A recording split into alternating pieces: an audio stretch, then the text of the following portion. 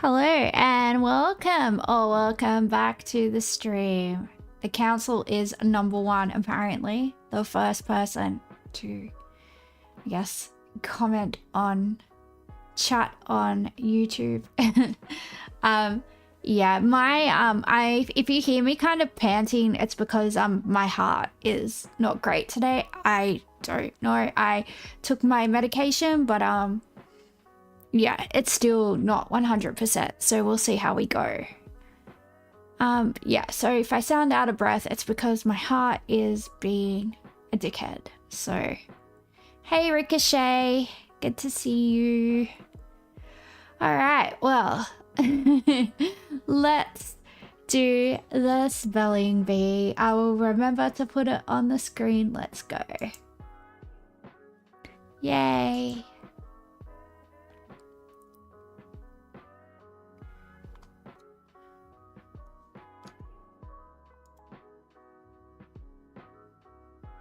Oh. Okay, so we have the letters A, N, I, Y, G, and L, and we have to use the letter R. I found a word, but I don't know. It has bad historical connotations, but it is a word. It's not on the word list, so we're home safe. Laryngitis?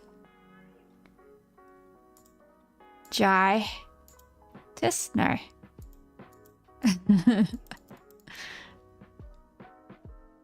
Let's go with rainy. How's my day going? I was honestly in bed for most of the day. Just tired. Just yeah, just not feeling great today, so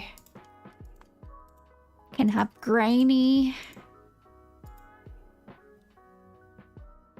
Well, my heart only started to feel bad about 2 hours ago, so I started to feel like really out of breath just lying in bed. So I took 40 milligrams of propranolol.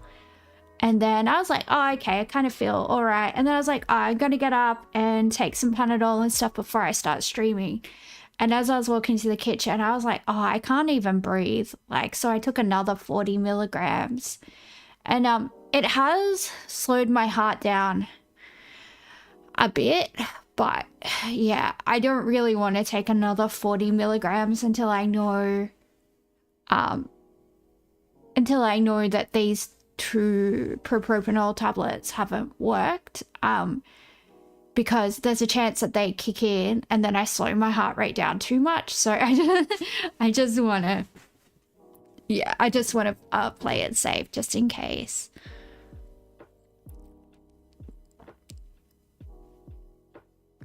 How do you spell larynx?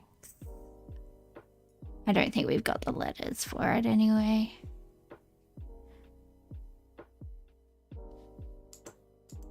Gnarly.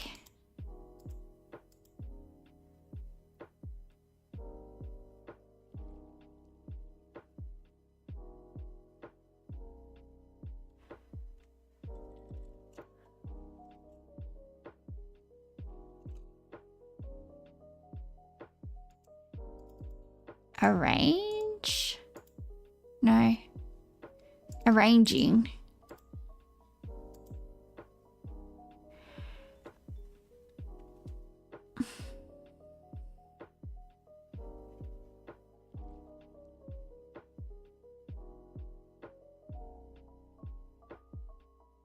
Almost have a rain.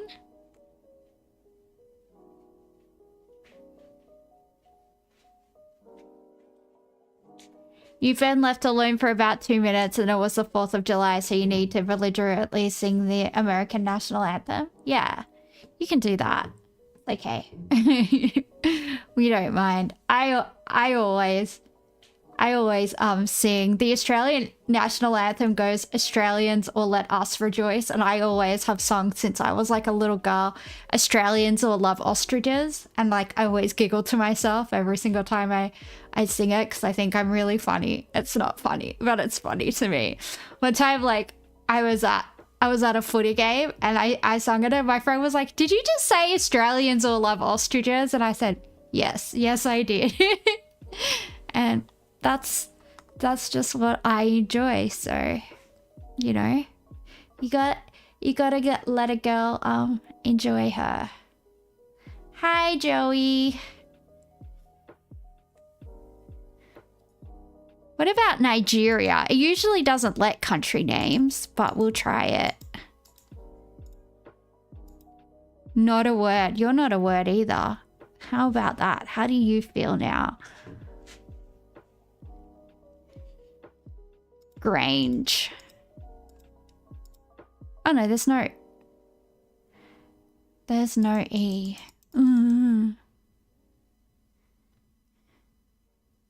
Your mum. Can I write that? No.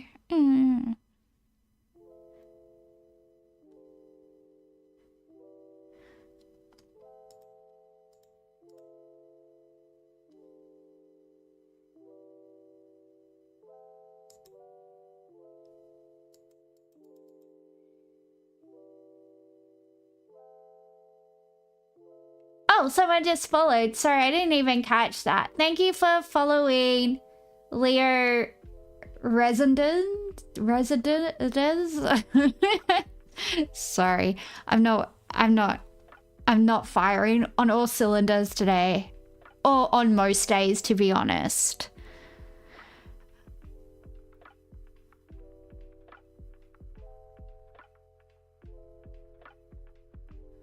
Does WYD mean what do you do? Not much. Not much, mate. Not much at all.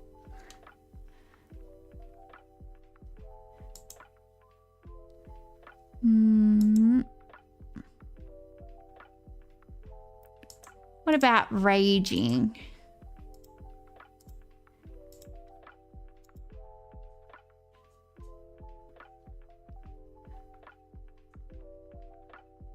What about granny? Did it seriously let me have granny? What the heck? Anything anime related? We do talk about anime sometimes. We do have discussions about anime sometimes.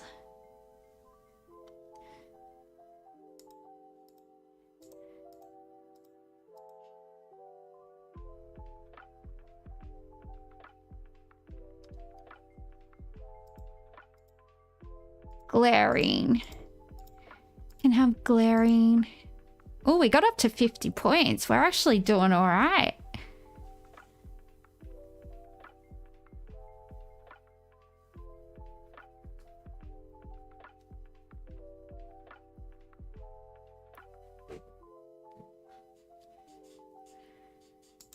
What about a yarn? Okay, that got us a whole 1 point.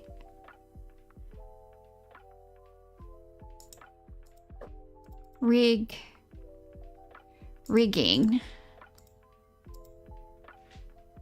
Oh, we got a solid 58 points. Good for us. What is my fave anime? My fave anime is called XXX Holic. It's like by Studio Clamp, and it's kind of like a spin-off from like Tsubasa, Reservoir Chronicles, like the card capture like realm world, I guess. Yeah, that's my favorite. My favorite animes lately have been VRN, and I really like the Apothecary Diaries as well. Those have been my favorite, like, contemporary ones, I suppose. I'm a massive Sailor Moon fan. Like, that's, you know, my childhood anime that I grew up with that I really like. Yeah, but I've watched a decent amount of anime over the years, but yeah, those are my favorites, I guess.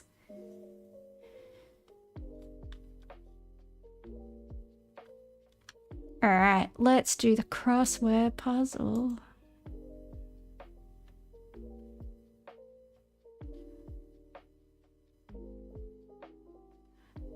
So what do people do on the 4th of July? Is it just like fireworks, getting drunk? Is it kind of like Australia Day, but like American flavored?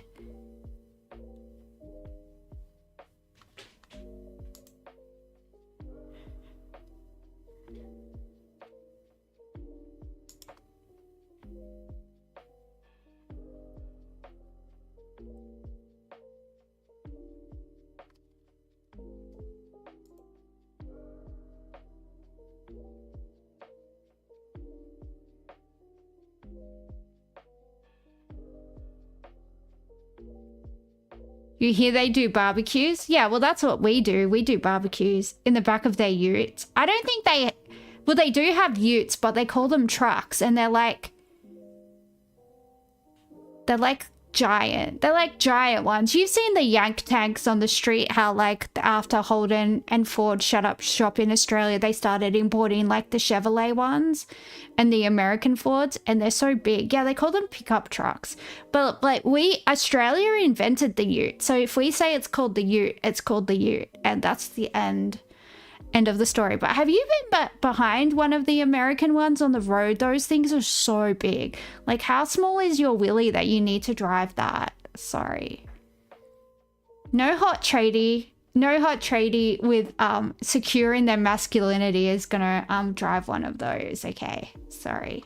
You can't date me if you drive one of those.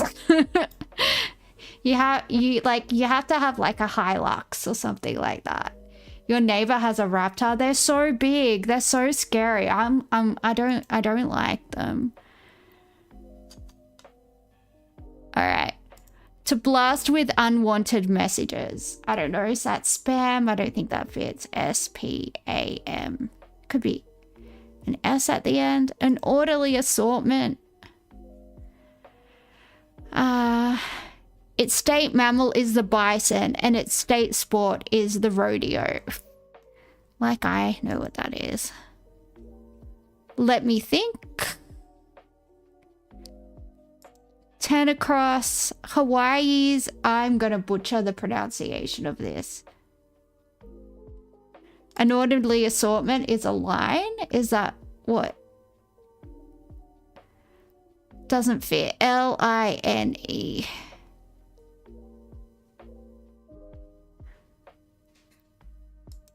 Shanghai-born NBA Hall of Famer who stood at 7.6. So I don't know. Does anyone know any Chinese basketball players, I guess? Emotionless as a gaze. Stare? S-T-A-R-E? I don't know. Another name for an earthquake. Didn't know there was another name for an earthquake. Lead a Catholic ceremony. To hype up. Place for Popeye's anchor tattoo. That was his arm. I know that. Thank you. 10 points for me. Ballots cast from home. Thesaurus listing. Synonym? A tremor. Oh, that's true. That is true. And that will be spelt without a U because it's America. So, of course it is. Doesn't fit. Doesn't fit. Oh, well.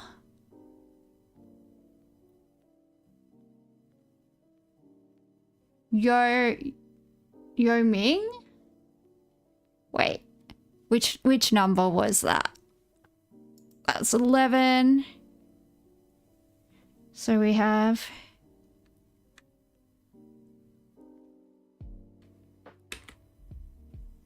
how do you spell?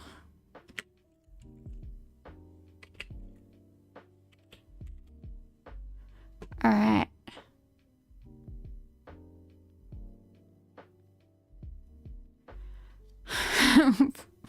We're not doing great. Another name for an earthquake. Tremor, quake, earthquake. Lead a Catholic ceremony. I feel like I should know this. Officiate? Oh, fish. Nah, that doesn't fit. Shake maybe? Yeah, that could be it, but I don't know. Some of the time you really have to be like really enculturated with American culture to get these things. Thesaurus listing. All right, let's try synonym. Let's try and watch me spell this. Sin. No. Nah, that doesn't fit. Unless it's spelled like this. Ooh. Can someone check how you spell synonym for me? Thank you. That is a Y. Is that right? S-Y-N-O-N-Y-M.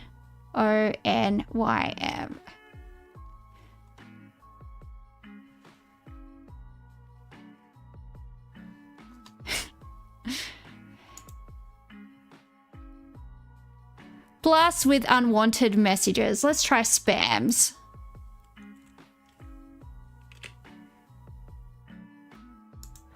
Orderly assortment. An array? That works. All right.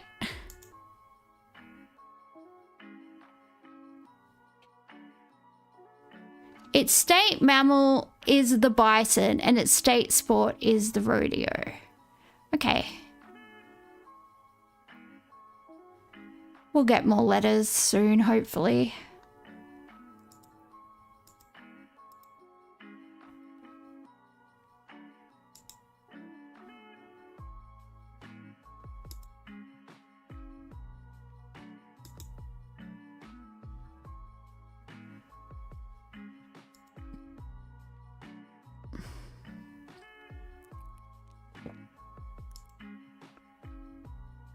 Rodeo sounds like Texas. Yeah, but something that ends in an N or... No, not something that ends in an N, but something that's got an M and an N in it.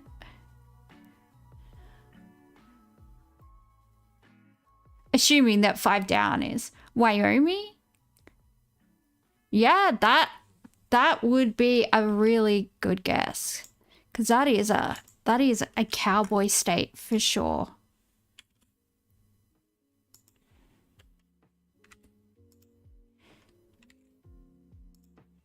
Oh yeah, look at us go. Oh, and then 8 down, a silly joke is a gag.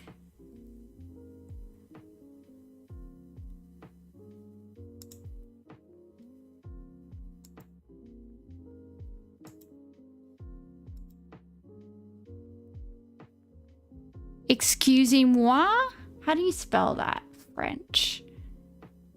How do you spell the moi? Is that M-O-I? Excusez-moi? I think it is.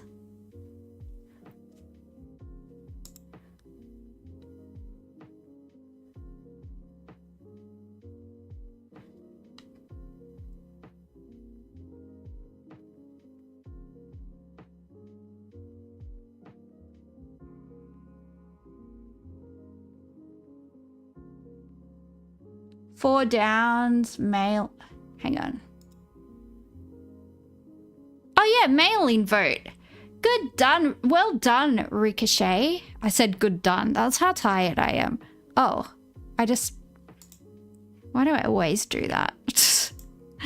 Bimbo power, guys. It's the future. The future is here.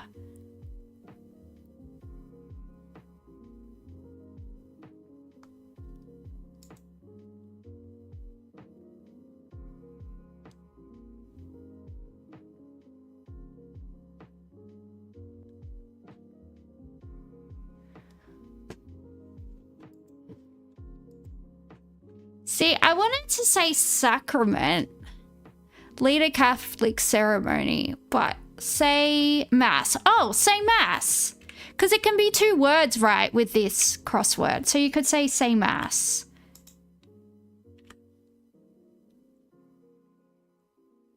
Another name for an earthquake. Could it be a schism? But then that's got an H in it, doesn't it?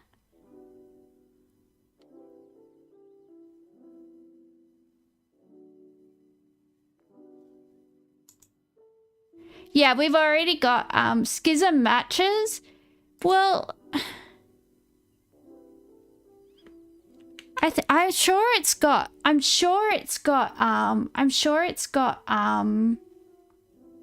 an H in it, right? I'm sure schism has an H in it.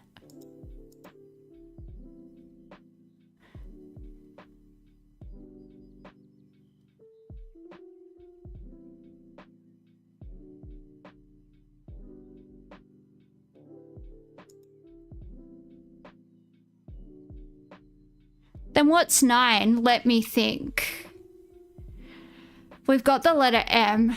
If, as the second letter, if one down is say mass. To lead Catholic ceremony, say mass. I don't know. That could be wrong. It probably is.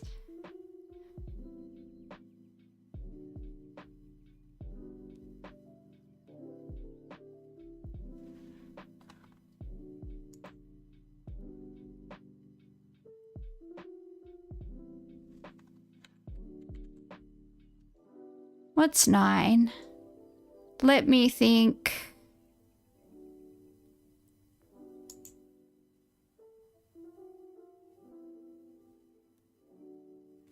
Who, what, where, why? Yeah.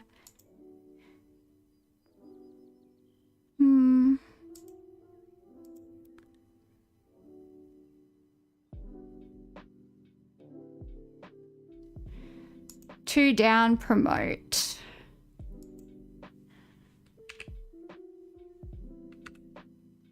I know, calm down. We're doing our best.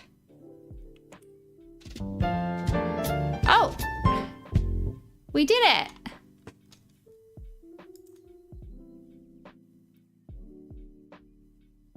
I want to see it. Back to the puzzle.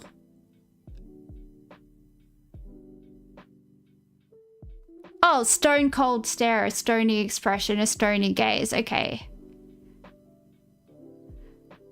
Sizem?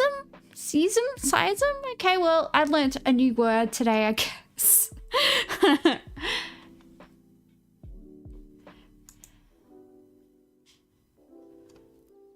How has everyone's Saturday been?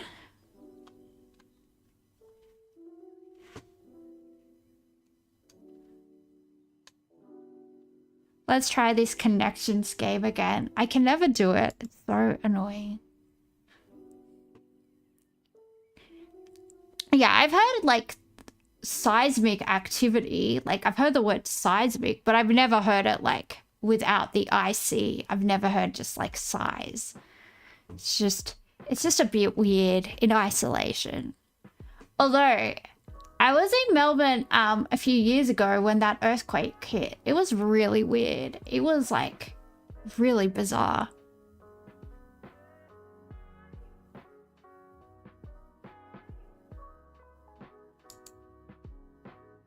Okay, let's go. So we have to find 4 themes and there's 4 words per theme.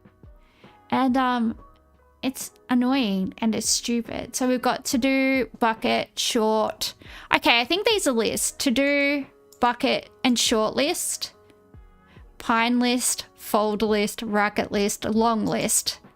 Stir list, scheme list, sting list, blend list. What do you reckon? Do you reckon that's types of lists? To do, bucket, short, and long.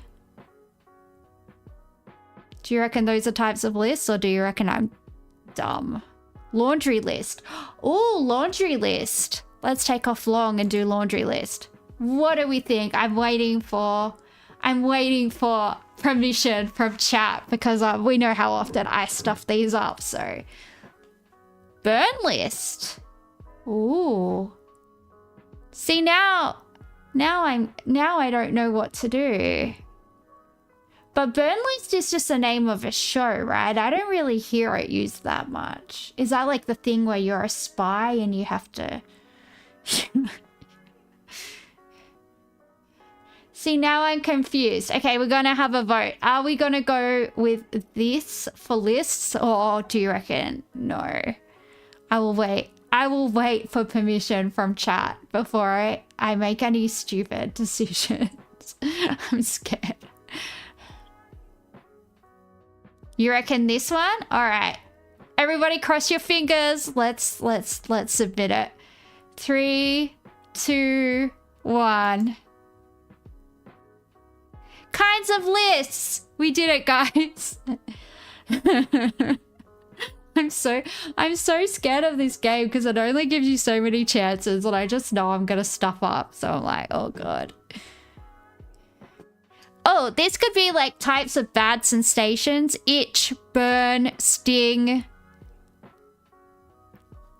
Sting, burn, itch. And no, I can't find another one.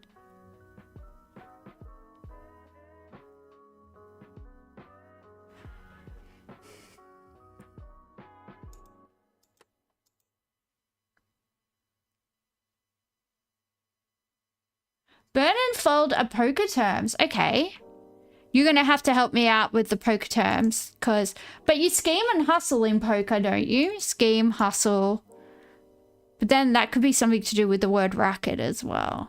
All right, so let's go for fold, burn.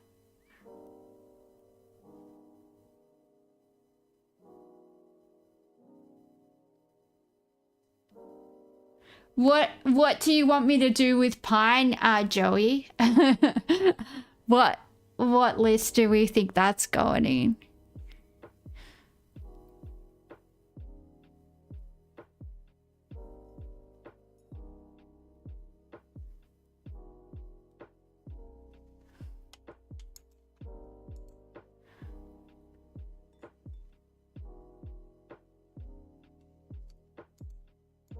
Burn, itch, sting.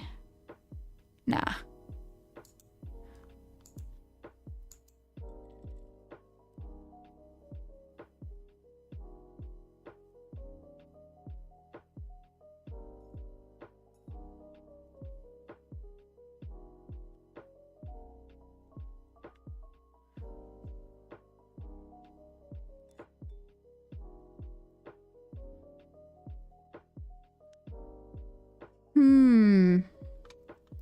Let's do a shuffle.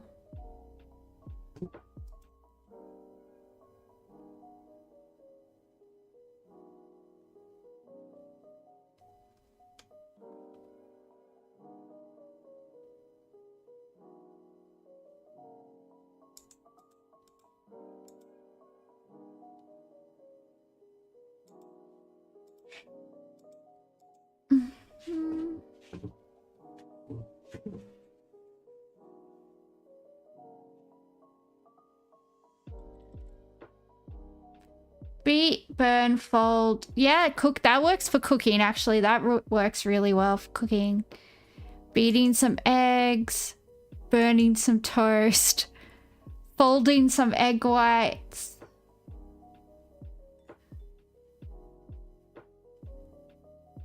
Blending some bananas.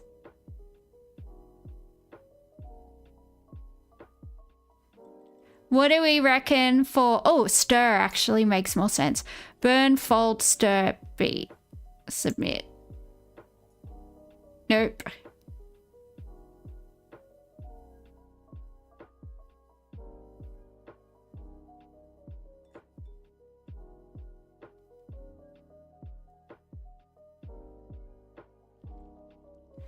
Hustle, racket, scheme, sting, all kinds of thievery. You are, I like that. Racket, sting, scheme, hustle. All right. Computer gods be with us. Let's go.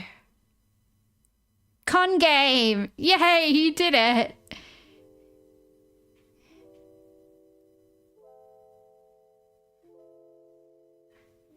All right, we've still got three. We've still got 3 chances here. We can do it.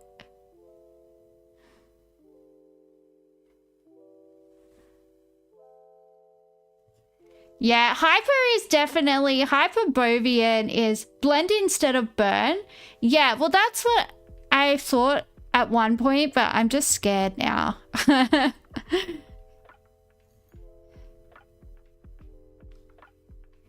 Beat, blend, stir, and fold are all ways to mix something, maybe? Combine as baking ingredients. Awesome. Burn, pine, long, and itch. To yearn, to burn, to itch. There we go. We did it, guys. Oh my goodness.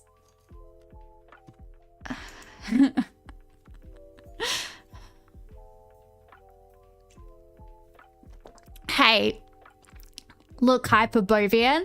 The song that The Cure did for the movie The Crow, not any of the bad remakes, but the original Crow with Bruce Lee's son, Brandon Lee, who is so incredibly hot in that movie. Sorry, but a goth girl's dream man. The Cure do a song for that movie, and that song is called Burn, and that's what it's about. And yeah, The Cure are one of my favorite bands, and Brandon Lee is a hot half Chinese stud who died in real life when he got shot in that movie because they were using blanks, but one of the shells from one of the blank casings got lodged in the gun, and then when they fired it again to do the scene, the shell was expelled and shot him, and he died. So when Brandon Lee dies in the movie The Crow, that was actually him dying. Yeah, what a shame. What a stud. I mean, it's sad that when anyone dies, obviously, but I mean, rest in peace to a hottie. That's all I have to say. Brandon Lee was pretty cool. Yeah, he was really cool.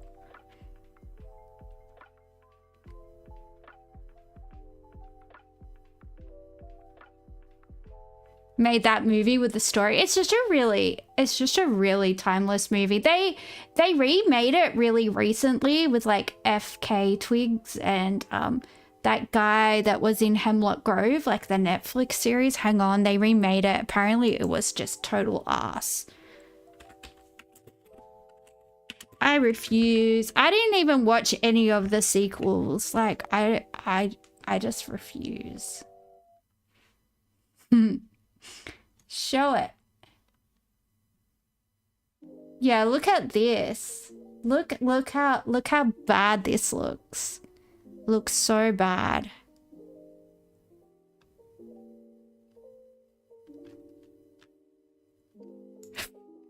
Just why would you? Just looks so bad. Versus The Crow. Brandon Lee. 1994. Wow. That movie is old.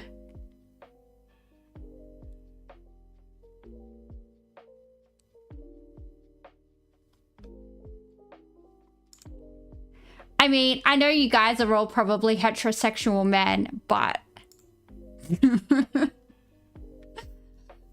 I'm in the way anyway, so you can't see.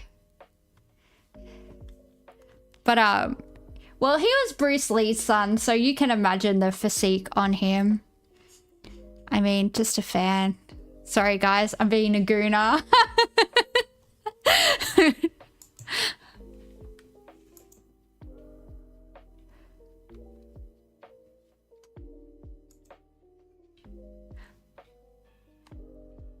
My cat gets so lonely when I'm streaming. She's come in the last few times just making noise. She doesn't want anything. She's just like, hey, why aren't you hanging out with me?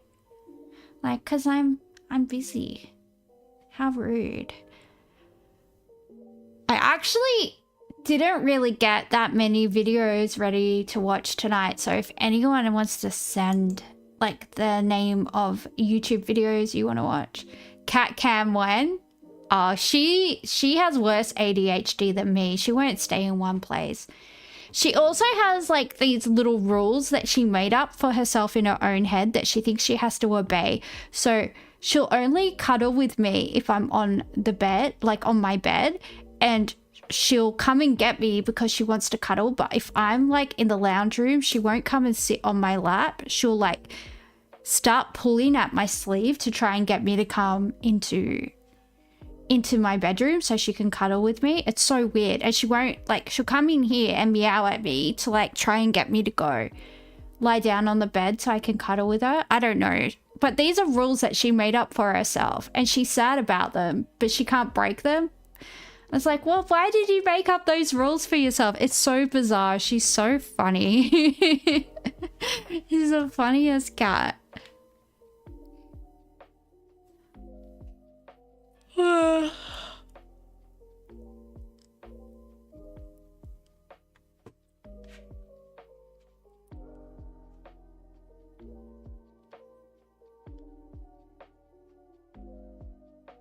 Did I see Hassan stepping it again? Yeah, where he was brandishing a weapon while doxing someone.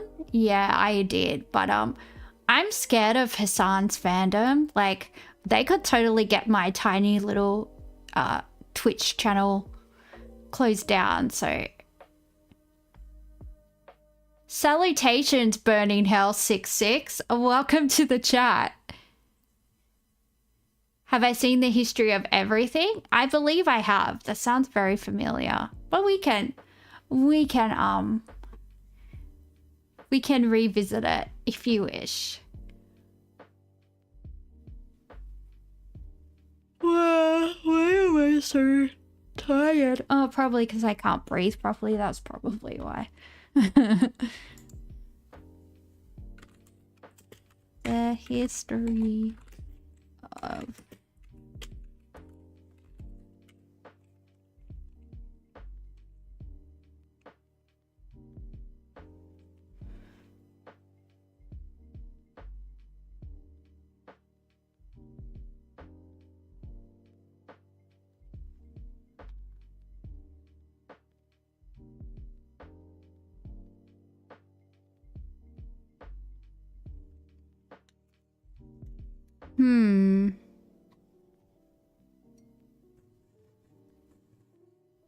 Where's my tea?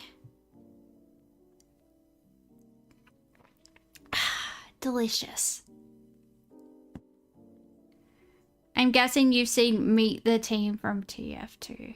So what are we watching today? Good question, Burning Hell. I was in bed all day sick, so I did no prep. So I am taking audience suggestions. So, you know,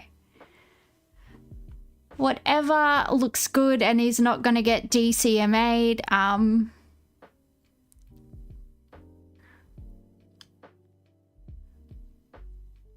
안녕하세요. Oh.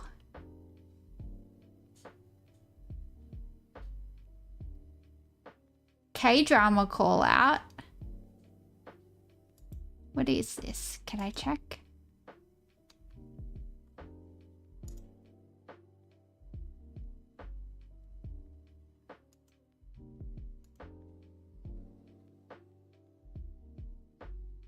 You want me to tell you about K-drama? Oh, what K-drama should we talk about? What K-drama? I've seen so many.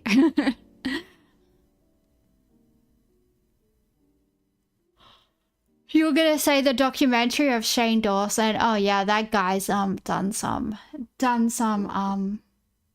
something that's gonna get me back. Yeah, did he do something to a dog or cat from memory? If I'm remembering correctly, something involved an animal, right? Like,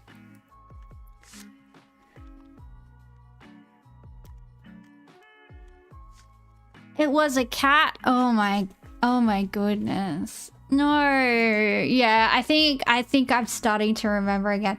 Have I seen Mystic Pop-Up Bar? Yeah, I've seen Mystic Pop-Up Bar. I really liked Mystic Pop-Up Bar. What do you want me to like? Do you want to ask me questions about it, or do you want me to explain the show? I don't. He also has a bad obsession with pee. Yeah, people that are into wee are very, very weird. Like, very, very weird. And like guys that think that squirting is a thing, Like, if a liquid is coming out of a woman's urethra, like, so women don't, like, our urethra is different from our sex organs. It's not like in men where, like, you pee, like you wee and spoof out of your urethra, right? Women only wee out of their urethra, and the vagina is like a separate hole. So if there's liquid coming out of the urethra, that is not squirting, that is weeing. And yeah, some people are into that, and that means you like getting weed on, and that is I don't know. Like, love, if you need to go to the toilet, just say so. I think that's what happened. I think that's how it got invented, right? Some girl was too embarrassed to tell her boyfriend that she weed on him, so she just was like, oh, I squirted? And he was like, oh yeah, that's so hot, baby. And then that's how that started. That's my theory. But yeah, that's anatomy, so I can't get banned from that, because female anatomy is just a biological reality, so I can't get banned for that.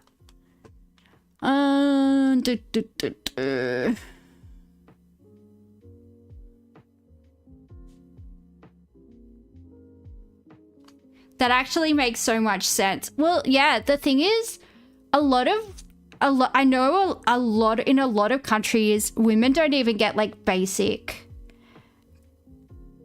lessons about their own anatomy and their own bodies and the way that they work. Like, you have to go and work it out yourself sometimes.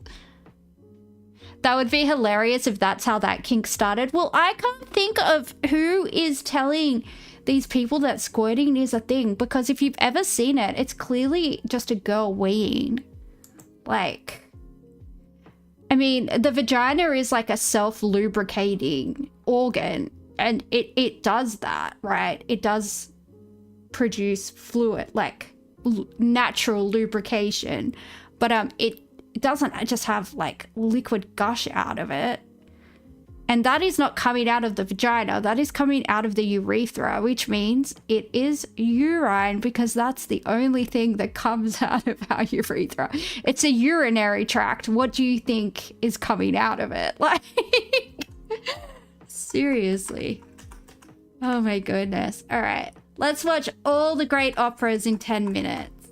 That sounds interesting.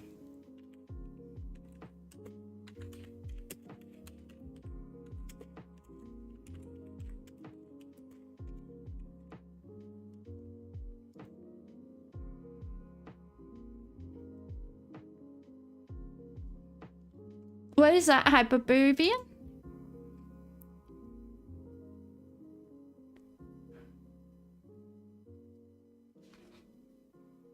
There are 8.2 million jobs.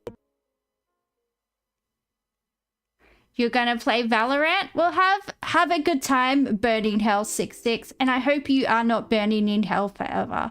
I hope you do your penance in hell, and then you get to go back to the human world, or to heaven, or, you know, wherever. Have a good one. It was on your mind regarding childcare. It's economics, the skills gap myth. All right, we'll watch this, and then we'll watch the opera thing. Openings in America right now, and around 7 million people actively looking for a job. There are also millions of Americans who have simply given up on even trying to look for a job. But still, companies are complaining that they can't get the people they need. There is one reason that has been used time and time again to explain all of this. A range of companies are looking at how to close the skills gap. Just a skill gap. A skills gap. Yep, the skills gap. There are people. You'll come back to give subs soon when you return from your endless suffering. All right, you do your time in hell, burning hell 6-6, and we'll see you when you return. Have a good one. Whatever you sent, Joey, it got censored. If it was a link, it got censored. So maybe just put the title or something, and we'll have a look at it. People looking for work and jobs on offer, but the skills of those people and the requirements of the jobs just don't line up. It's a simple, elegant explanation to a major problem, but it's also almost entirely made up. 20-year-old Jesus Villegas is in the second year of his training. He's building a career in advanced construction technology. Today's incomes gap is largely a skills gap. 87% of Americans said that they are going to need to get skills and new training throughout their work life. It's really remarkable. The skills gap, also known as the skill shortage or just good old structural unemployment, is a convenient excuse for a lot of major issues in today's job market that are often swept under the rug by businesses, politicians, and even... It involves a liquid-based topic we were on. Twitch might have just censored it because it was... I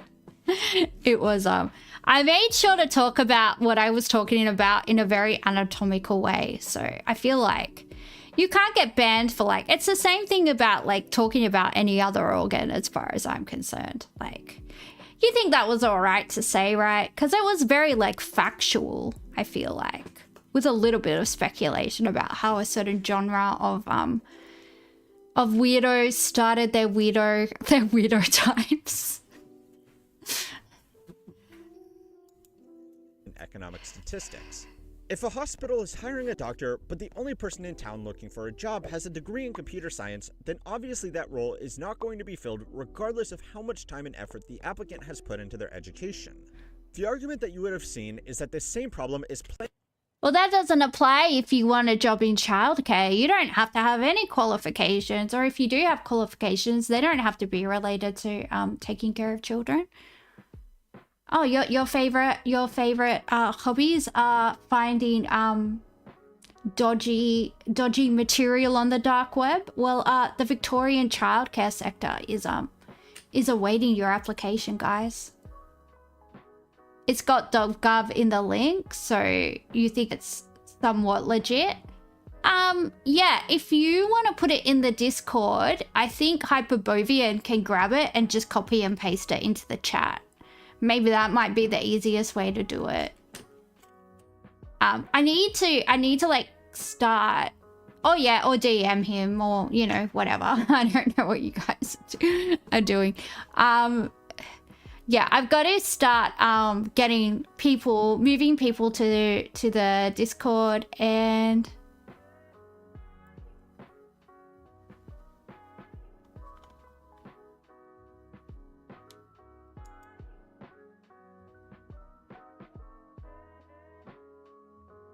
I'm not even logged into the Discord. And I wrote it down in a notebook. So what was I gonna say? Yeah, because I'll get people to put like what videos they want to watch and stuff in the Discord, and like what games they want to play in the Discord, and then that way I don't have to kind of guess what people want to do. We can make it a bit more collaborative, and yeah. He's blocked strangers, lol. Do you think Joey is strange, Hyperbovian? Did you block him?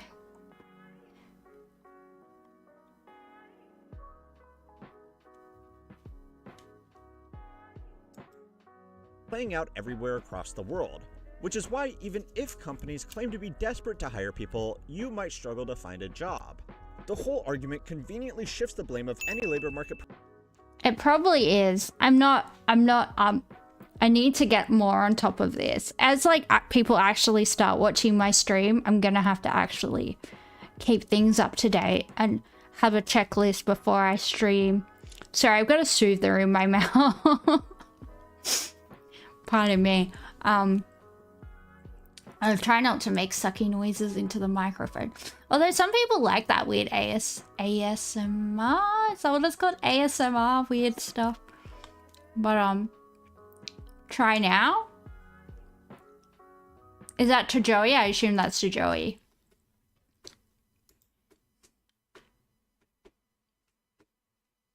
You're also willing to help set up the server in the background? Yeah, that would be sick.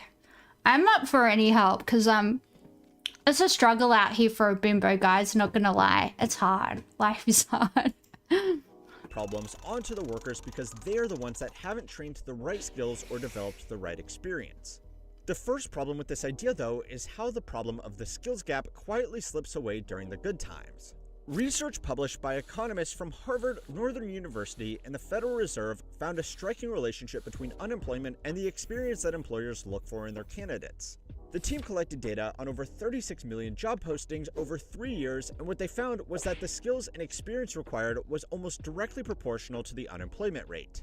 In plain English, what this meant was that when there were lots of people looking for a job, all of a sudden the skills requirement for roles became a lot higher. And this is when people will start complaining about a skills gap.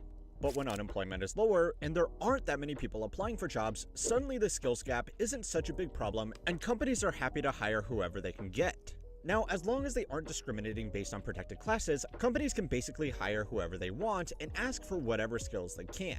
If unemployment is high and they can be greedy with their job requirements, that's just business. But the problem is, the myth of the skills gap is used to justify a lot of bad stuff. The first is simply lower wages. If companies post a position with high skill requirements and they don't get any applicants that meet their unreasonably high bar, they can go back to the best applicant with a lower salary and benefit offer than advertised, pointing out the gaps in their skills as a reason for the lower offer. Can they do that here? I feel like our unions wouldn't have that, right? I feel like they can't.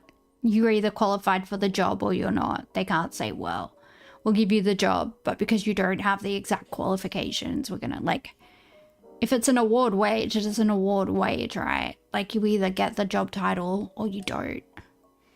Like, there are some jobs, like, you know, being a GP where you can only, you know, have a medical degree, or like if you want a social work job, you have to have a bachelor of social work or a master's of social work.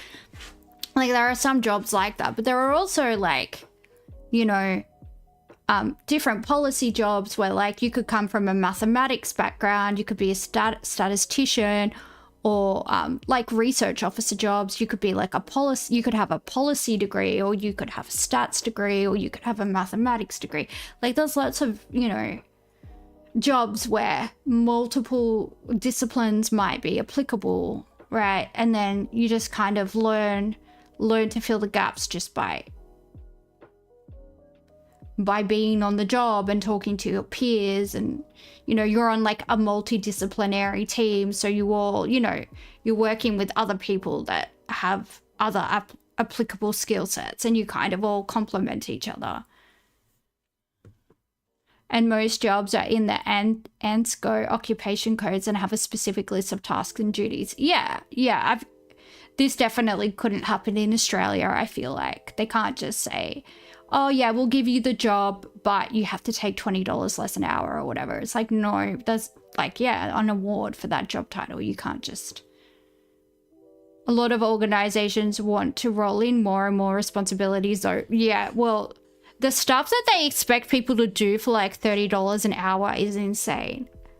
It's like, yeah, no one... That's why, like, you just see so many people just leave their jobs in tears, just being like, I don't get paid enough to put up with this.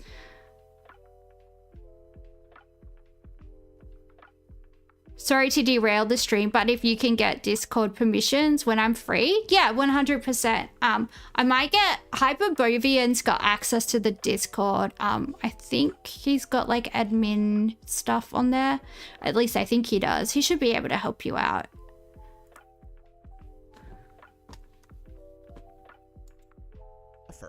This is just basic salary negotiation tactics. But the myth of the skills gap makes it easier for companies to get away with this. A report by MIT found that most jobs advertised in America asked for skills like programming that were actually not required to perform the job. They looked specifically at IT help desk technicians that deal with computers. So most companies ask for programming skills. The thing is, though, most IT help desk techs don't actually use programming for anything. But a lot of companies just assume that computers equal code, and so make it a job requirement. The report actually found that programming was just as useful in manufacturing plants as it was in IT help desk work. But factory machine operators were far more likely to get on-the-job training on how to program their machines than IT workers who were just assumed to know how to code. But lower wages are far from the worst thing that the myth of the skills gap. We'll sort it out after the stream, probably. That might be easier. I'll sit down with my with my bimbo brain, and I'll try and try and work it out. Has been used to push for. It's also been an incredible tool for lobbying on migration policy, education funding, and workplace protections. These are worth looking at one by one, because you are probably going to start hearing a lot of familiar sound bites. So it's time to learn how money works to find out how the myth of the skills gap helps everyone but you. This week's video is sponsored by Surfshark. Surfshark is a powerful VPN that keeps your online activity secure and private. Whether you're browsing at home or using public Wi-Fi, Surfshark ensures your personal... Yeah, OBS does recalibrate a lot of stuff and just F a lot of stuff up. I have to go back and change stuff all the time because it's just decided to like...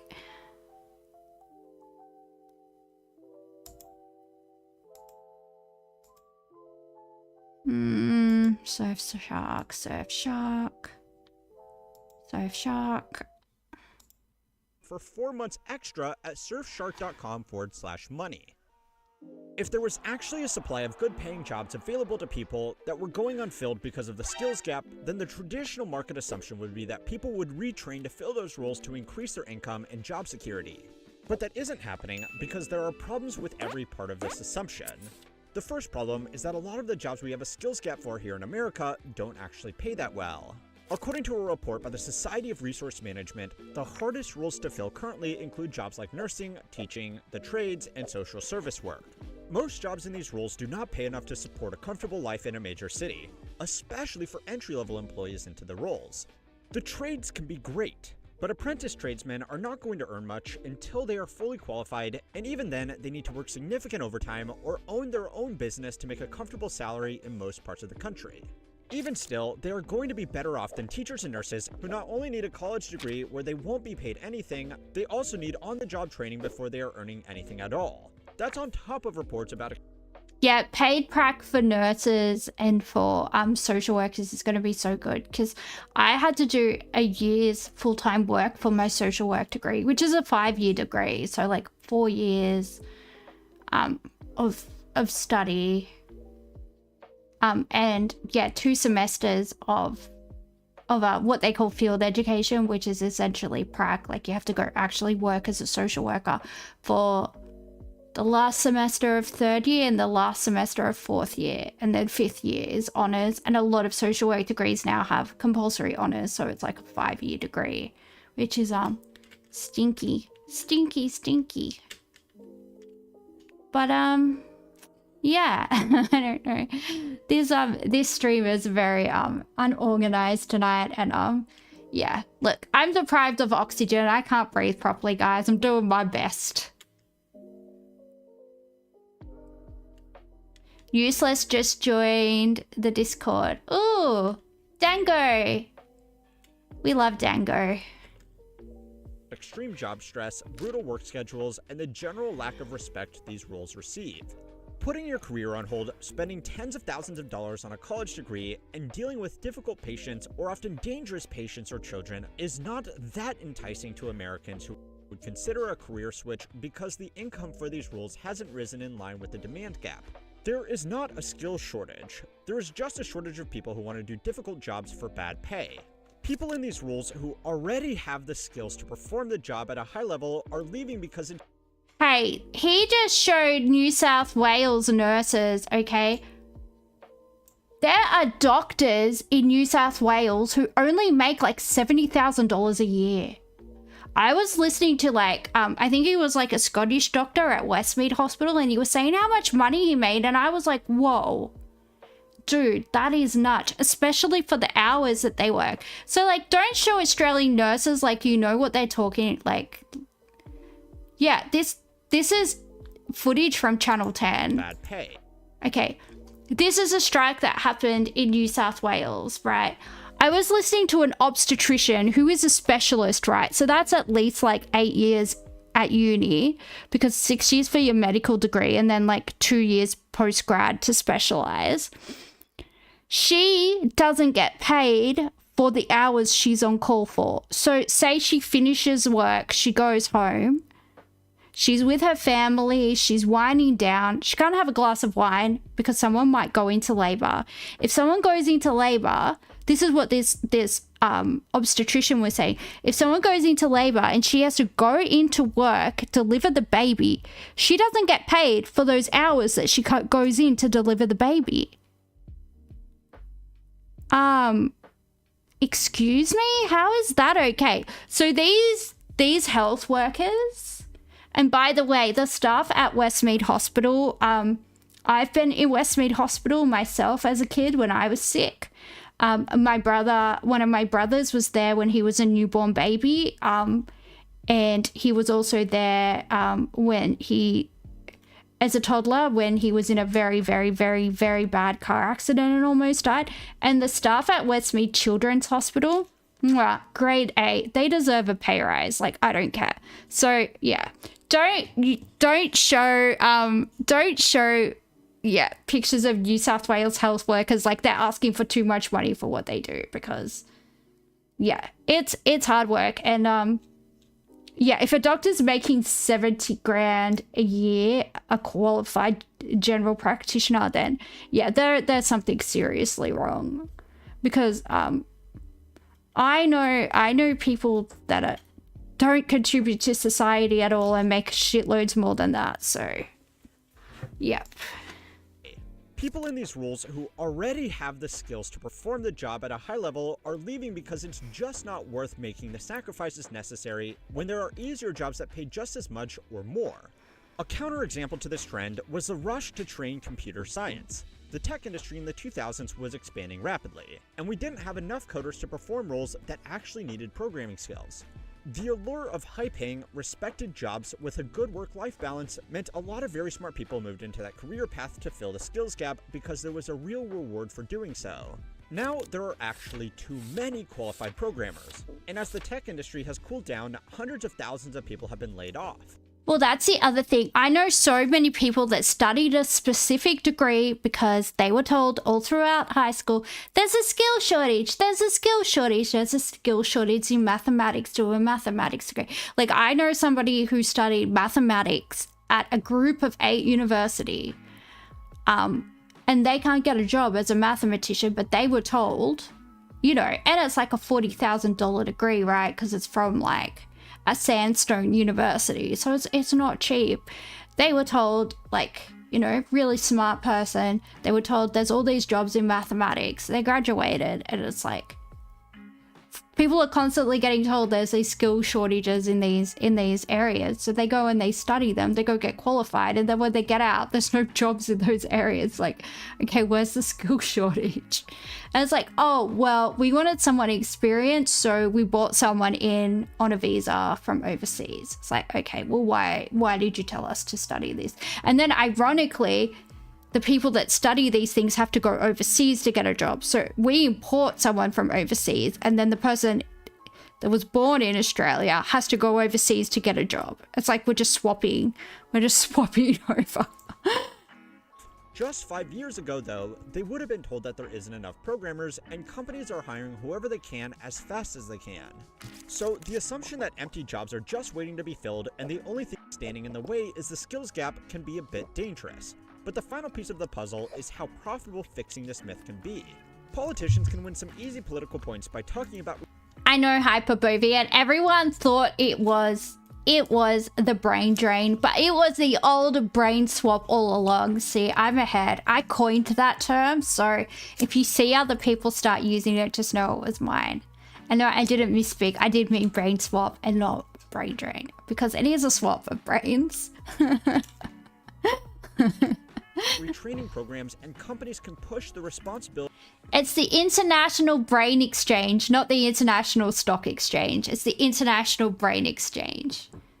It's not the ASX. It's the BSX? I don't know. I'll work on it. I'll come back when I've when I've come up with a snazzy title. Of staff training onto their workers or those government programs. The market research firm Allied Market Research values the corporate training market at over $361 billion, with it projected to grow to over $800 billion by 2035. That's a major industry just by itself, and it relies heavily on people believing that they are just one qualification away from landing a job that is just desperate to find the right worker. This industry is separate from traditional colleges and trade schools, but you already know what a mess that whole thing is. The skills gap has been a major lobbying tool by companies to push for this kind of training. Siemens, an industrial equipment manufacturer, paid for an article in The Atlantic talking directly to policymakers that the apprenticeships were the secret to closing the skills gap. Apprenticeships are actually great, but the reason that Siemens was paying to publish this article is that it would give them a new pool of skilled workers to pick from, not because they wanted to help out with labor force policies. And this is where you get to the most controversial part of the skills gap. It's used to justify immigration. Now, this is obviously a heated topic that everybody has their own set of opinions on, but it is possible to advocate for more careful and deliberate immigration policies without going full, they took our jobs. The skills gap has been used to push for a lot of skilled migration, which has arguably gone too far in America, but it's been even more obvious in places like Canada, the UK, Australia, Germany, and New Zealand. The reason companies like this is because it lets them fill roles without putting upward pressure on. The occupational shortage list methodology was updated last year to screen recruiters for fake jobs. Yeah, I think that's a necessary step, to be honest. There's definitely a lot of dodgy stuff going on out there, definitely a lot of shenanigans. It's just, yeah, it's just really disheartening. It's so hard, like, to get your foot on the ladder of employment, honestly, like getting your first job getting your first graduate job, or just getting your first job if you know you choose not to tertiary education is really, really hard. It's yeah, it's tough out there. I know in a lot of places in the world right now it's really, really hard for kids leaving school to get jobs, so it's not great out there. Salaries, and more people means more customers to sell products to. If the skills gap is front and center around these sensitive issues, it makes it easier for policy to be hand-waved through as an essential measure to keep the country functioning. Here in America, H-1B and EB-3 skilled working visas are the most common way to get in workers who fill skilled roles that can't be filled by an American. They come with a strict set of rules to make sure that American workers are not disadvantaged by new foreign hires. But if job requirements are kept unreasonably high to make an artificial skills gap, it becomes easier to hire workers from overseas who will be dependent on that company's sponsorship to stay in America. Who do you think is more likely to be a loyal employee? Now, there are people who disagree with this. A smaller channel called The Market Exit did a great video a few months ago on a politically incorrect view of migration, specifically in Europe.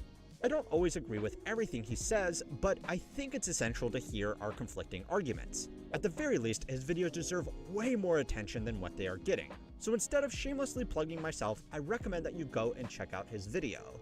I will shamelessly plug my newsletter though.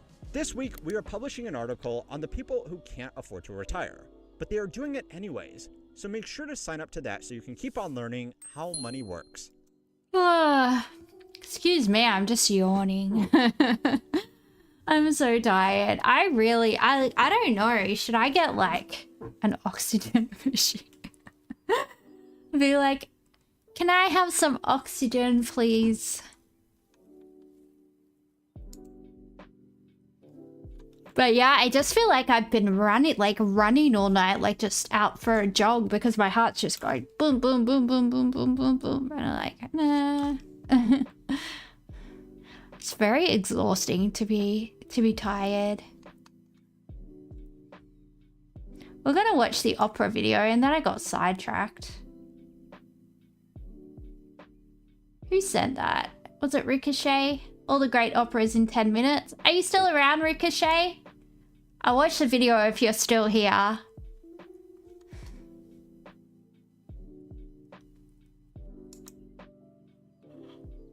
Yum, yum, yum, yum. Sorry, excuse me. I just, heart health check? Yeah. I took my medication. It's all sort of calming down. It is slowing down. So if I take another tablet, it could get too slow. Like, it has been coming down. I've been checking it like every 10 minutes since I've been streaming. My heart rate is coming down. I already took like twice my dose. So if I take another one, and that kicks in, I could actually end up with my heart rate too slow. So I'll give it another like hour, and if it hasn't slowed down enough, then I'll take another one, but I just don't want to, you know, over jump. All popular songs are the same 4 chords. Yeah, it's true though, they are. It's just a different, yeah, slightly different progression. Alright, let's watch all the great operas in 10 minutes.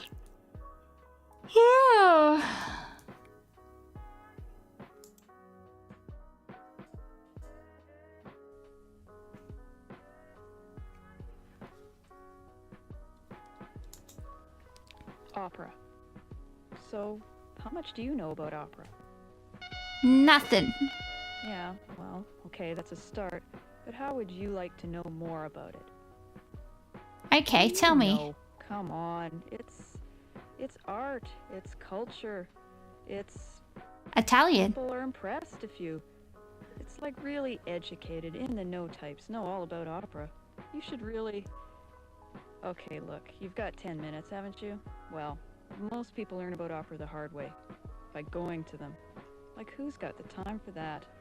I mean, you gotta dress up. They take hours, and there's all...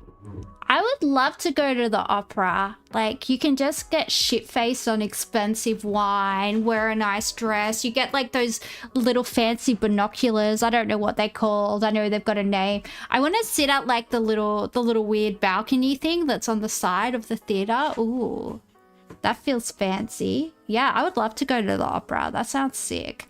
Just not classy enough for anyone to take me. I feel like we're not taking your little Westie ass to the opera. Thank you, lady. Stay home.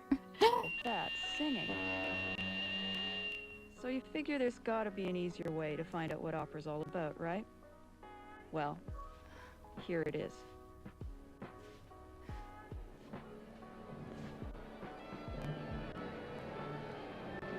Ba, ba, ba.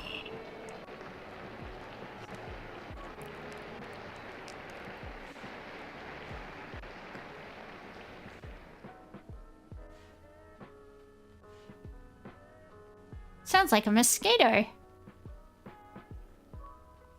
Most operas are just soap operas. Yeah, that's where, isn't that where the term comes from? Neighbors, pick your bum and taste the flavors. In La Traviata, this courtesan, class prostitute, is throwing all these wild parties Ooh. when she's sick, and this young guy Alfredo falls in love with her, and they go and live in the country. But his dad asks her to give up Alfredo because she's shaming their family. She says okay and sneaks off. Alfredo gets jealous, and at party he throws money at her, which I guess is bad or something, because she swoons. Anyway, at the end she's poor and dying, and Alfredo arrives at the last minute so she can die in his arms. Romantic. Prostitution, wild parties, drinking. Yeah, it totally is. It totally is a soap opera. Hence the name. Hence the name. Carmen, I know Carmen. Carmen takes place in Spain. The soldier Don Jose falls in love with a gypsy named Carmen. She gets thrown in jail, but he lets her escape, so he ends up doing time instead. Afterwards, they meet up. She does some crazy gypsy dancing that makes him desert and join their smuggling band. After a while, they hate each other, but he still loves her. There's a bullfight, which is actually a big ripoff because it happens off stage. Don Jose wants Carmen back. She says no way. He stabs her. She dies. Aww. Brawls, we like that. Jailbreaks, we like that. Smuggling, we like that. Premarital sex, scandalous. Murder. Yeah. Those are good. Those are good. I mean, they're not good, but they're entertaining, I should say. Don Giovanni spends all his time seducing women, which seems to be just a nice old-fashioned term for raping them. He kills one girl's father and then invites the statue for dinner. The statue shows up and wants an apology, but Don Giovanni won't repent, so the statue pulls him down into hell and the house is all burnt up.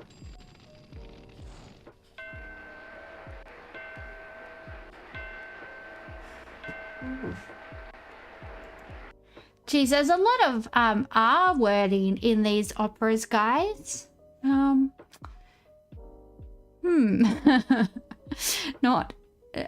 we don't condone that on the Pandadora show.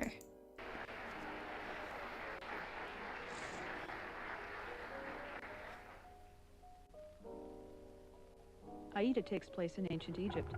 The princess loves the soldier Radames, but he loves her servant girl Aida. Well, he has to. The opera's named after her. His army comes back from some war with... Yes, a lot of grapefruiting. You are correct, Joey Nitro. I don't know. I can never keep up with what code words I'm using for things. It's just if platforms will just let us say words like adults, and if you don't want to hear those words, you just don't watch those streams, that would be good. But grapefruit doesn't go with medication. That's true, Hyperbovie, and it doesn't go with a lot of medications.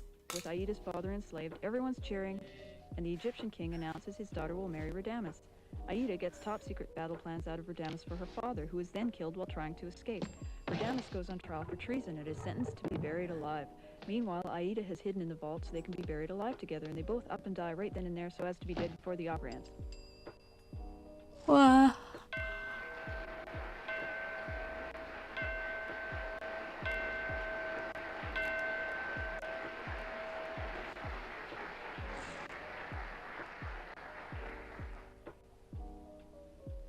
This guy escapes from jail and his painter friend helps him hide out. The painter is arrested and tortured until his girlfriend Tosca tells where the first friend is hiding, though he kills himself before being captured.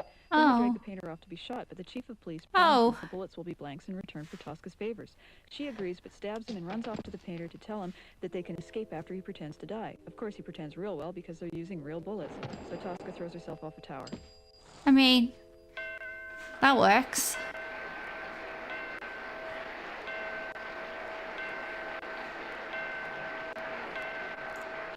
You're learning the Italians had brain rot. Yeah. Too much cheese. Too much cheese. Too much pasta. Too much wine. Too much. I'm doing the Italian thing with my hands. I don't know what it's called, but too much of that. Too much gesticulating with the...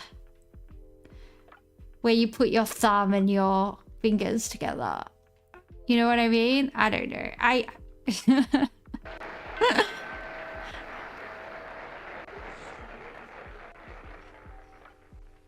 Tristan and Isolde is cool because it has knights and armor and magic and stuff.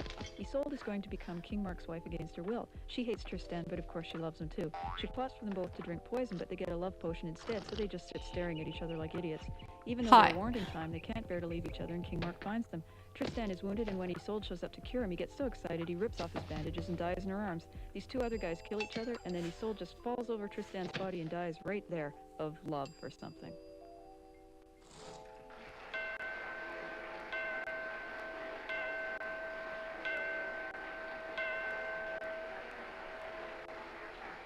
Wow. Madame Butterfly is set in Japan. This American sailor named Pinkerton buys a Japanese wife named Butterfly. Oh, I know this one. I've seen this one. I've actually seen this. Tell her he's remarried in the States. She finally finds out and kills herself.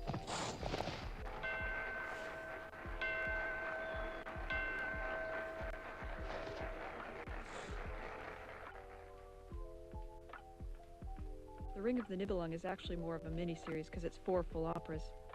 These girls in a river have this gold and a dwarf. Yeah, this really like nice rich girl that I went to uni with, she had tickets for a matinee, and she was like, oh, I'm going to this matinee tomorrow at the, I think it was the Princess Theatre, or is that the one in Melbourne? Let me check. It's a really nice old theatre in Sydney.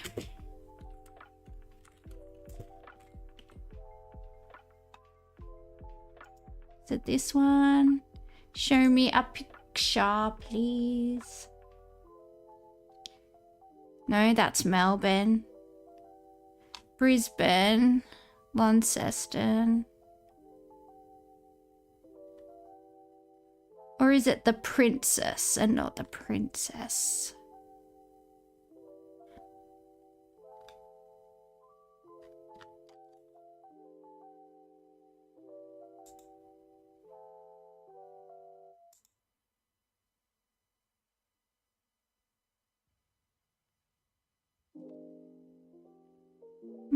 Boop, boop, boop, boop, boop, boop. Nah. Am I dumb? I probably am dumb.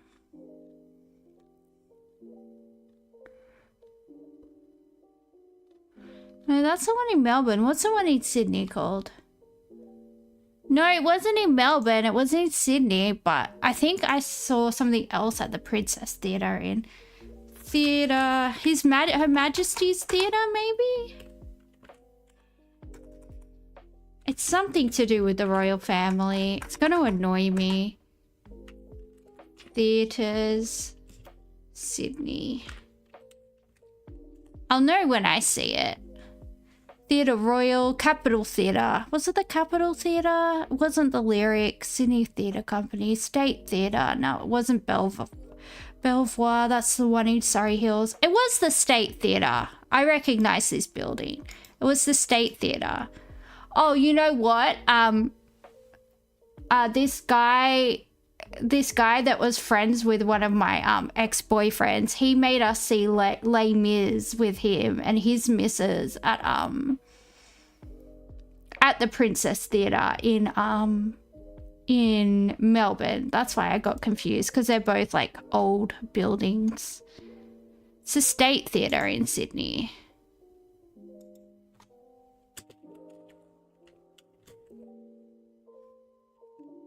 Yeah, it's on Market Street. Yeah, this is it.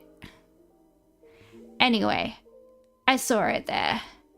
Double date to Les Mis sounds sus. Yeah, it was. It was actually really sad. It made me cry because I'm a bitch and I cry and everything. And I was embarrassed because I don't want to cry in front of people that I don't know very well. So I was like, awkward. And I also just kind of like think musicals are a bit sus, you know? But suppose it's Les Mis is a musical, not an opera, so it's a bit different, but yeah.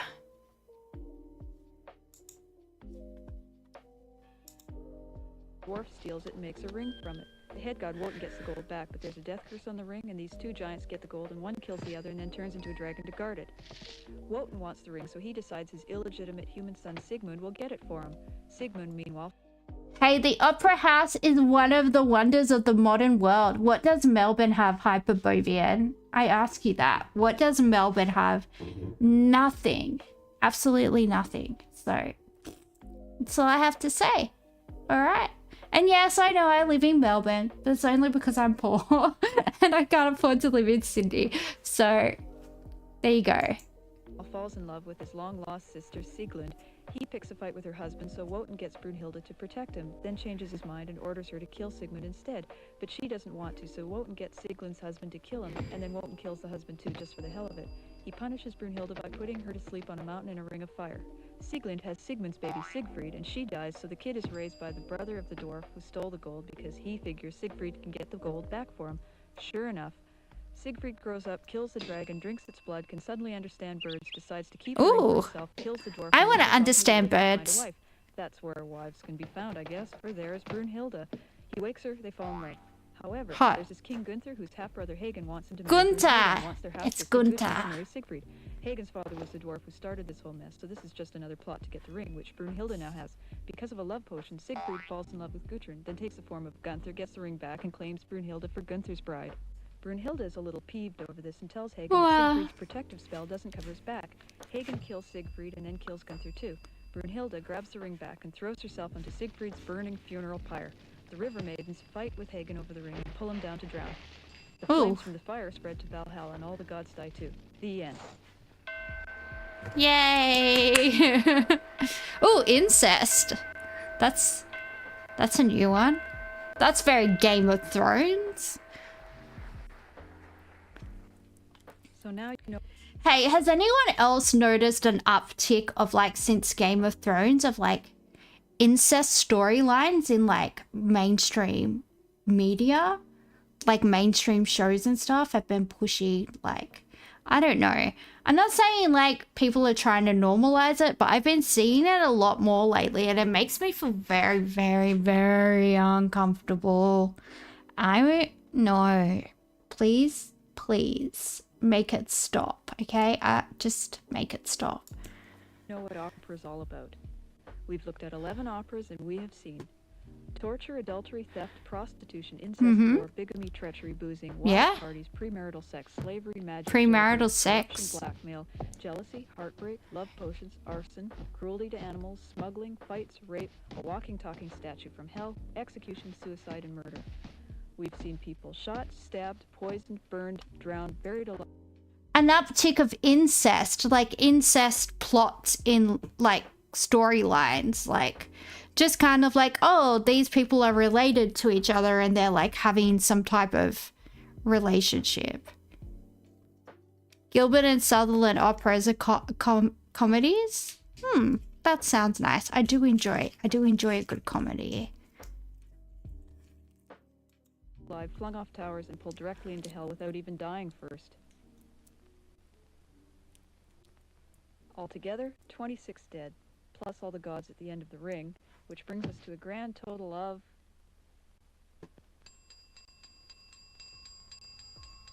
38.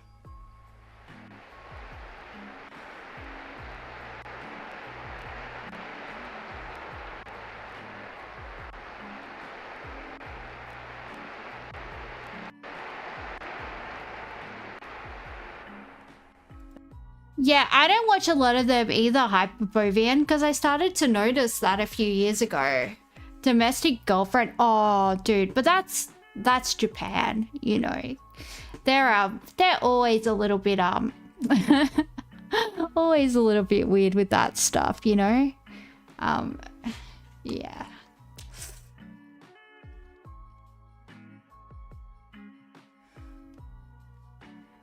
All right, what was the other one I was gonna watch? Kuchi.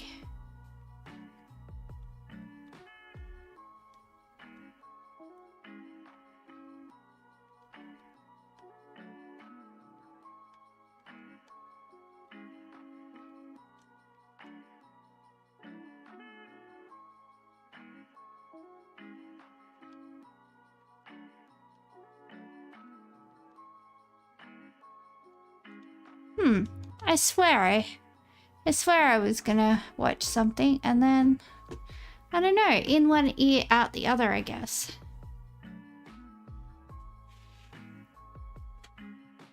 Wow. Hang on, guys. I'm having a moment. Oh, my body hurts. I'm just having a stretch. Help me. Alright, sit back up. Funny cat videos. Yeah, let's do a funny cat video.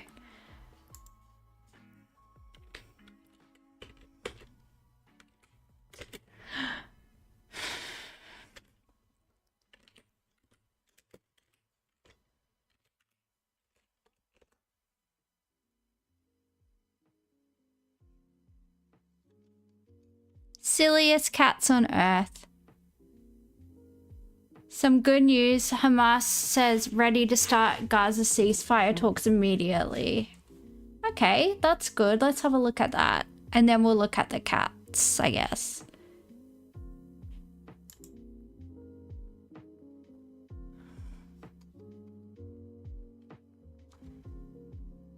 Hamas says ready to start Gaza ceasefire talks immediately ahead of Trump and Netanyahu meeting. Hamas says it's ready to start talks immediately on a proposal for a ceasefire in Gaza ahead of Israeli Prime Minister Benjamin Netanyahu visiting the White House.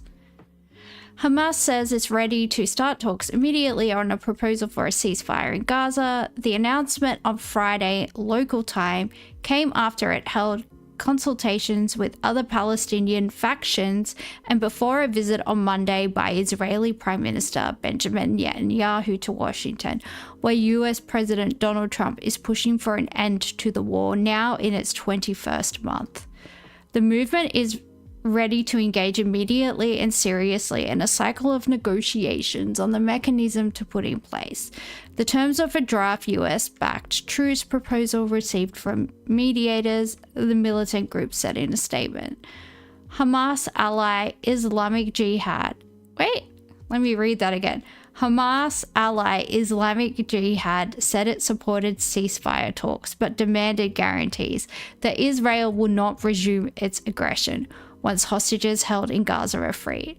Mr. Trump, when asked about Hamas's response aboard Air Force One on Friday, said, I can't do his voice. I'll just do a cowboy voice. That's good. They haven't briefed me on it. We have to get it over with. We have to do something about Gaza. Yeehaw. Pew, pew, pew, pew. I have to learn how to do Trump's voice, but to be honest, right now I'm having trouble breathing, so probably not the best time. The conflict in Gaza began with Hamas's unprecedented attack on Israel on the 7th of October 2023, which sparked a massive Israel offensive aimed at destroying Hamas and bringing home all hostages seized by militants. 2 previous ceasefires brokered by Qatar, Egypt, and I called Qatar guitar. I'm so brain dead. Egypt and the United States have seen temporary halts in fighting, coupled with the return of Israeli hostages in exchange for Palestinian prisoners. Mr. Netanyahu earlier on Friday vowed to bring home all the hostages held in Gaza after coming under massive domestic pressure over their fate. I feel a deep commitment, first and foremost. Oh wait, this is Netanyahu. This is Netanyahu, not... Can I give him a cowboy voice too? I don't know. I feel a deep commitment, first and foremost, to ensure the return of all our abductees, all of them. If I do an accent for Netanyahu, I feel like I'll get in trouble. I mean, I think he would have a Polish accent because that's where he's from. Mr. Trump said on Thursday he wanted safety for the people of Gaza. They've gone through hell, he said. 60-day truce proposal. A Palestinian source familiar with the negotiations told the Associated Press earlier this week that the latest proposal included a 60-day truce during which Hamas would release half of the living Israeli captives in the Gaza Strip, thought to number 22, in exchange for Israel releasing a number of Palestinian prisoners and detainees. Out of the 251 hostages seized by Palestinian militants during October 2023 attack, 49 are still held in Gaza, including 27 the Israeli ministry says are dead. Nearly 21 months of war have created dire humanitarian conditions for the more than 200 people in the Gaza Strip, where Israel has recently expanded its military operations. Yeah, so brokering... Bibi needs war to stay out of jail. Oh, yeah, 100%. But the thing is, he's never going to be taken before the ICC. He's just not, because he's an ally of America, and it's just not going to happen. It's just not going to happen. Unfortunately, America won't let the ICC it says in the Hague Invasion Act, which, what is the formal name for that? I should actually just remember it because it comes up enough.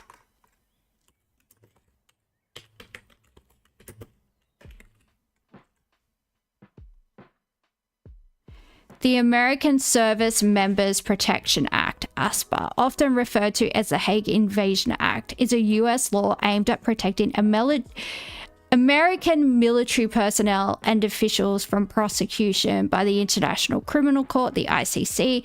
The act authorizes the US president to use all means necessary and appropriate to secure the release of any US or allied personnel held by the ICC. So that's why I don't think it will happen. It will probably be a short ceasefire. Unfortunately, Ricochet, I think you're right. I think it will probably be a very short ceasefire. But I don't know, it's better than nothing. And if they could let aid in, if they could like negotiate letting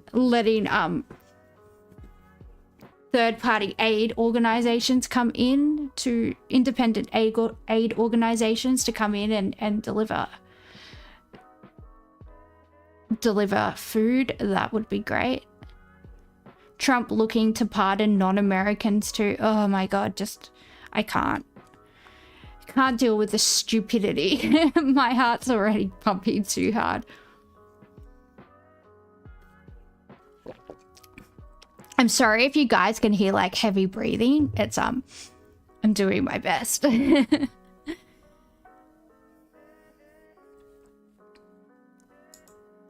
Alright, funny cat video, let's go. I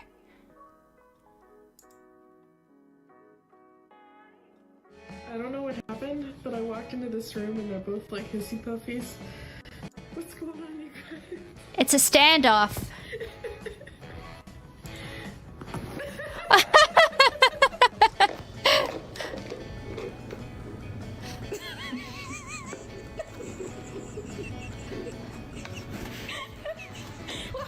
Блять.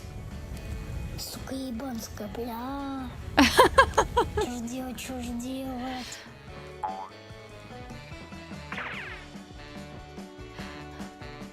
Aww.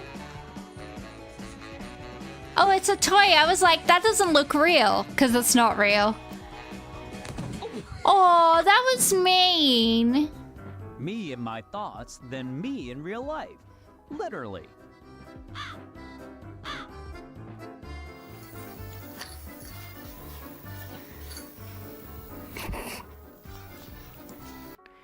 Yeah, well, I think the best place for old mate BB is definitely jail, so it's where he should be. Absolute. Absolute. It's not even a word in the English language to sum up that dickhead. Honestly. Oh, this cat's name is Momo. I was so scared when that Momo meme was going around. Every time I saw it, I thought about it before I went to sleep. That weird, creepy bird lady called Momo. Oh, that scared the absolute shit out of me. But it's also a delicious, like, Nepalese, like, dumpling. They're really good. Have you ever had Nepalese momos?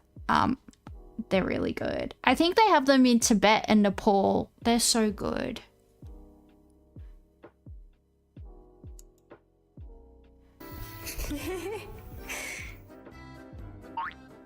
Decorating your house becomes stressful somehow when you raise a cat.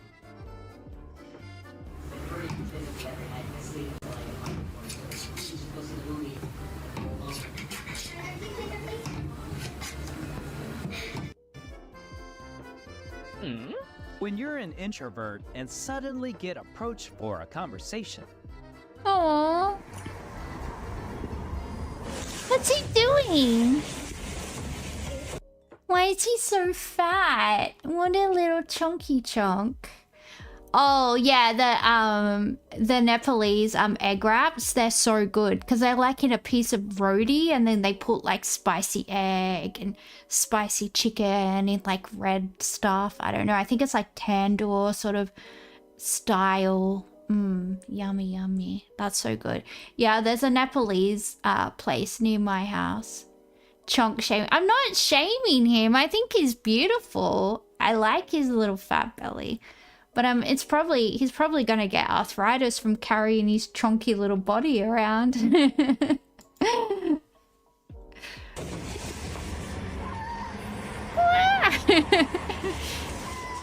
It's like, get the camera out of my face. One thing's for sure, the gravity is no best friend with cats, especially chubby ones. Oh, Baba. Wait, why does it smell like updog in here? Kind of obstacle of the freelancer life that no one told you about.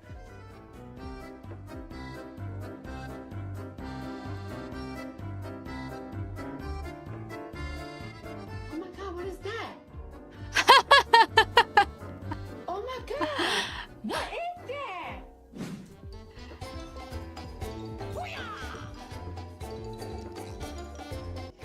There are cat kung fu videos. Yeah, I've seen quite a few cats do like the praying mantis move where they like stand up on their hind legs and they like put their arms out like a praying mantis. Yeah, cats are definitely natural kung fu masters, I would say.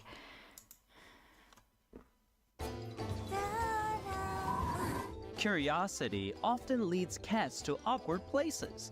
No joke. Oh, Baba. Mom, look at me. Absolutely disgusting. I told you not to bring those two home.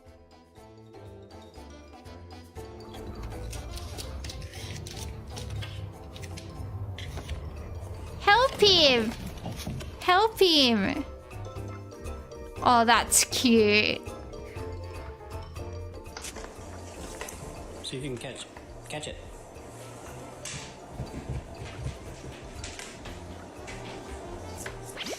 What? Is this you as a kid when mom told you to grab something? Just totally blind to it?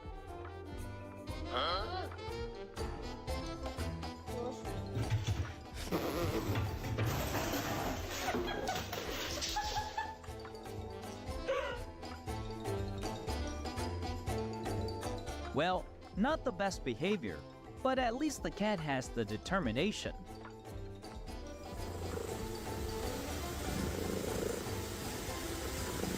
Bro, are you good? What if you run into some supernatural force? Worship it, of course. Aww. Hey, don't bite your friend. Yeah, buddy back. Huh? Eh? Nope. Its ego is so big that you will see him trying for a while. Nope.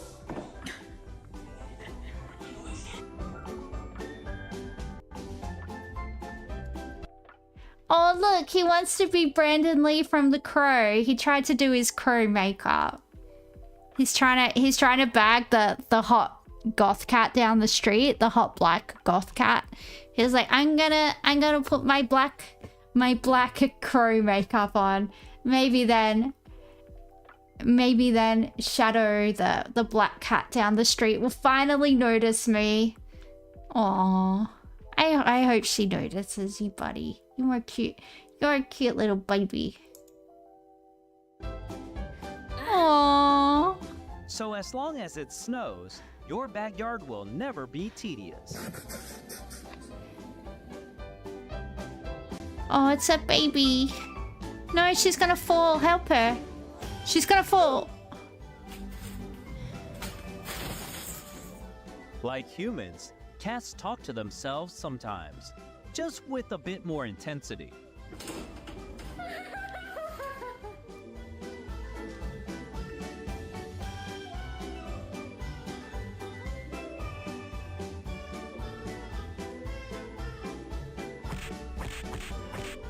Oh, Bro sweet won't baby. even know what woke him up.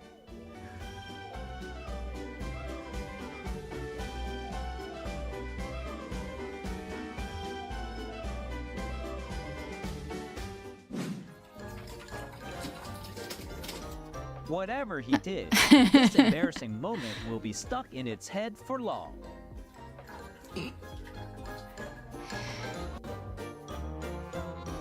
Air thinks it's the most important until meeting a cat and its food can.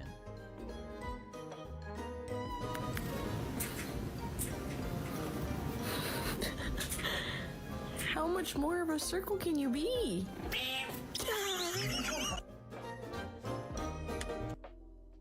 One for tomorrow, Albanese is giving a speech at the Curtin Institute tonight. Sounds like he's going to talk about a bit of distance from the USA.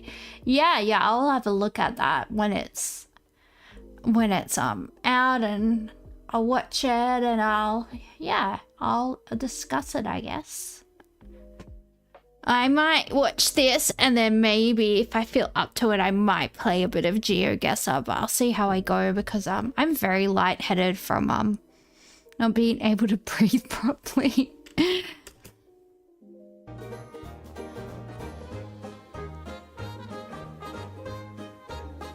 Let's rate how lazy your cat is. I will give this guy a 9. I can't use my Roomba because my cat gets so scared. I just had to put it away. She'll just run and hide. She's terrified of it. I would love it if she would climb on it and ride around, but she's scared of like literally everything, which is kind of good because I keep her inside. So it's probably better if she's scared of everything, because she'll always just run back to me if if she ever gets out, because she's a little scaredy cat. Alors je me demandais pourquoi j'avais 25 000 messages non lus d'Alexia qui se trouvent à côté, mais en fait... What? When curiosity takes over a cat's brain, the outcome is rarely good. Thank you for following Nameless9. Nice to see you.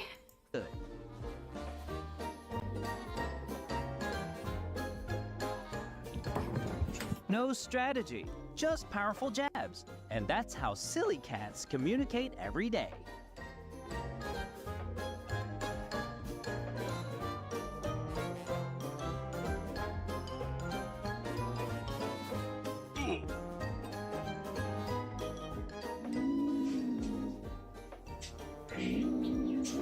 What's theirs is theirs, and what's yours is also theirs. Better get used to it.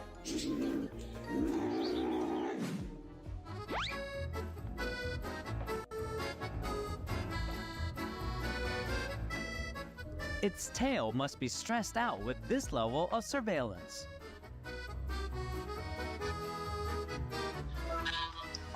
Beautiful tits and wreck. Love it. See ya. My cat's a pervert too. She likes to watch me when I'm in the shower or when I'm in the bath. But when I'm in the bath, she's like super worried because obviously she hates baths. So she's like, oh no. She's like, why are you in there in that water? And she keeps on coming in and checking on me because she's all concerned. And then when I like get out, she like relaxes. She's like, all right.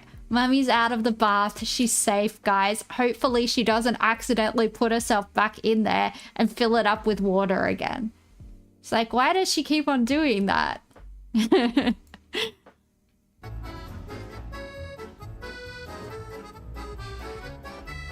What kind of grudge does that string have with the cat anyway?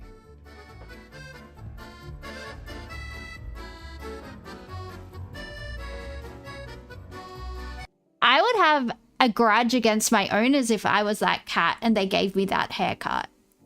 It's probably why it's chewing all your shit, because you gave it a bad haircut.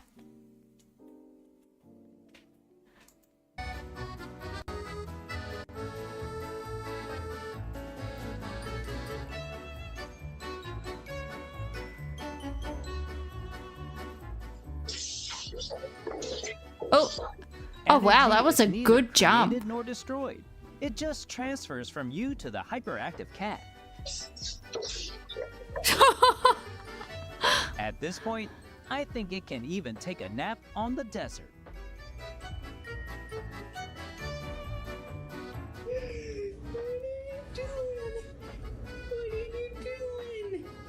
Your tail is in the water. Maybe even a 9.0 Richter earthquake could only make a cat this excited.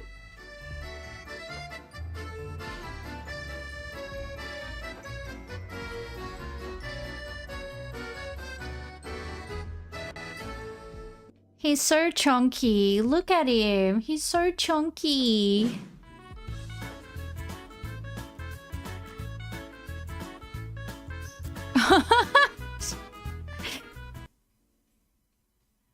Yo, I should get one of those like hamster wheels for my cat. A giant hamster wheel. I wonder if she would use it.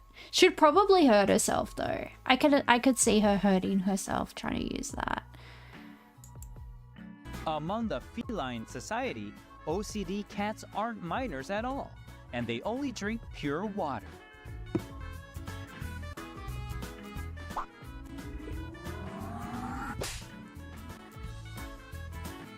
Sneak attack. Hope she never sees this video. She has no clue what took her down.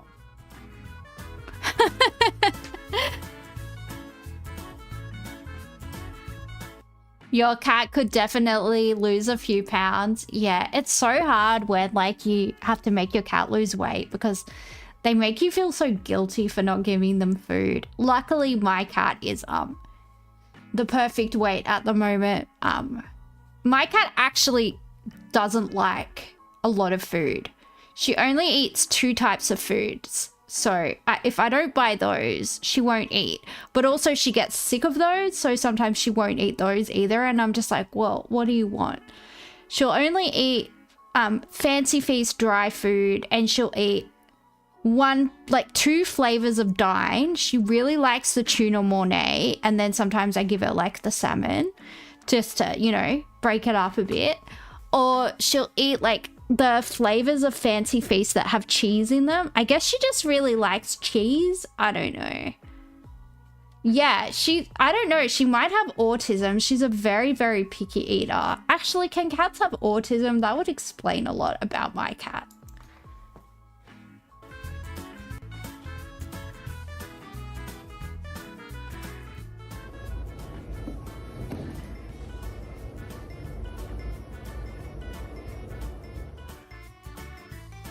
Maybe even now, he still doesn't get how he got caught.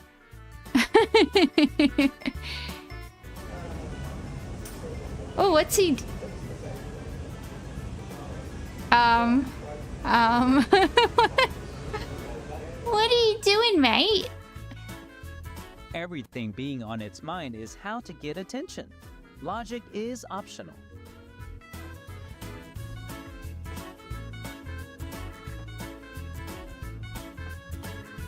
Oh, I thought there was stuff boiling over. I didn't realize these were true cats until they zoomed in. I was like, what the heck? I thought this was like some type of weird foam and this, and then I saw an ear and I was like, oh, that's a dog. But I still thought this was like some type of like foam, I don't know, acting all weird, boiling over. No, it's just a couple of special boys. Cats are liquid, 100%. Cats are liquid. They will assume the shape of any vessel that you put them in. There they go.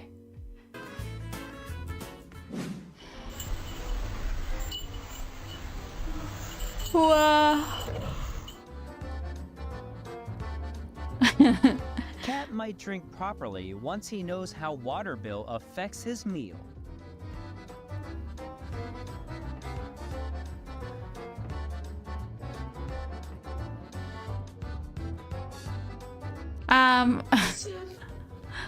What even is that butt?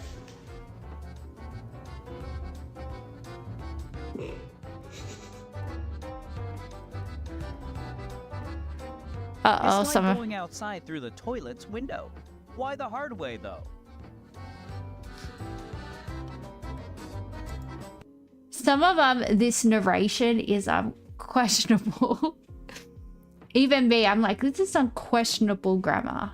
So if I am questioning it, then Nameless and you are sharing a brain cell. Yeah, you guys are coming to the same cat conclusions. Only a hand to lie on? Challenge accepted. Hey buddy, I can't let you outside because you'll invade Poland, so I really can't. You're gonna have to stay inside. Oh, he does have an Austrian painter mustache. He is a mustachio cat. And he's also kind of got like the hair, kind of like the I don't know. You have to be careful. You have to be careful on social media platforms these days, that's for sure.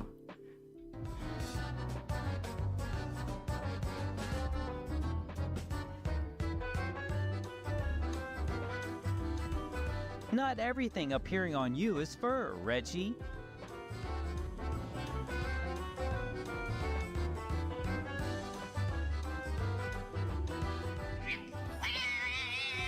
Whoa. Whoa, someone's desperate for ham. Oh, jeez.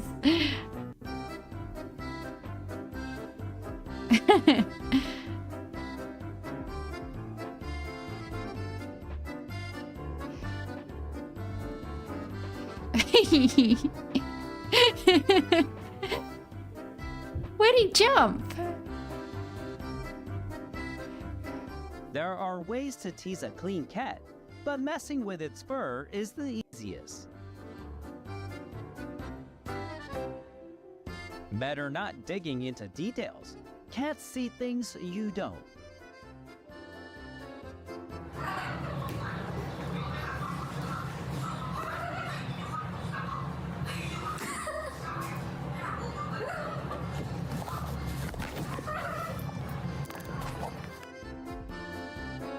Aw, it's having a ride. Just a chill cat enjoying its free exclusive bus. Playing with someone long enough, and this phenomenon will happen.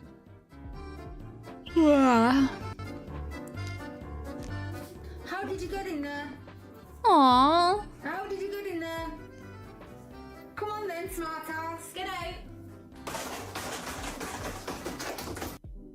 You think they do? Don't they see a lot of the Waves devices put out? Yeah, well, we can only see like so much of the light, like the light spectrum. We can only see like what's called visible light, but cats can see like infrared and ultraviolet, I think. Hang on.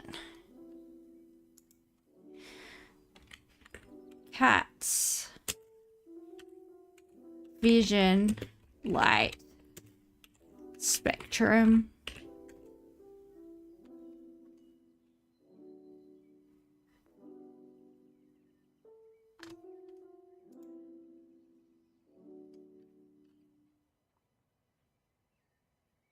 Yeah, they can see ultraviolet. Some research suggests that cats can see ultraviolet light, which is invisible to the human eye, night vision.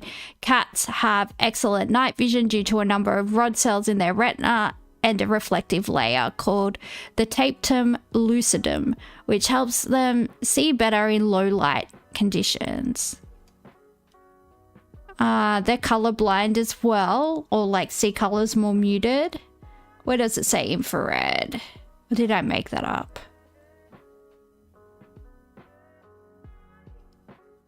Electromagnetic spectrum.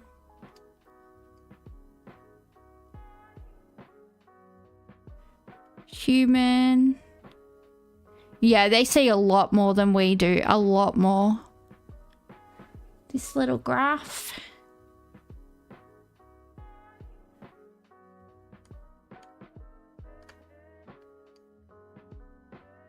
Spectral sensitivity of cats indeed ventures into the UV, but not beyond. The maximum is likely similar to ours. Okay.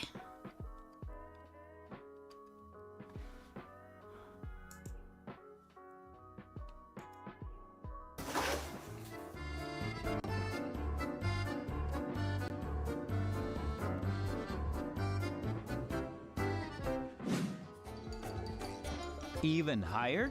What are you trying to do? Climb the Grand Canyon?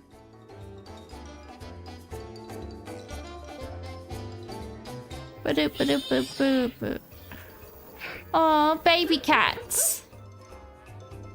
Here comes the enemy of decoration and landscape, an energetic cat.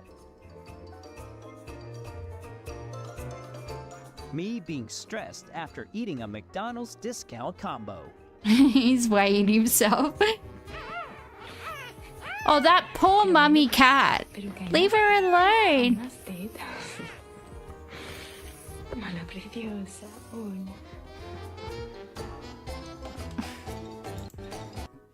Imagine having your nipples fought over by little kittens. Poor mum. How stressful. I like that the owner just picked the kitten up and was like, here's another nipple for you. You can all have some milk. Calm down, guys. Calm down. Take it down a notch. I think this is similar to the cat tree I have in my room.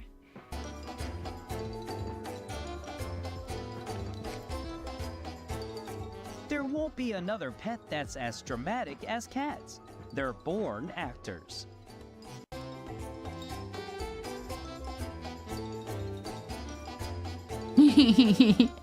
Oh, Baba.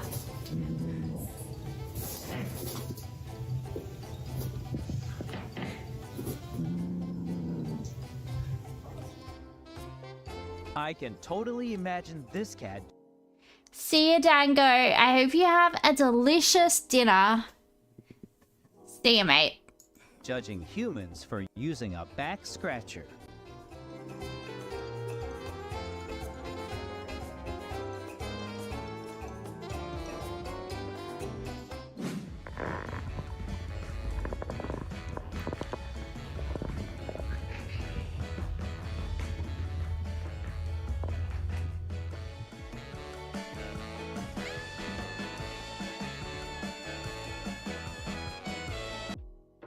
that's so cool. I wish I could buy my cat an iPod.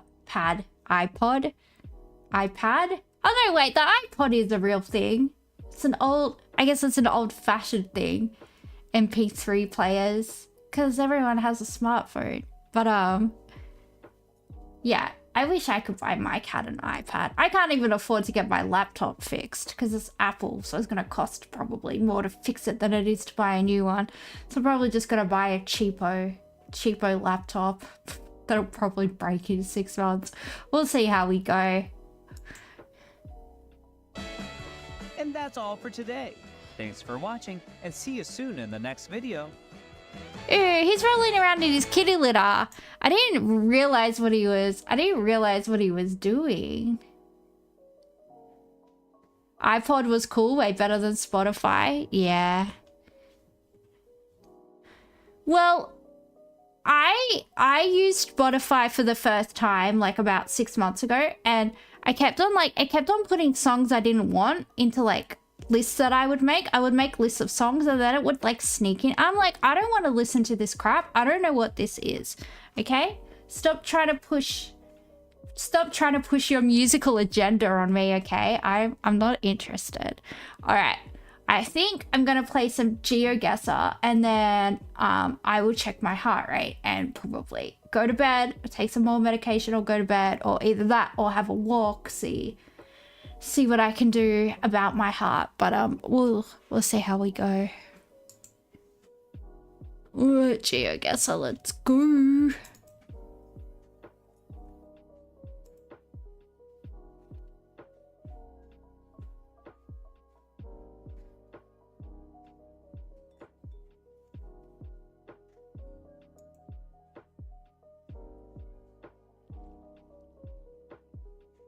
You're a Tidal user?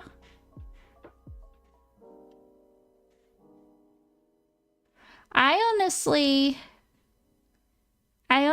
just listen to music on YouTube, or like, yeah, pretty much.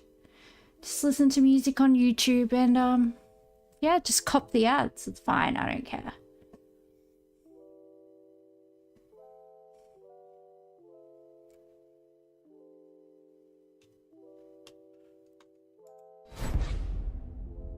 Ooh. Ooh.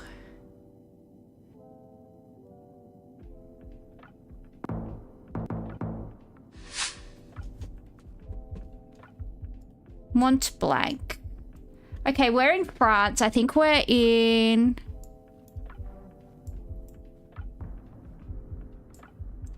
France. Let's say Paris.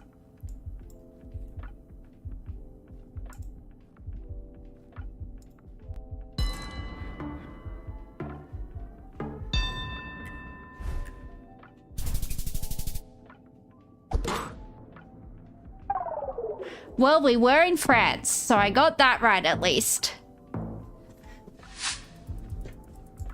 E-Club KTV. E-Club KTV. We could be in Korea.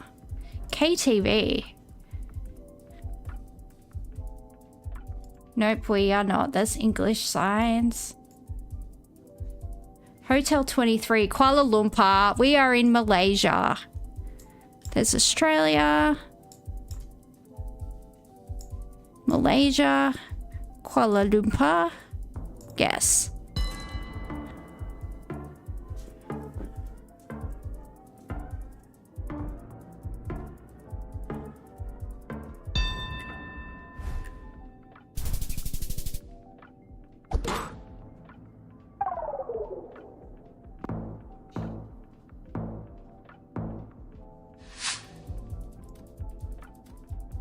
Oh, we are in Korea. Let's go. South Korea. Guess.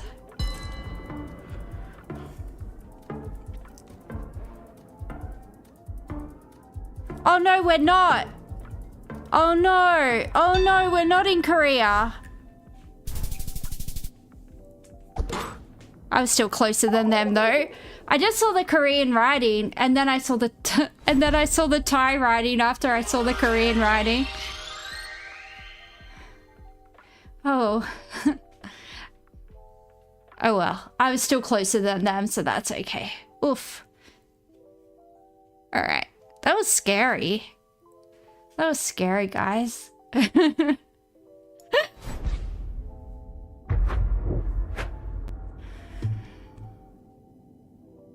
Oh, up against a Swedish person.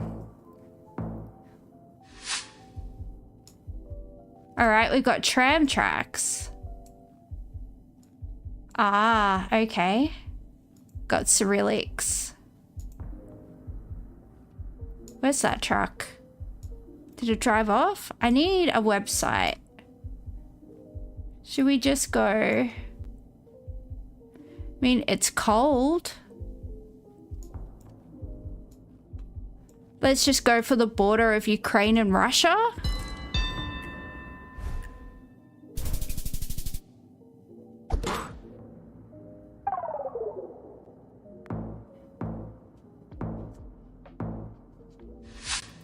Still closer than them, so that's all that matters. Okay, this is giving...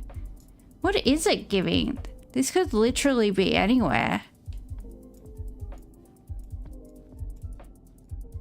Where should I go? What looks like it would have signage? I honestly don't know.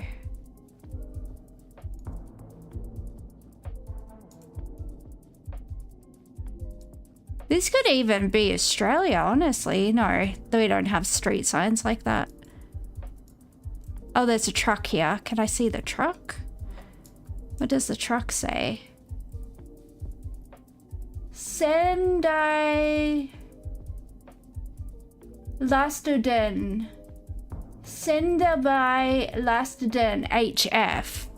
Sendai Lastuden HF. Okay, that's got like those accent marks over the...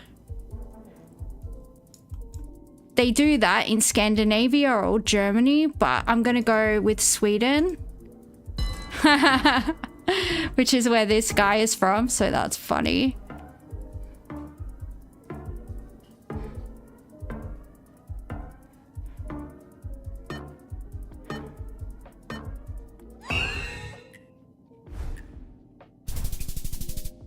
It was Iceland. Oh, I feel like such a failure. All right. What's on the back of this truck? Let me catch up to you, truck. Why are you running away from me? I'm your friend. Come back. What's .si? Oh, I know where we are. Slovenia. All right. Italy, Serbia, Bulgaria, Slovenia, Albania, Serbia, Slovenia. Guess.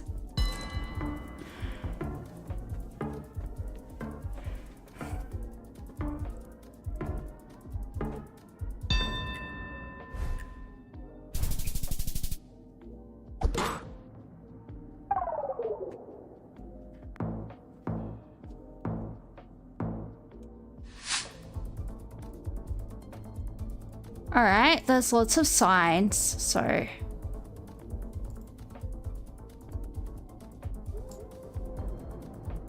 Maxi Cuisina, Place Levi's, Selection. Okay.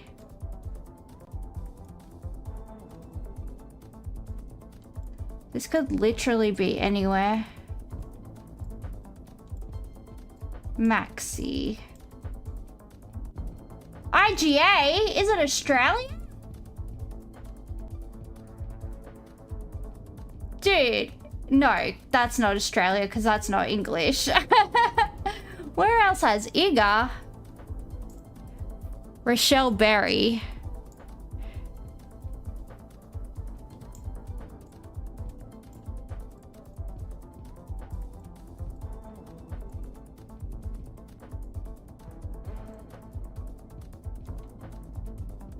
Feels like an Aussie shopping centre. It does, but it's not. I'm kind of seeing like a mixture between like...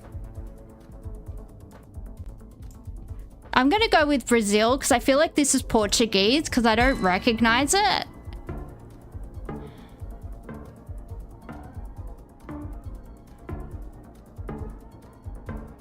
It could be France, a horrible person. It could be.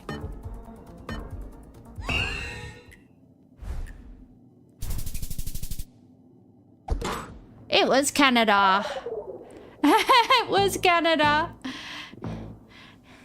I was still closer than him though. Okay, very red soil. Very red soil, but the architecture is giving... Let's have a look at old mate. Where is he? Did you block him out? Can I have a look around, please? There's a person. Maybe West Africa?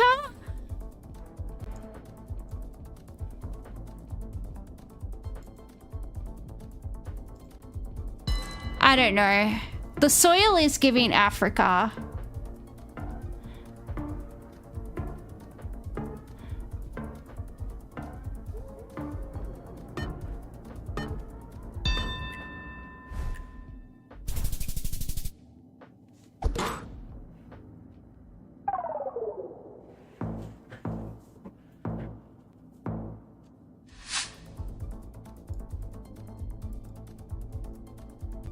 Okay, there's a business park. West Street. Art supplies. Topaz with a maple leaf on it. Vancouver. We are in Vancouver. Okay. Vancouver is in Canada. In Ontario. I think. No, Vancouver is in British Columbia. Duh. Yeah, where is it?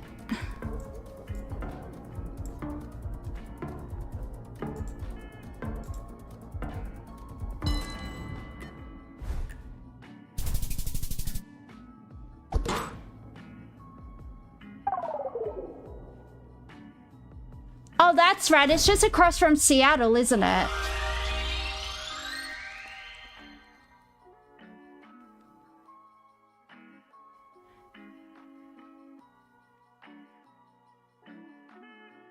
I'm doing my best, guys, because my heart is not pumping properly tonight. I just feel really lightheaded, so I'm doing my best. Yeah, Canada is on the border like Aussie's on the beach. Shut up. I meant Vancouver is, Vancouver's on the border. Like, you can catch like a ferry from like Seattle to... Just be quiet, Hyperbovian, okay? Let's see how you go with low oxygen in your brain, okay? You need to shut up.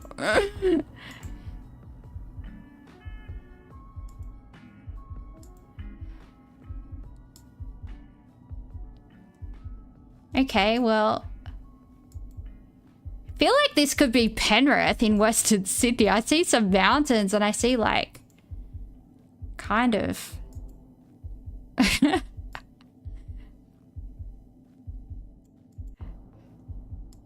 all right, we've got mountains.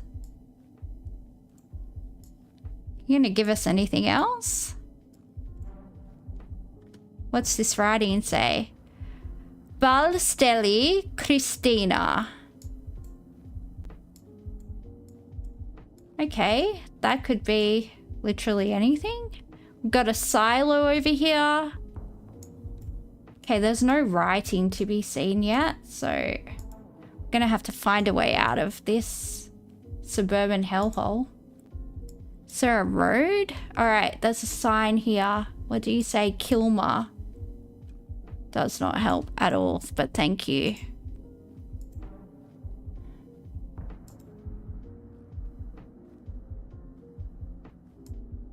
Okay, well, let's hope that this Kovac Kovac is used in Hungary a lot. So let's go for Hungary because that surname is common there.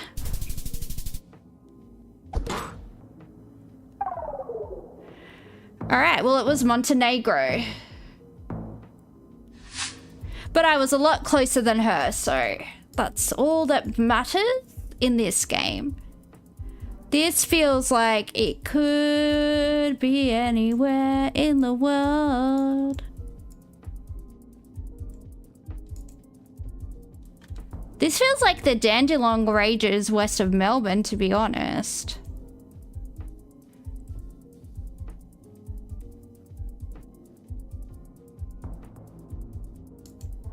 Hello, Naimur. Nice to see you. Hey, Markov, good to see you. Yeah, I see you're back. Welcome. Can we see the rego plate? All right, that is not Australia. Not Australia confirmed. Oh. Oh, where do you think we are? I'm just gonna go North America. I can't see anything. Seattle. Well, I guessed pretty close. I guessed a lot closer than... Yeah, I guessed Oregon. What are we doing today? We are playing GeoGuessr. Okay, there's a sign that says Tigo. GT, asset.com GT. What country is GT, guys? What country is .gt?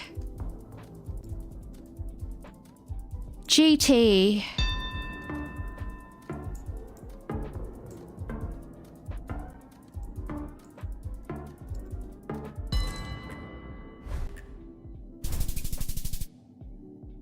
Guatemala. Oh, it's Guatemala.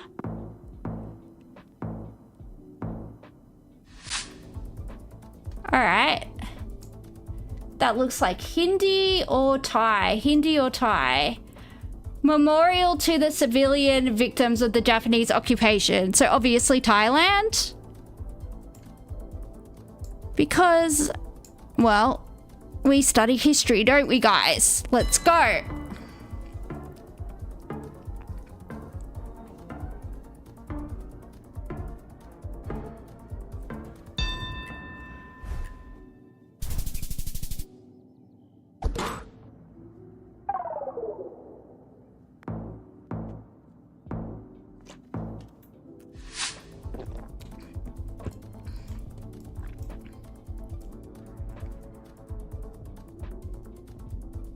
What's this sign?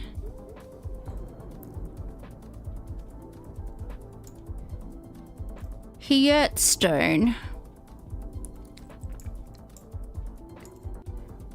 What's this sign?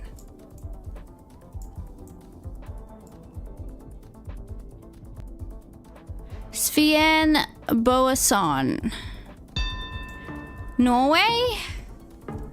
.no. Like Norway?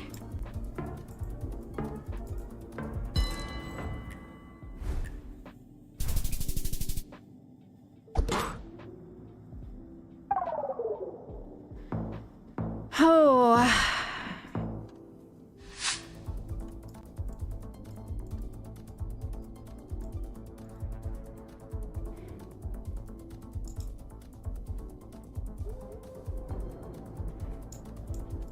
What's this sign? Sold. No, I can't see it.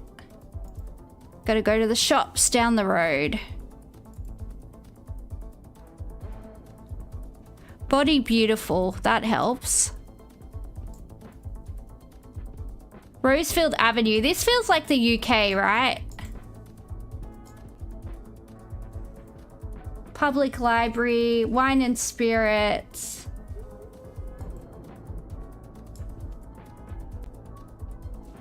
Finlay's Natural Meat Company, Portobello. Scottish Haggis. Traditional, well, just because they sell hack. Okay, fine. Let's go for Scotland. I don't know.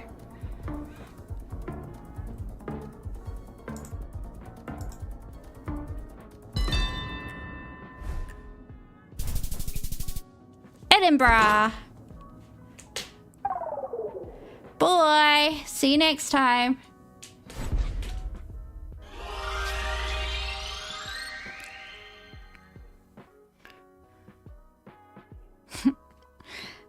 She was actually the best person I played so far. Okay, I've got to remember Guatemala is GT. I just freaked out and I didn't even look at chat. I was like, GT, GT. And then the only country I could think of that started with a G was Georgia. So I was like, I don't have time. I've just got to click on Russia. That's close enough. Started freaking out.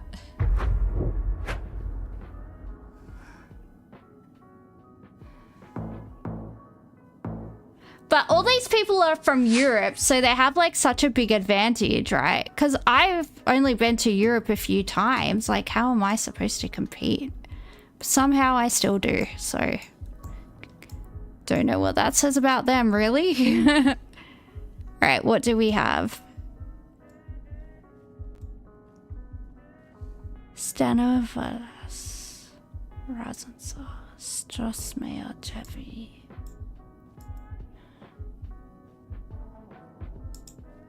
What does that sound like? UK vibes again? That sign was not in English, I tell you that.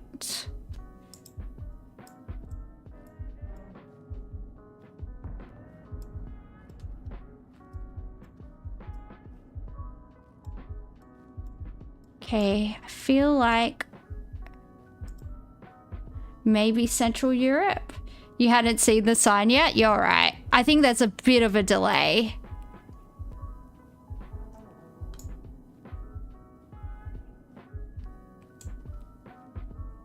Libuchinsky Grad. I'm gonna go for Slovenia.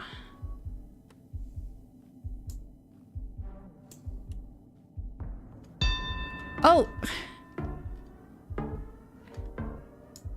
Shit.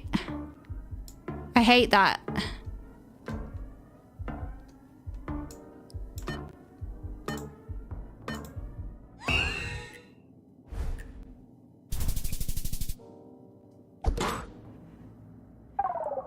Oh, they were closer, but only because I freaked out and couldn't find Slovenia.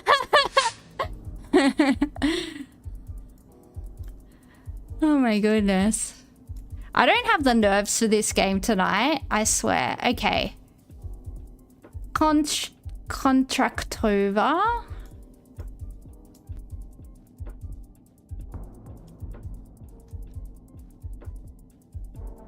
Pektapa. Okay, well, we know vaguely where we are. We're in Eastern Europe. Okay, we've got tram tracks. Okay.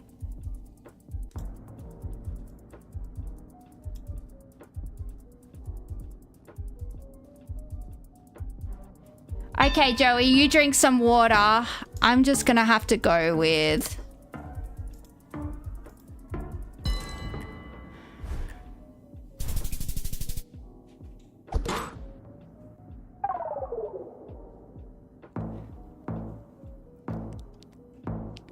I might actually lose this. How depressing.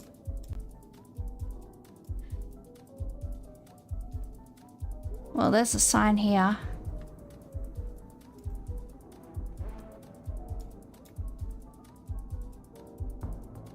Privet Alpakin. Can I get closer? Alright, this is probably Germany. No, Scandinavia. This person's Swedish and they haven't guessed yet. So maybe...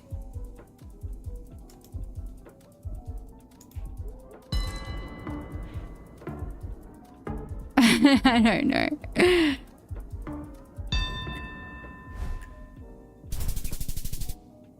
Denmark!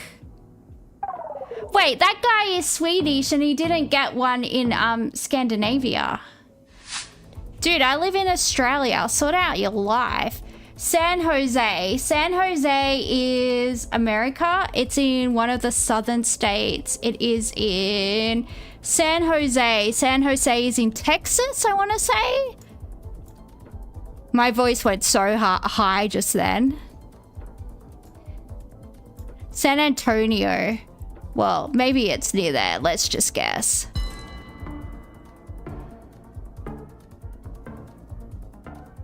USA, New Mexico? Yeah, it's somewhere around there. Look, it'll do. It's in Guatemala.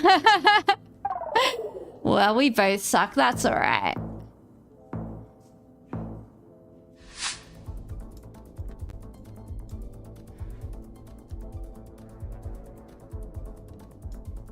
Helios Gatten. Helios Gatten.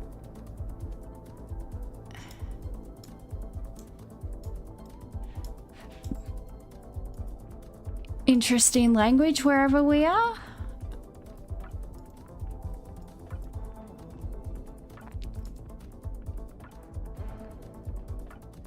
Vi bygger ut blue lengi till Hammarby Jostad. Definitely sounds Scandinavian. Just a matter of where.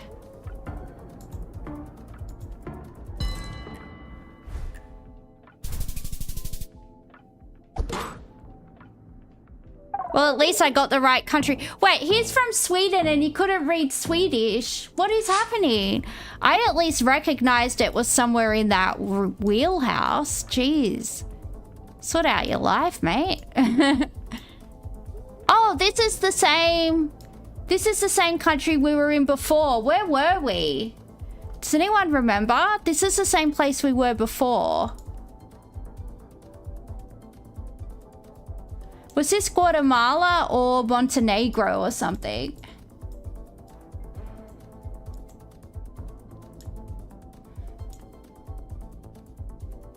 Guatemala? It was Guatemala, okay. Guatemala, Central America.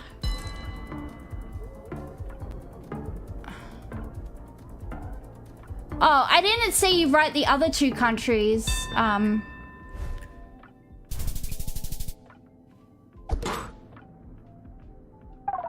Okay, well that was Hyperbovian's fault because I couldn't remember and he said Guatemala. So, fuck you, Hyperbovian.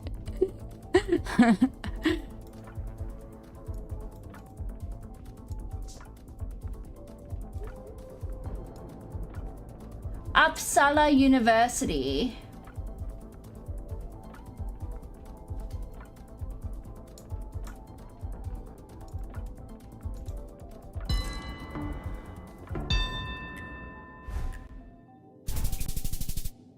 Sweden again. There's no way this guy is Sweden. How come he doesn't recognize he's Swedish? Why does he not recognize his own country? Is he okay? Like, is he...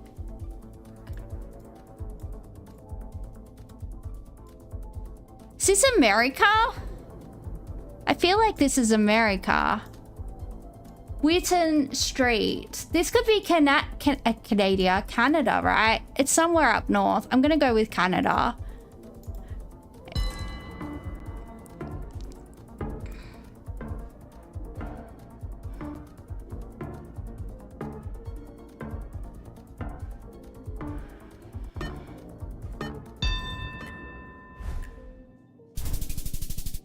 Oh, he was closer than me. It's New York. Hey. That's unfair.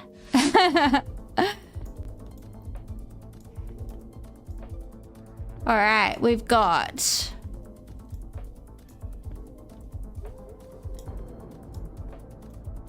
Definitely Southeast Asia, I'm feeling. Is that a sign I can read?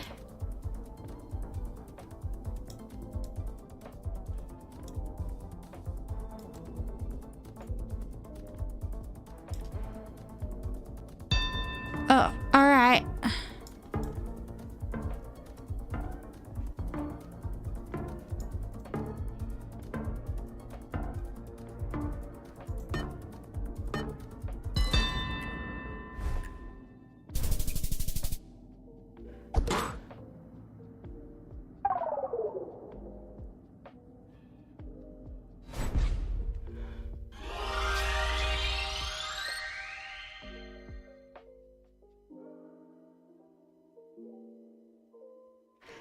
The moral of the story is don't listen to Hyperbovian, guys. He's trying to ruin my life.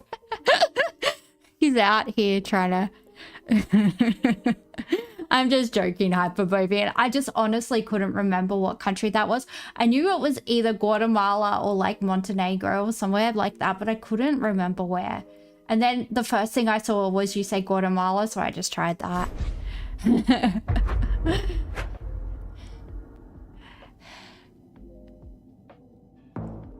Oh, Dave the Brave got a killer beard, guys. It's a zoo.pl. What country is .pl? That zoo. All right. We've got a Slavic language that uses the Latin language. So we've got the Czech Republic. We've got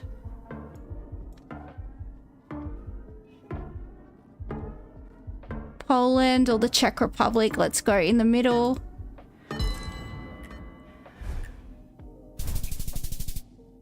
Oh, they got it. Oh, Poland is PL. Of course it is. Duh. Duh, duh, duh. I'm so smart sometimes.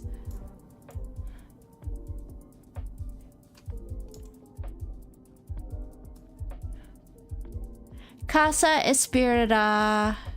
So, okay, we're in a Spanish-speaking country. Which does not narrow it down, really, does it? Heliosophica. Last time we were somewhere that said... actually... Okay, we're somewhere in Latin America, I think.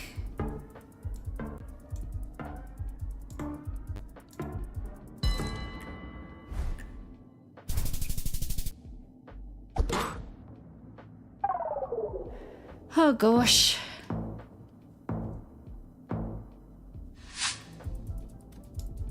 Qatar Leadership Academy. All right, we are in the Middle East. Qatar. Iraq, Yemen, United Arabs. Where's Qatar? Turkey, Iran, Turkmenistan.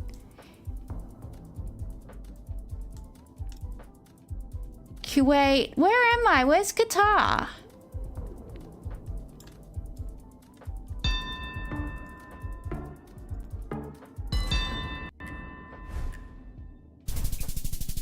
There it is!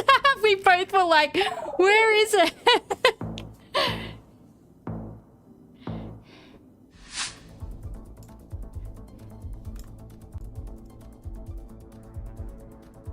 Okay, here's some signs. But are any of them readable? Oh, this looks like... Okay, Israel. That's,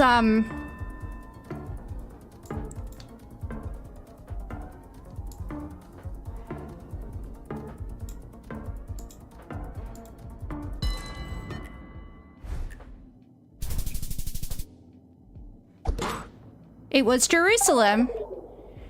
Oh my goodness. This guy is like pretty good.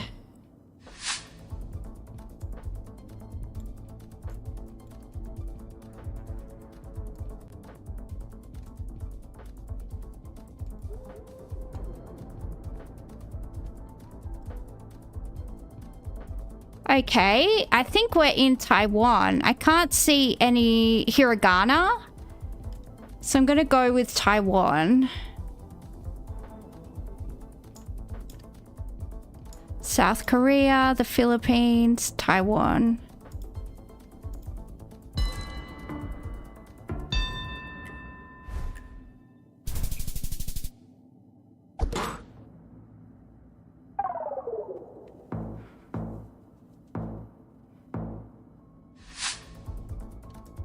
This is Australia or New Zealand. This is 100% Australia or New Zealand. How is it not? Riddle me that, mate. This is 100%. This looks like Melbourne. Who thinks this looks like freaking Melbourne? Yep, It's Melbourne. I'm gonna go with Melbourne. It's either Melbourne or Queensland. It's Brizzy! It was Brisbane, guys! What?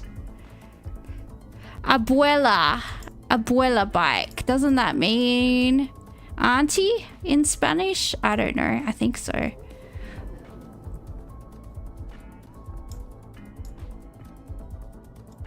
Santiago, where in the world is... It's Peru.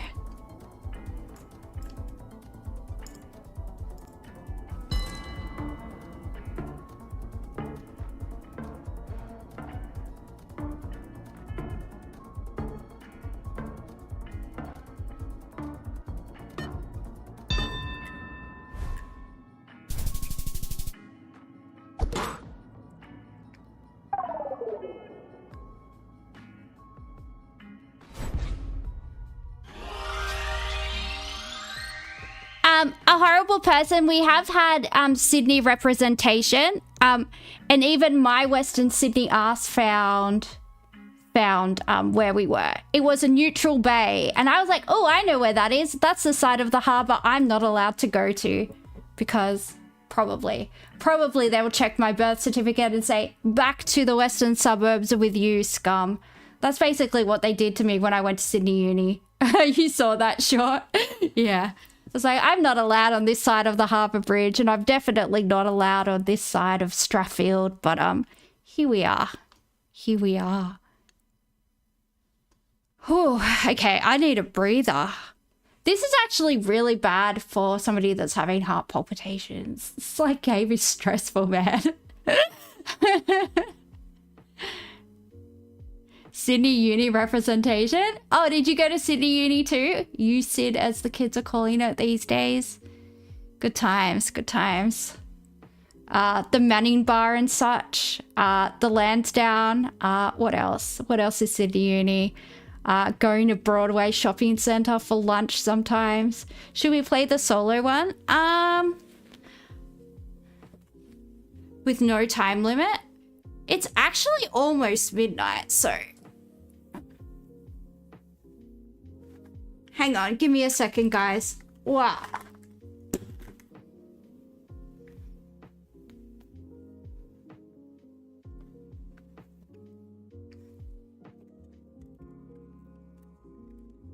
Whereabouts in Sydney do you hail from? A horrible person. I always like to have Sydney people in my chat. I live in Melbourne now, but I am a Sydney girl, born and bred, or born and raised. I feel it. I know the expression's born and bred, but I feel like I should be born and raised.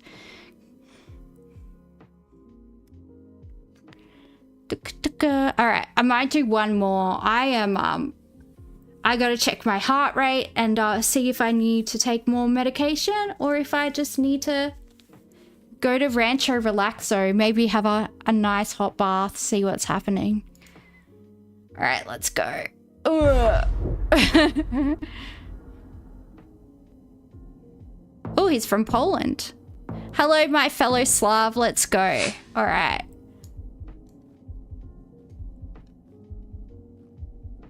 What does this say? All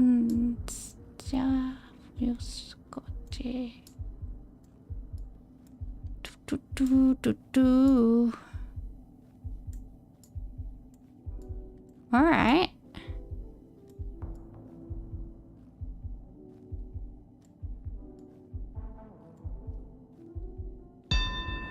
Ah, stop.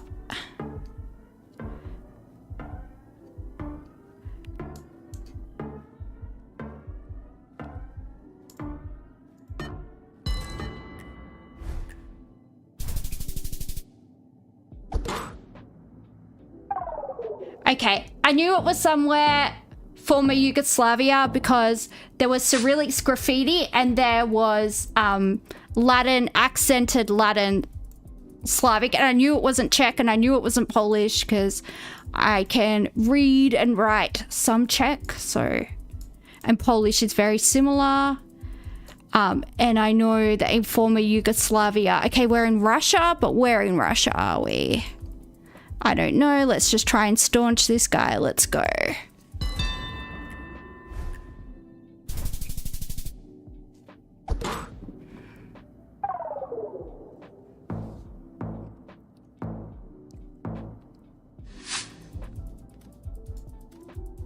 Okay, we are somewhere with palm trees. Narrows it down, guys. Narrows it down immensely. There's a sign up here. Let's try and read it.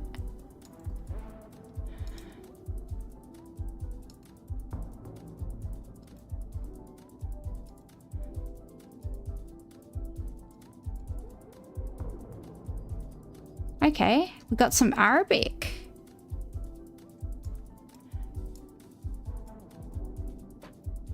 Annie.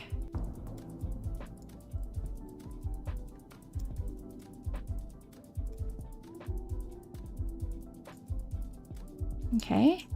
Well, we know vaguely where we are then. Oh, he's seen something crap. Alright, I'm just gonna have to go smack bang in the Middle East.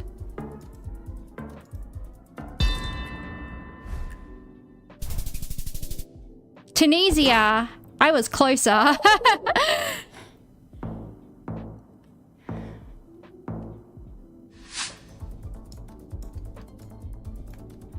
One good thing about growing up in Western Sydney is I will never forget what the Arabic language looks like.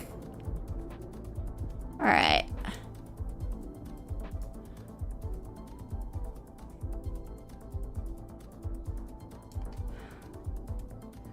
That looks Scandinavian vaguely. Let's just go for the middle and go Sweden.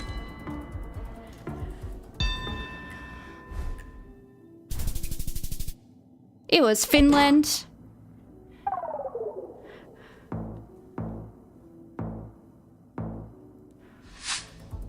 Horrible person. I need to know where in Sydney you're from. You don't have to say what suburb. You can just say west, northwest, south, southwest, you know, eastern suburbs, North Shore, northern beaches, you know, that kind of vagary. That's okay. I just like to know. Near Chatswood? Oh, okay. I assume Chatty is Chatswood. All right, so you're like lower North Shore. Okay, I got it.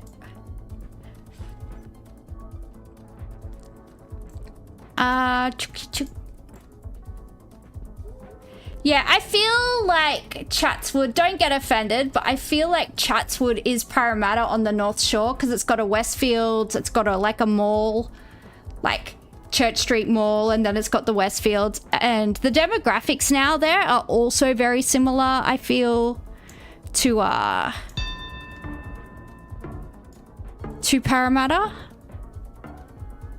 Don't mean that as anything, you know, bad, because it was Winnipeg. Whoops, I died.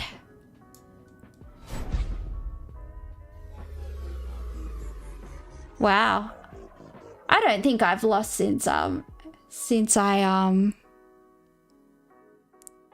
how's the new metro or whatever that they finally finished in Chatswood? How's that going? Is that any good?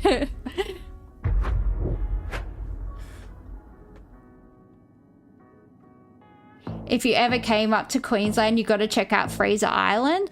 Don't people get eaten by dingoes there? Do you want me to die? Is that what you're advocating for? That sounds very, very sus. No, Fraser Island looks really nice, actually.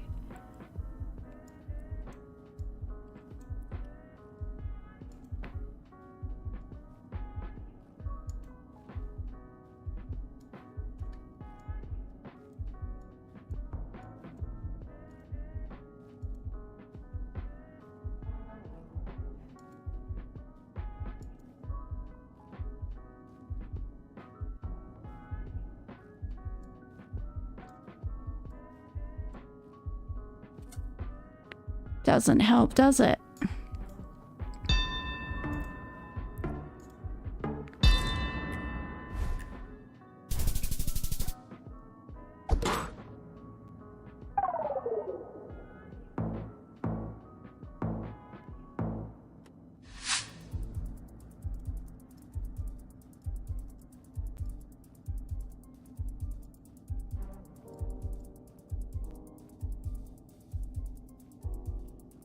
inventa esta casa? So we got Spanish.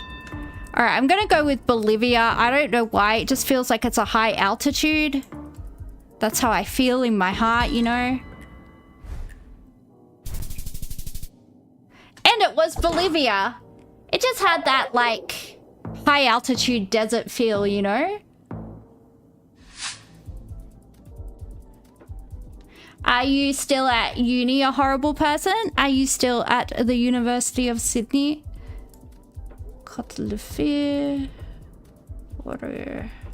Okay, this is definitely Scandinavia somewhere. Let's just go for our old somewhere between. Somewhere in the middle of the Scandinavian fingers.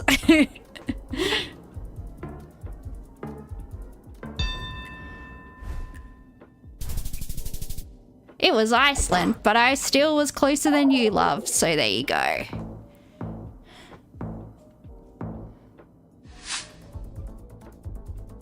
All right, we've got a ute.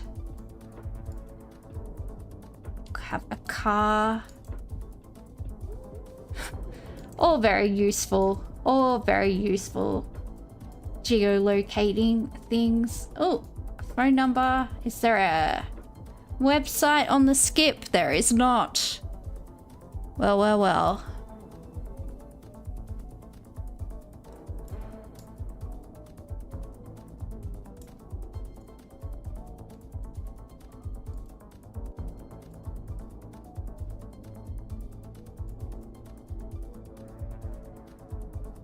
Finish your final subjects last semester? That's awesome. Congratulations. It is always a good feeling to graduate. God knows. Okay, I don't know. Not really giving me any clues at all.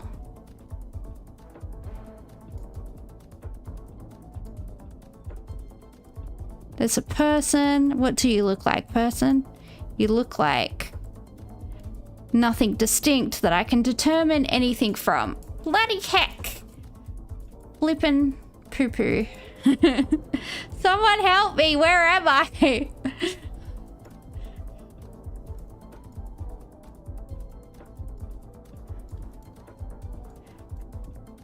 Okay.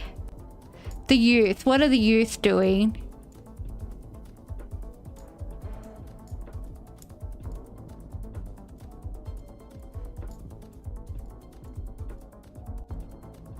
Okay, there's stuff up here. Let's have a look. People.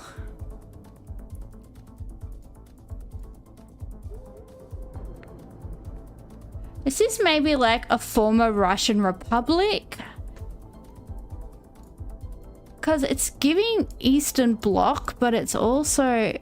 No, this... What writing is this? If we can see this writing, that will help heaps. Siempre más allá de los... Alright, we're somewhere in South America. But it looks quite lush. So what do we want to go with? Maybe Argentina. No, because Argentina's quite wealthy. Let's go somewhere here.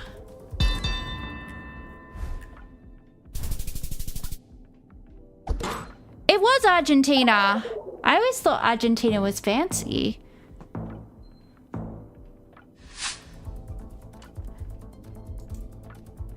I outsmarted myself, as my nan would say. Centrum. Alright, this is the UK, right? This... No, it's not.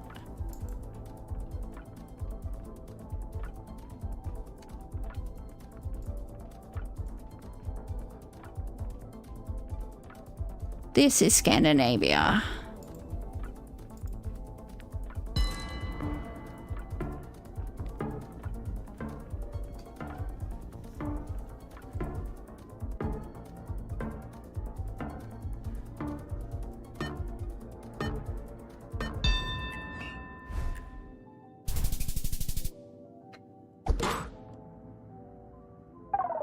Oh, I lost.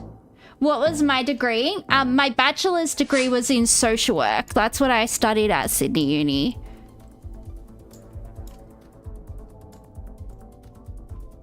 Kenyatta National Hospital. All right, let's assume that's Kenya. And the National Hospital would be...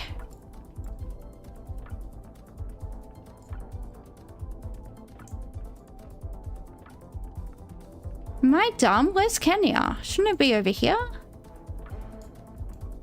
Mali, Niger, Morocco. What's my background music? Oh, I don't know. Something royal free. I think I have it written down. Where's Kenya? Why can't I find Kenya? Oh, here. Nairobi. That's the capital, right?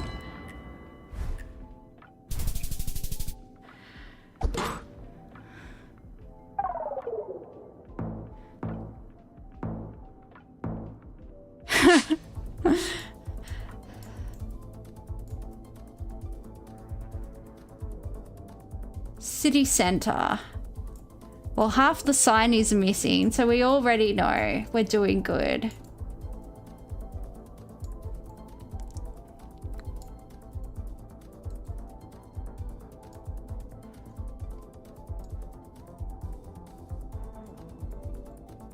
Stop.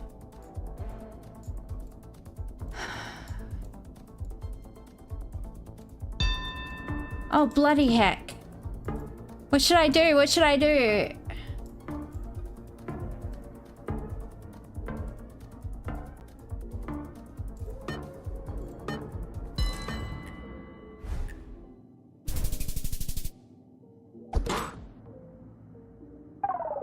How did she guess Australia? There's no way she's from Australia and thought that was Australia.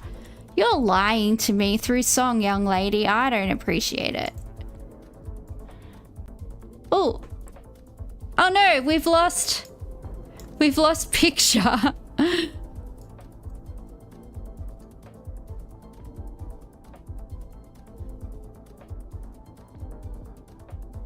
Servicio Técnico. Okay, we're in South or Central America is my guess. Unless this is actually Spain, which is... I don't know, it's never done that to me before. Wait, does that say Valencia? No, it doesn't. I was like, what? We are actually in Spain. That would have been funny. Would have been a first. Why are these pictures so flippin' grainy? What is going on?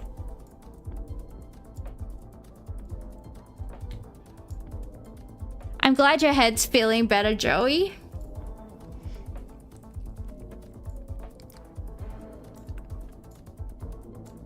Boulevard. Okay, this has information on it.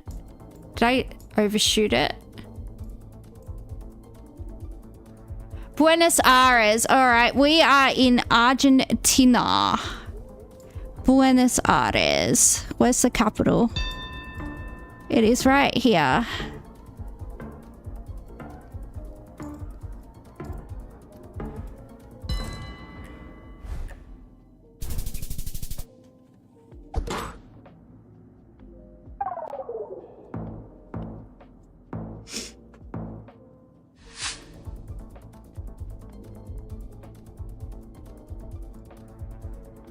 Pasa do better, leva do better. Ouch.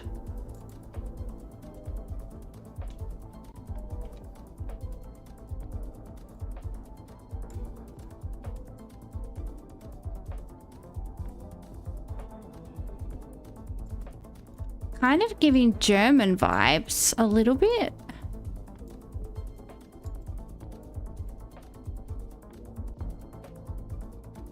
Auto Pizzeria. Is it Italy? I think it's Italy. Just gonna go for Italy just cause. Don't know where. Who cares? Let's go.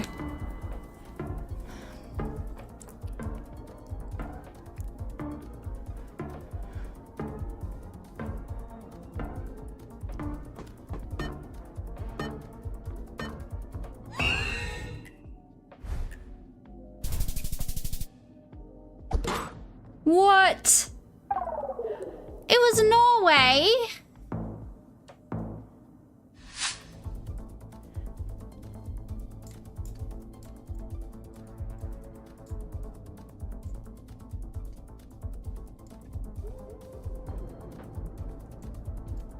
Cars are prohibited. Okay. Karidi.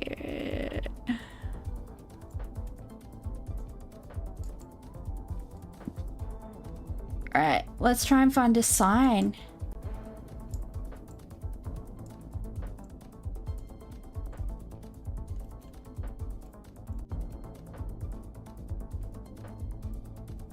Cara de Ferrabassa. What is... Alright, we've got people wearing masks. So we have compliant citizens, I guess.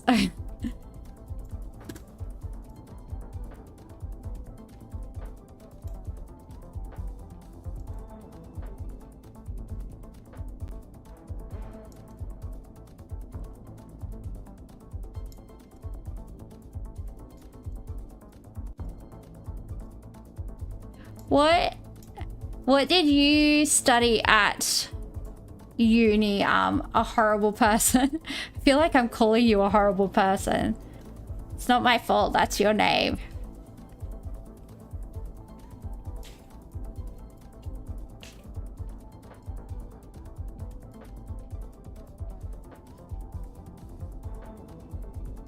Oh, there's a bus. They usually have websites on them.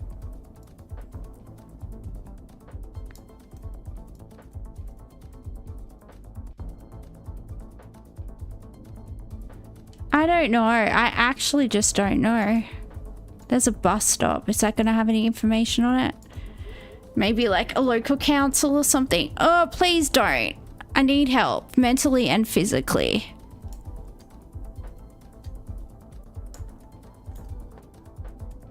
There's a map, but I can't look at it.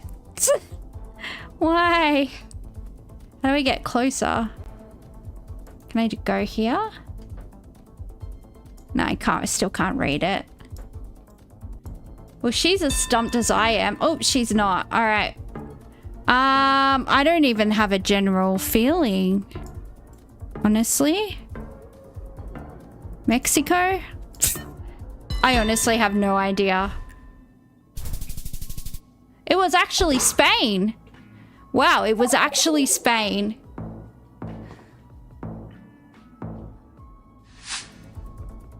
Physics and maths. That is a nice combo. Is that Is this Switzerland? Or is this... Alright, it's Germany. Let's just go with Germany. I don't know.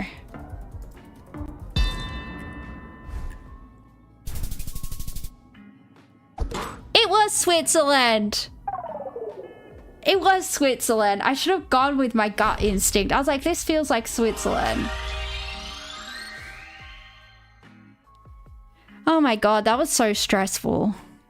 This is definitely my worst game of GeoGuessr because I just am like having such bimbo times because even if you're not stressed, when like my lupus gets this bad and affects my heart, I can't breathe. So I already feel like my body's essentially doing like all the things your body would do if it's under severe adrenal fatigue. So I'm just like, it's hard out here.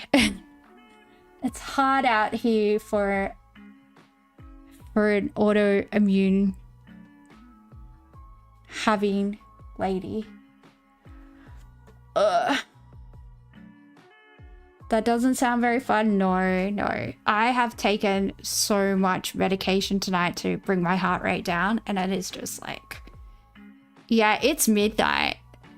This is actually one of my sickest streams, and I have streamed for 3 hours. So, I mean, go me. Well, I might take some questions from chat, and then I should actually check my heart rate again, see if I need to have more medication or what I need to do, if I need to take some prednisone. And my joint pain is pretty bad, so and probably have a bath, take some medication, and then go to bed. But does anybody have anything they would like to present to the class? This like 12-year-old kid started watching on YouTube and they kept on asking me if I was a school teacher. I'm like, nah, I just talk to people like that. I don't know. Question, what's my heart rate? I don't think I should do it online. While I'm online. Oh, it's 75. That's actually pretty good. That actually means my medication has worked pretty well. I just still feel really gross because it's so cold down here, but I've like had to take off my jumper. So I know that I'm really hot. I'm having trouble breathing. I'm sweating. I'm like, ugh. At least like I'm really skinny and I don't have to go on a diet. Hello, Sable. What's up? Deoxygenated? Yeah, I'm so deoxygenated. It's making me like bimbo energy. Well, yeah, it took 3 lots of medication. It took 3 lots of propropanol to bring my heart down to 71. You don't want to know what it was before I took the medication. It would stress you out. You're a bit on the late side. You've been at Dungeons and Dragons. Ooh. What's your character? Yeah, I'm alright. I've just had some heart problems this evening, you know, just a part of having lupus. Super fun times. We've got a lot of USyd people in our chat because Rubber Dub Dan went to Sydney Uni as well. We've just got all the alumni in here, all the Sydney Uni and Hyperbovian. You're a group of 8 baby as well, aren't you? We're just collecting all of the all of the group of 8. We'll get one from each uni because I've got Sydney and UNSW. So I've got 2 of the 8. You got to catch them all, guys. Got to catch them all. You're currently a barbarian, now rogue multi-class. Okay, cool. We're assembling a cabinet. We are.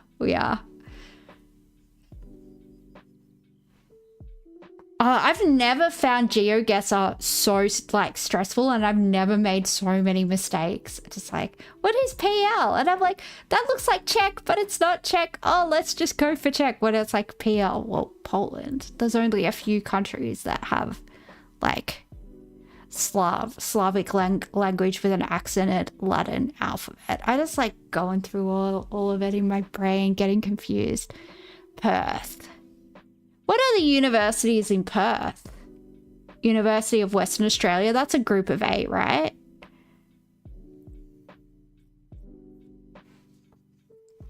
Because Victoria and Sydney are the only... Sorry, and New South Wales. I can't believe I just called New South Wales Sydney. Are the only states that have 2 group of 8s. Because there's Monash and Melbourne and UNSW and... Sydney. See, I can't gather my thoughts tonight. You have University of Western Australia, Murdoch, and Edith Cowan. Unis are the other 2. What should we call this community? I don't know. Is that the Western Australian Academy of Performing Arts? Is that what WAPA is? We have NIDA, but it's just a part of UNSW.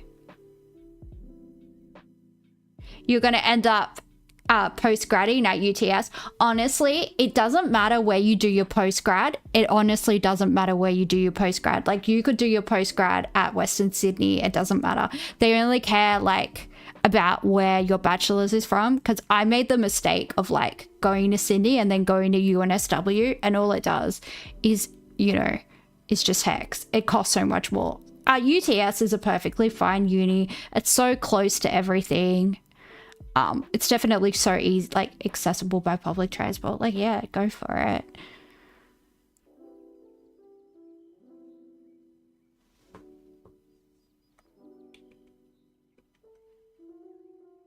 But yeah, whatever you do, like like especially if you're doing a master's by research, and you want to do like a doctorate later on, then yeah, like hit up a group of 8.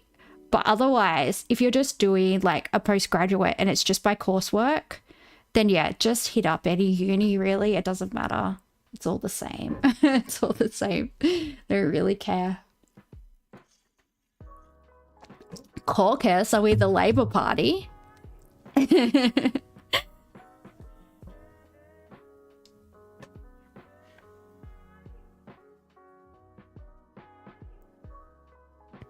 Wow. If you hear any cracking, it's just my little arthritic bones, my little hollow bird bones. I'm not healthy. I've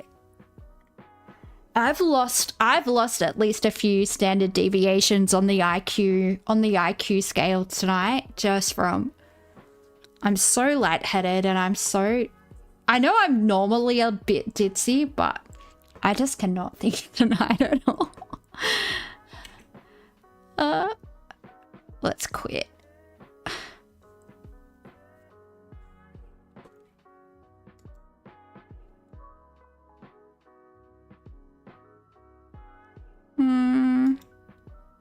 Did we finish watching the cut video? We did. Oh my goodness. Yeah, guys, I'm actually probably gonna call the stream. I am buggered, to put it impolitely. But when am I ever polite? So, you know.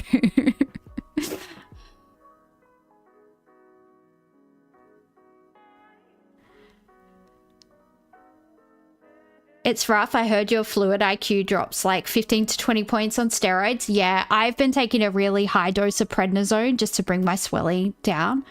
And that's why I have like the inflammation around my heart is particularly bad at the moment.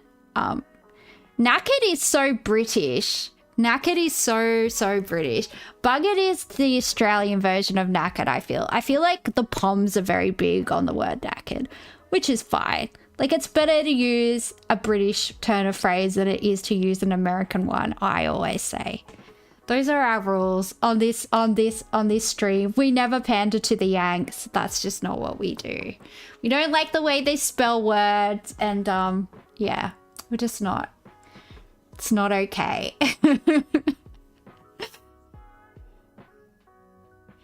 Yeah, I definitely have had trouble just even forming coherent sentences the last few days. Yankees permaban? Is it? Are you not allowed to say yank? I say it all the time. Ooh, maybe I should stop.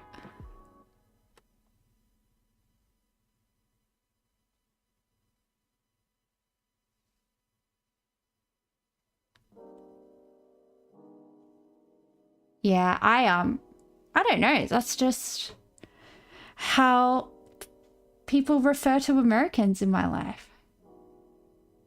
Oh, you mean they will ban yank slang? Oh, sorry. See, my brain doesn't work, guys. My comprehension skills, like Hyperbovian said, steroids like prednisone really like lower your IQ point, like lower your fluid IQ significantly. So yeah, I'm down a good like 20-25 IQ point. It's really...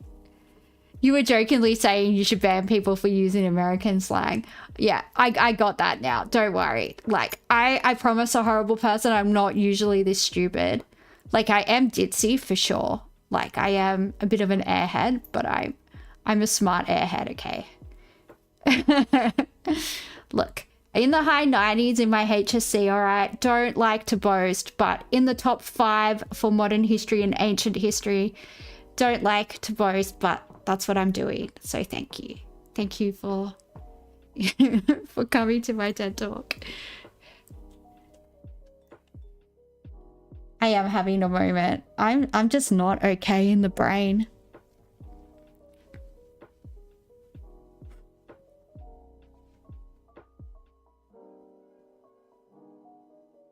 You give them the midnight hammer. Keep your midnight hammer to yourself, Hyperbovian. Hello, David Lee. What's up? Are you a Lee of the Korean variety or just another type of Lee?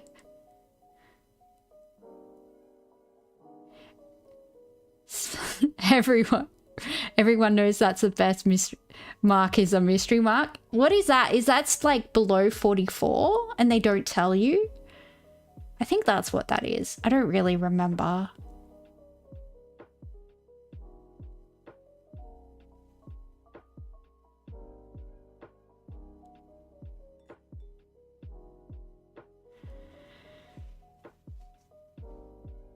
Yeah, below 40. Yeah, I had a few people at my high school that got mystery marks. So, yeah. Whoops. Whoopsie. You're half Asian and half Aussie, so yes? Oh, cool. Just the only leads I know with like double E are Korean, so I was just wondering. Hope that wasn't an offensive question, but I know it's like Kim and Lee and Park are like pretty common in Korea. Not trying to, yeah, just that's what I've noticed. Bigger class sizes are higher minimum at UTI. At urinary tract infection, do you mean UTS? What are you talking about?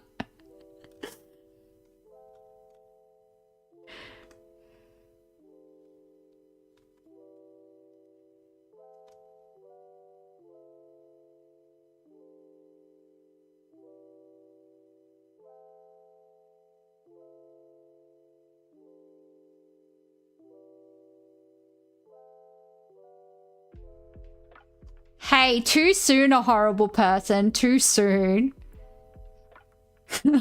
A horrible person's name is very, very fitting.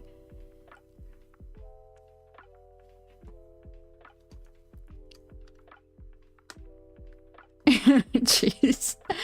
I try to keep my shadow self under control on the internet. Horrible person's just all out here. It's making inappropriate jokes. It's a dark joke, but you'll play it. Yeah, but you would, Hyperbovian. That's the type of joke you would make. You took the leave from your uncle, so it's not your official name. But your name is David. Oh, that's fair enough. Yeah, it's good to have some anonymity on the internet. That's like why I VTube. Because people have been telling me to stream for a long time, and I'm like, well, I don't want to because of the area that I work in. It's a very like political discipline that I work in, and I just don't want to, you know, jeopardize my my employment opportunities. So I'm like, yeah, let's go for the VTuber. That's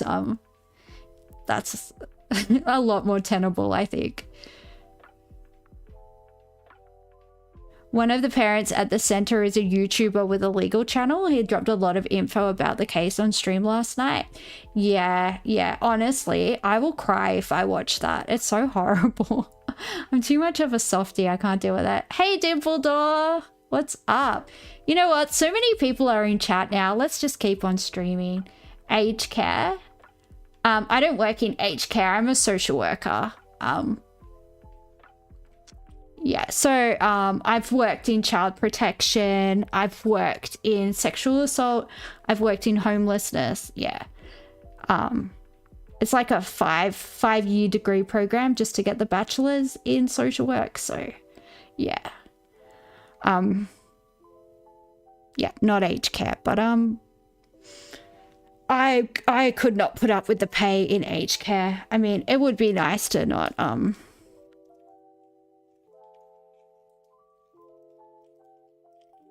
if I get a better PC, what games am I planning on playing? We can discuss it in the discourse if you got a discourse. See my brain.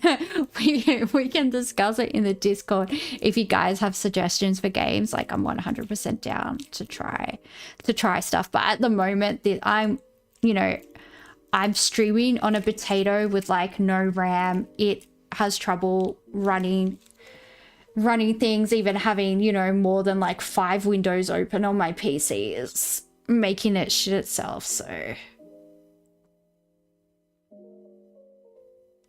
Yeah, I mainly work for state government, David. Mainly state government is who employs social workers. There's obviously jobs with like federal government with roles like Centrelink and things like that. They don't really employ, Centrelink doesn't really employ as many social workers as it used to. Am I a government worker? Yeah, most social work is government. You can work for like you can work for NGOs and things like that, but most of it and charities and things like that, but most of it is government. Yeah. You're currently on a technical retirement from aged care work due to medical conditions. Oh, I'm sorry to hear that. I hope your health improves. Hey, I'm really sorry to hear that. You're suspicious. I am suspicious of your quality as my experience with government social workers have been negative. Yeah, I work with a lot of dickheads, Dimpledore. I'm not gonna lie. I work with a lot of horrible people. I have been bullied by a bunch of mean girl social workers before. I felt like I was in high school. Luckily, like there were 2 male social workers at my job, and they were like, yeah, they just like took me under their wing, and they were like, oh my god, this is like high school. They're bullying the little goth girl. And I was like, yeah, they are. Well, yeah, and they like, I don't know, like I'm like a really friendly, bubbly person, so I don't know like why they decided to not like me. But I just ended up keeping to myself and just having lunch with the only 2 male social workers there. But yeah, they bullied me so badly that I would like come home from work crying. I felt like I was in high school. But this was actual bullying. Like if I had have, reported it, they would have got in trouble. Like they did some really awful things to me, like worse than high school chicks. It was insane. Cause I was just kind of like putting up with it, like it was normal, but it was like my 2 male colleagues that were like, whoa. And they actually like had to step in at one point. It was really bad. So yeah, I can testify firsthand that some social workers are assholes. Yes, I can. I've experienced their wrath myself. Yeah, wasn't good. That sounds awful. Yeah, I mean, it kind of comes with the territory when you're a girl. When you're a woman, especially when you're a woman that looks a certain way, like I feel like it yeah, it attracts like bullies. Males tend to be the minority in social work. 100%. There aren't enough males in social work, and we really need them there, because there are some things, that men only feel comfortable talking to other men about. So yeah, we really would like to get more men into the sector, but yeah.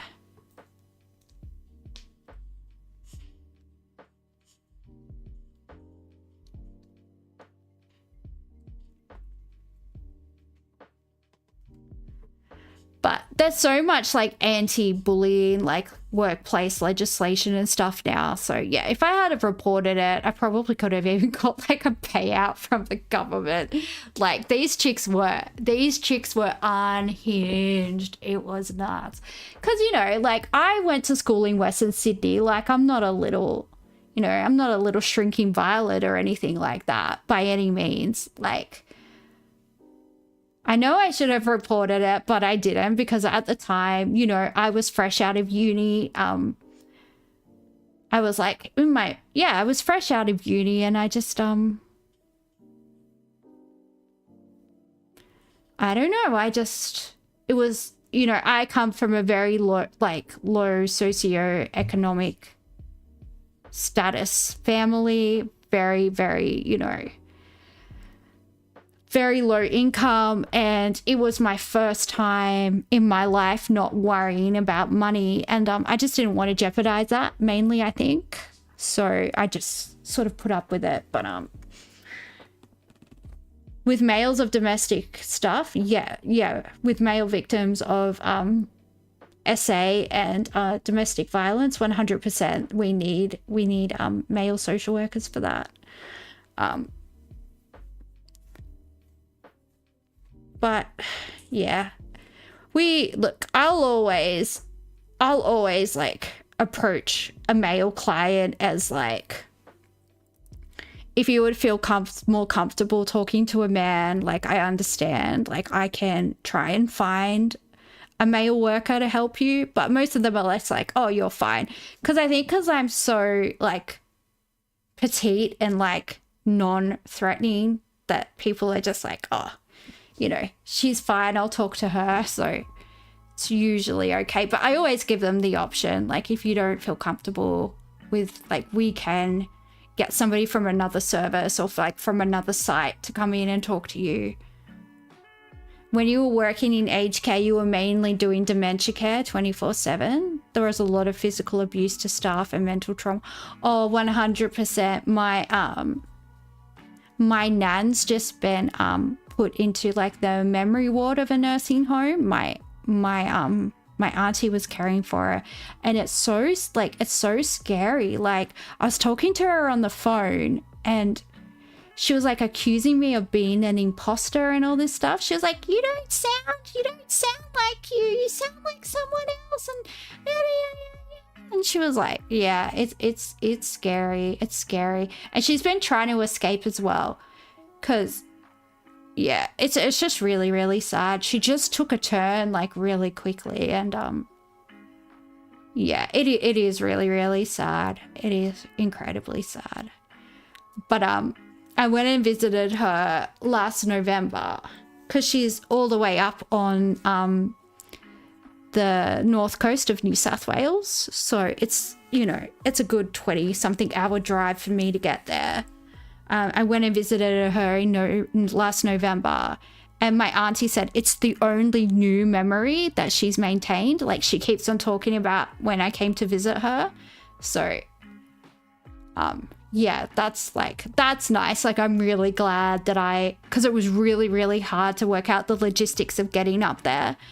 But I'm really glad I did it, because yeah, she remembers it. Apparently she still remembers it. Like, her brain's made up like a few like peripheral details that weren't there. She's like, oh, remember when Panda came and we were sitting in a field of flowers? But she was in hospital because she just had surgery, but her brain has turned that into like being in a field of flowers and stuff. But she, at least, like, the main thing is like she keeps on bringing it up to everybody that she talks to, like, oh, my granddaughter came and visited me. And my nan has like, she's got like 40-something grandchildren, and she's got great-grandchildren as well. So, because my mum comes from a very big family, and the age differences between her and her siblings are like vast. From the eldest to the youngest is like, you know, a good 25 years or something. Because my grandma had a healthy baby in her 50s. Like, it's absolutely insane. But yeah, she's got a massive brood, and I'm the only one that she remembers coming to visit her. So a weird thing to flex about, but yeah, it's nice. I'm really glad I saw her, because she really liked it.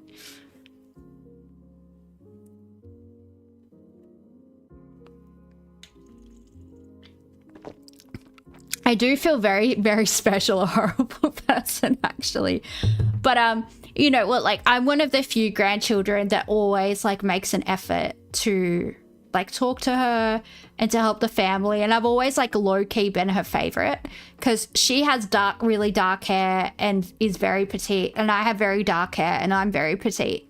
And so she will always say like, oh, Panda's the only granddaughter that looks like me, and like, kind of her favoritism is like, well, she looks like me, so that means she's the best. She's the best, because I'm like one of the only non-blondes in my family. I got like the raven hair and the green eyes, and everyone else got like, you know, we're all very Slavic looking, but my other cousins have like, you know, blue eyes and blonde hair and, you know, look like really Aussie, look like, you know, and I just look like, I don't know, I'm from Transylvania or something.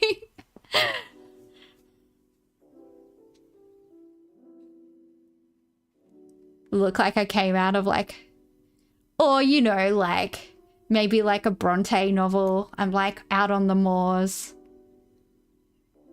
Obviously, the only logical conclusion is that all the other grandchildren are bastards. I mean, it wouldn't surprise me with some of the people in my family, honestly. They put the fun in dysfunction. Let's just say that, guys.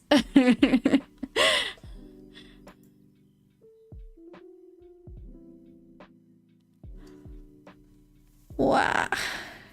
Oh gosh, should we talk about Hassan? I feel like talking about Hassan on Twitch is likely to get you a permaban. Because, you know, he's the favorite child and all.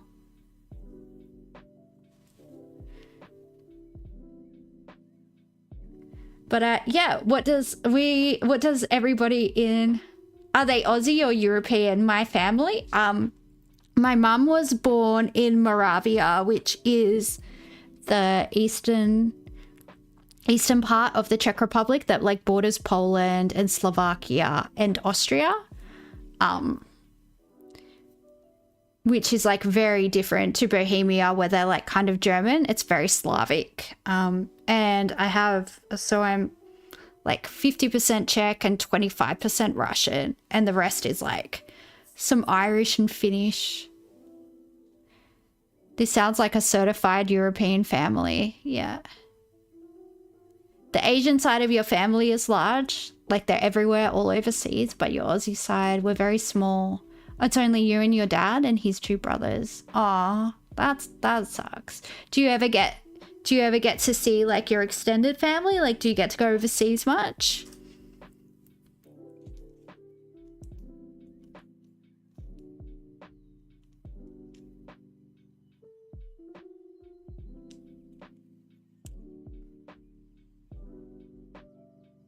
What do we think about Hassan, the golden child of YouTube, brandishing a weapon on stream? It was probably like an airsoft gun, but I mean, from a legal standpoint, that doesn't really change much.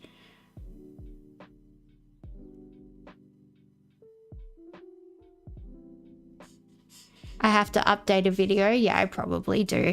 Although I'm very, very, very scared of like Hassan's little audience, because you don't even have to criticize Hassan. You just have to say something that's like not 100% like glazing him. And they take that as like, you know,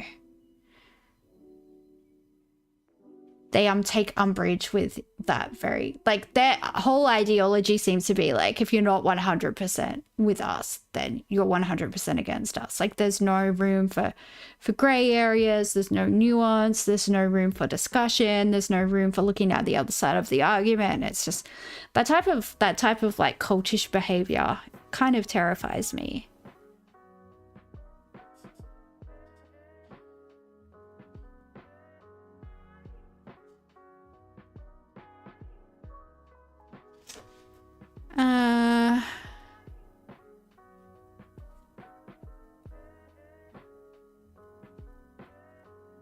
Hang on, guys. I'm just checking my heart rate again.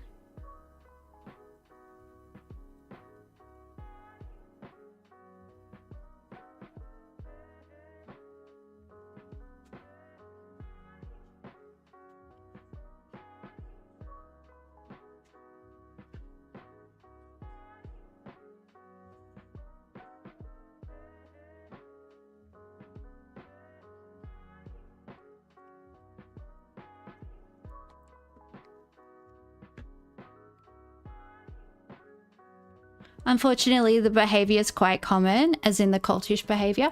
Well, look, I'm very happy for people to disagree with me politically and be in my chat, as long as they're being respectful. And I actually like having discussions. I like actually hearing other people's perspective on things or their experiences or why they've come to the conclusions that they have, because sometimes I learn something. And look, I'm always open to changing my mind about something. I'm always aware that there's a possibility that I'm wrong about something. I'm, you know, pretty open-minded like that.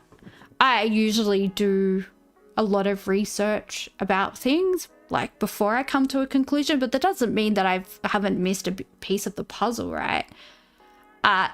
David, my Russian grandfather was adopted, so we don't know anything about our family other than like where he was adopted from and the orphanage that he was put in. So it's yeah, my dad only just got like it was a whole thing. There's like a whole, my dad's family is like very dysfunctional, so's my mom. There's a lot of like war trauma and just everything, you know. It's just yeah, I come from like a really like, even my upbringing was chaotic. Like I have a big sister who's profoundly disabled, right? So she needs full-time care, which my mum took on, right? So already we're a single income family, and my dad, he had to leave like school when he was 14, and he actually joined the Navy when he was 14 because his family at that stage lived in the UK. So you could join the Navy when he was a kid at age 14 and do like, it's like an apprenticeship. So you join the Navy when you're 14, and that was very, very harsh. Like there's actually been like the British equivalent of a royal commission into the place where he was like doing his training, like doing his military training for child abuse. Like it was bad, and one of his bunkmates, like, you know, roped and he found the body when he was like 15, and yeah, so he left school at a really young age, and so, you know, he's had a lot of jobs. Like he's been in the Royal Navy and the Australian Army, but you know, not like formally educated, but a very smart man, like super smart man. So he, you know, all through my childhood, he just had laboring jobs, right? Which, you know, when I was a kid, that was minimum wage. I know like builders, laborers get paid a decent wage now. But they didn't really when I was a kid. It wasn't that great. So yeah, and my mum is a complete psycho, like a complete psycho. And my brothers are like normal sized, like my little brothers are way bigger than me. I'm, you know, a small person, of slight build. And, you know, if you've seen the video of like P. Diddy and Cassie, that video triggered me so much because like my mum used to throw me around like that when I was a kid, right? Like my mum got investigated by the Department of Community Services a few times when I was a kid. And she went to family court a few times for like child abuse charges. So that's my family. I don't talk to my mum anymore. I stopped talking to her about 2 years ago, but I'm very close to my dad and my brothers. But my dad is still married to my mum because he's a very loyal man, and he has to sneak out of the house to call me. Like he'll call me. He'll be whispering, and I'm like, hey, what's happening? He's like, oh, I have to hide from your mum because if she knows I'm talking to you, like, you know, she's gonna go ballistic. But yeah, it was a tough childhood. But look, like I left home a few weeks after I finished my HSC, and yeah, I haven't been back. Yeah, that's just to unload on everybody. But look, like I have a really good life now. Very happy, very secure, you know, have a lot of great friends, have a lot of good people around me. So things are getting better. But I think like sometimes like bullies kind of sense that, you know, I'm a little bit skittish and a little bit like, you know, I think other women can smell weakness. Like they can kind of, they're like, oh, this chick's been through some shit. Like, you know what I mean? I think that's why I get bullied sometimes. But yeah, I think some people can just smell blood in the water and they're like, let's go.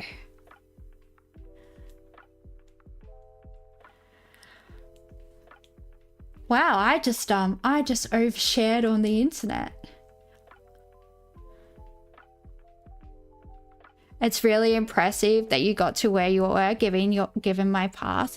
Yeah, look, a lot of that was one of my best friend's mum in high school was I used to stay at my friend's place a lot, like on weeknights and stuff, and they would pack my lunch, and she would like take really good care of me. She, you know, she was actually a teen mum. Like she had my best friend when she was 15. So when we were 15, she was 30, which I didn't know then is, you know, not that old. And I think that's why we got along so well. But she would see like bruises and stuff on me. And, you know, one school holidays, she just rang my dad and she was like, yeah, can we just put Panda's stuff in a bag and drive it down? And my dad was like, yeah. But look, my dad didn't quite know how bad it was. Like he knew that she would like hit me and stuff like that. But there's new research about lupus related to trauma. Yeah. No, there's a lot of research about cortisol, trauma-related cortisol and lupus developing. Yeah, so I had a really good friend whose mum took care of me in high school. And then when I was 14, I started dating my high school boyfriend, and we were together for 5 years. So from age 14 to age 19, we were together, or 18. No, I think, wait. Anyway, we were together for 4 or 5 years, and his family were, you know, very upper middle class and just really lovely, because my high school boyfriend's mom came from a similar background to me. So, you know, she didn't sort of judge me for it. And they bought me shoes one year for school. Like they bought me new shoes because my dad got made redundant from one of his jobs and he didn't have any work for like a few years. So he was on Centrelink and doing like casual work until he found a new job. And yeah, his family took really good care of me as well. They always made sure that like I had stuff that I needed for school and a quiet place to study, because like whenever people would call my house, all they would hear is like screaming and whatever. And like one of my brothers, he's traumatized from watching what my mum did to me as a kid. So he started taking a lot of drugs and he developed schizophrenia. And that, yeah. I don't know. I've got a lot of stories about my family, mate. Yeah. But yeah, I was really lucky in that I also had an English/history teacher that I had for a few years in high school, who my mum tried to make me leave school in year 10 because she wanted me to become a secretary. And I had this one teacher that I had, who I got along with really well, and she rang my mom and she was like, oh, Panda's like one of the brightest students that I have, like please let her do the HSC. And so that was really because my mom used to call me a stupid, like SLUT all the time. Like that was like her favorite thing to do. Like it didn't matter, like when I was 4, 5, 6, 7, 8, 9, 10, 11, 12, you know, like a child, she would still call me that. It was nuts. But she was like, you're a stupid sluzzer, you're not going to, you know, what are you gonna do at university?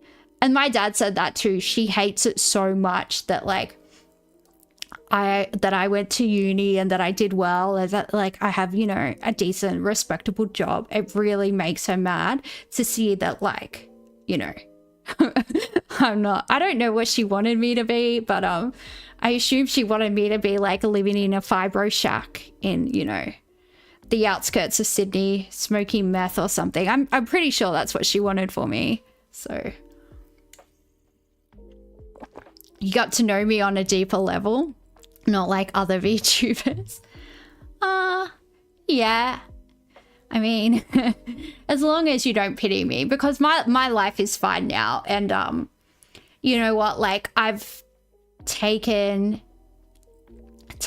all, you know, I've done a lot of counseling and I've done a lot of like work to work through all of that stuff, especially to like work through all the anger that I had about it. And yeah, now I'm just like, you know what? It sucked, but yeah, look, my life could have totally gone in a different direction, you know. And I'm just really lucky that I had a lot of people around me when I was a teenager that like actually cared about me and took care of me and, you know, were really invested in me, like not having a shit future. So, yeah. It helps. It helps to have good people around you, for sure. Where is everyone from? Sable is from Perth. Hyperbovian is from Melbourne. David, whereabouts are you? Did you say where you were from in Australia? I know you were an aged care worker.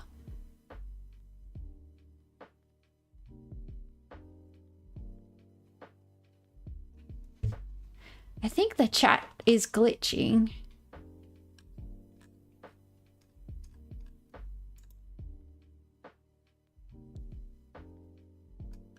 Oh, sorry, the chat's glitching. I've just missed like 50 messages. I'm like, why does people keep on saying the exact same thing?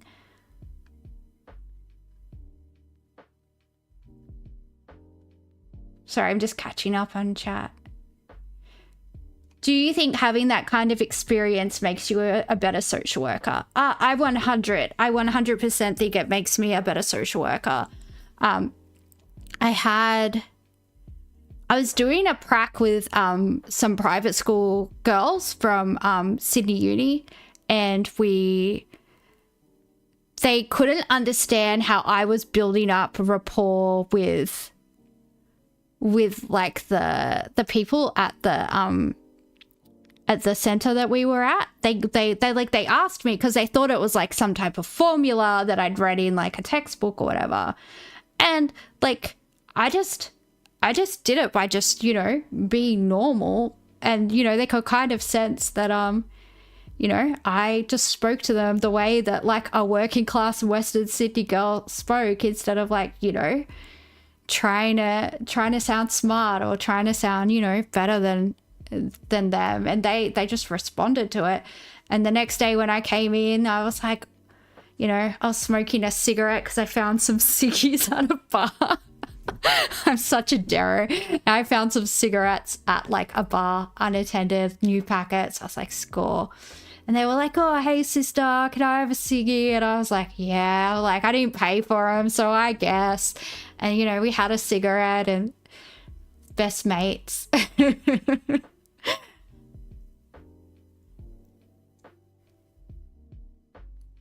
But yeah, it's funny that people like, especially like kids from like, because a lot of like private school kids get into social work and they're just out of their depth. Like they just find it so confronting. But you know, I grew up in a really rough part of Sydney, so I think Cumberland is the poorest LGA in Sydney. It's got to be up there.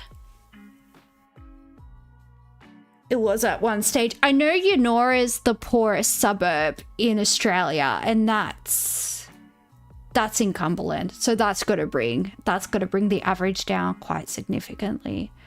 But yeah, I grew up in a rough part of Western Sydney. It's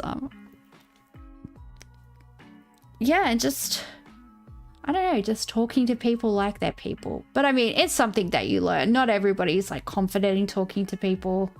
I've just, yeah, something that I've always done, always been around, you know, people with mental health problems because, you know, they tend to live in the poorer suburbs. So I was exposed to quite a lot as a kid. And yeah, you just don't find it confronting, right? And I think like not recoiling in horror because you're talking to somebody that's dealing with something horrific, because you can relate to it in a lot of ways. I think that makes it really, you know, I think that makes it a lot easier. If people feel like, I think if people feel like you're not pitying them as well, I think there's like, you know, pity and contempt, I feel like can kind of feel like two sides of the same coin, right? Whereas like empathy and sympathy are kind of different. And I feel like people can really sense that when they talk to you. I was going to talk about Hassan, but then I just went on a spiel about, this is maybe this is my therapy session because I haven't been to counseling in years. Maybe I'm just like, I know chat can hear all about it. Chat got paused.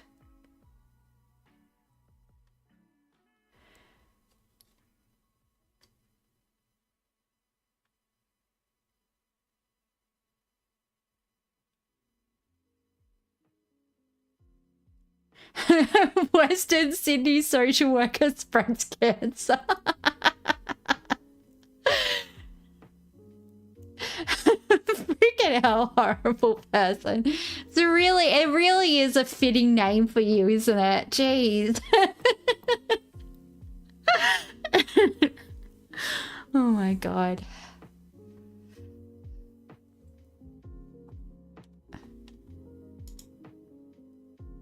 I had to take the multi-chat off because it wasn't working.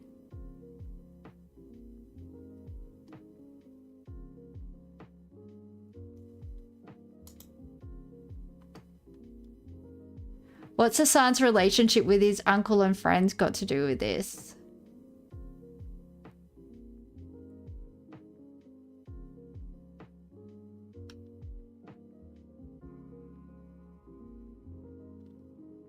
Designate a time and date for trauma dumping on stream. I'll try. Yeah, let's talk about Hassan. What do we think about Hassan waving possibly replica gun or possibly a real gun on stream? See, I'm taking it away from me. I'm steering it away. I haven't even... Guys, I've only told you like 20% of my trauma. Believe me, it gets better. Well, it gets worse. It gets worse.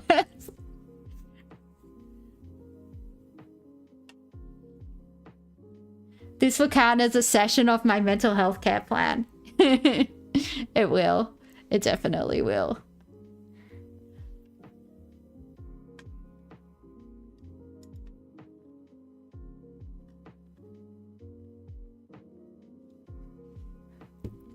I'm waiting for chat to talk about Hassan so we can move on. 4 more sessions. You can be eligible for up to 12. It just depends what the situation is.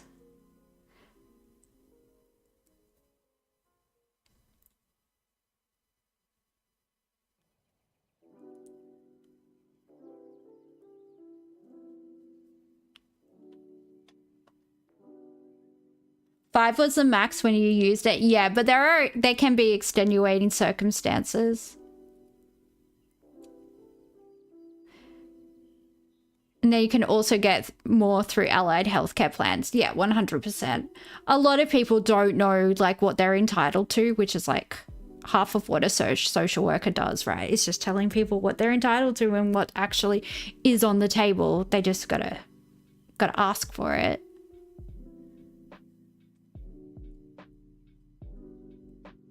And like there are services, say if you need counseling because of DV or you need counseling because of SA, like there are services that will give you unlimited counseling services for that, you know, and also give you like a social worker to go to court with and a social worker to talk to the police with and, you know, liaise with the DPP and liaise with, the police and, you know, any other people that you have to deal with, housing possibly if you need to relocate, can kind of push you, you know, to the front of the queues and things like that. Hassan is cooked. People love it. Our boy Legal Mindset got an asthma. Yeah, Legal Mindset is blowing up. He is blowing up. He's doing well out here on the internet streets. 100%.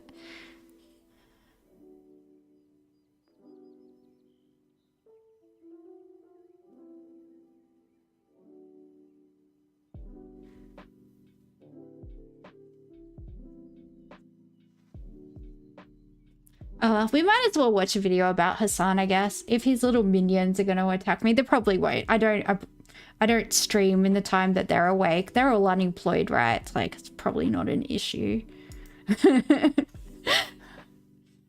Burn. Got him.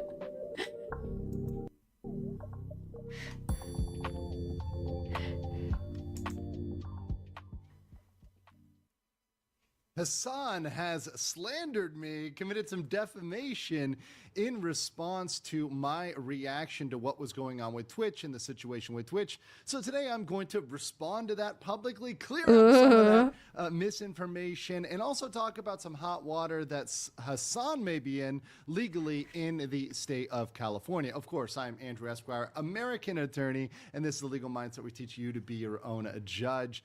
So typically my policy overall with... You feel like the gun thing became actual incitement? Well, the thing is, right, you have to name a specific person and you have to provide a means to do harm to that person, right? To be in breach of the First Amendment. So he kind of did that. He pulled up a guy's photo and he brandished a weapon. So, I mean, you could make the argument that that's incitement to violence. You could 100% make that. He's always walked the line, right? But he's always walked the line. So it's, he targeted the wrong person. Yeah, he brought up two different people. I don't know, someone in his chat said something, which was kind of unhinged, but it's like, mate, like you've got 12. Doesn't he like have sometimes like 30,000 viewers? It kind of seems weird. It needs to be more immediate than that, you think? Yeah. Well, I mean, it's when it's been tested in when incitement to violence has been tested in like the American Supreme Court, it's always said like that the threats were general and vague, so they didn't name a person and they didn't provide a means. But I mean, I don't know. You know, you could get a good prosecutor to make that case, really, and convince, you know, a judge or a jury of that. Yeah, it's just a matter of what arguments people use, because the precedents for incitement to violence don't cover this particular instance. So they ironically cover both a Ku Klux Klan leader and a black civil rights leader. Those were the two cases, the landmark cases that have been tested in the US Supreme Court.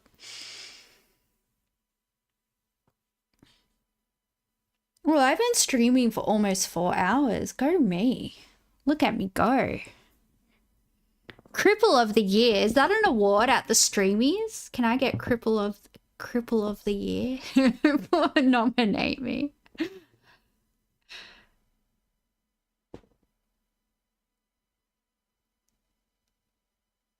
A bit off topic, you just realized that Twitch Prime gives you a free game every week? Ooh, score, Joey. That's a score. Brandenburg 69. Yeah, you can remember it because of the 69. I'm such a child. Whenever I have to make a username for everything, I'm always like 69. Yeah, because I'm an adult and I'm a productive member of society, because, you know, that's what adults be doing. I need help. defamation with people that engage in defamation is just to ignore it, is to pass it by, is to really pay it no mind, particularly if they're smaller channels and smaller people, really to ignore that at large. However, when a channel of 1.7 million people spreads false information about yourself, clearly not having watched a single one of my videos or really knowing much about me, it seems, other than what the most deranged antis might try to cook up, there is some need to respond to that. And also, there is a need to bring up some very real legal trouble that Mr. Piker may be in regarding California, especially as some individuals look to come against him. So first of all, we're going to start by reviewing the defamation itself, and this does come in the form of a video which I have right here for you guys. And this is Hassan kind of responding to his chat and talking about me and why he's not going to review my videos. And I just want to start out by saying I love the fact that you're going to see immediately how he jumps to ad hominem, because ad hominem or personal attacks, when used as a debate strategy or when used to rebuke someone, actually... Well, he doesn't actually want to address what you're saying, so he's just trying to diminish you as a person. Like, this guy's not a real liar, he's a dickhead, so therefore I don't have to address any of the things. You know, it's just typical rich boy behavior, okay? Look, this is the type of person, right? Like, you know, I was very receptive to communist ideals when I was a teenager, right? Because obviously, you know, I didn't have a lot of material things growing up compared to, you know, my peers, and, you know, I was very susceptible to those ideas. And then when I saw, like, these little trust fund babies are the people leading the revolution, they are here for the workers, the proletariat, like, no, you're not, mate. No, you're not.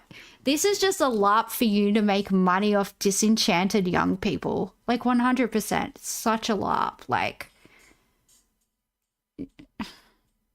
nope.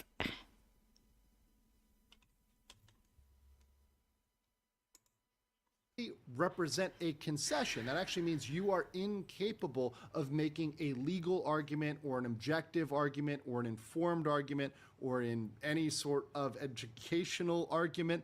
You're simply trying to discredit someone personally to get around the fact you lack the capacity to actually argue. And so I actually don't take offense to that. I'm very used to it, having been on the internet for years now.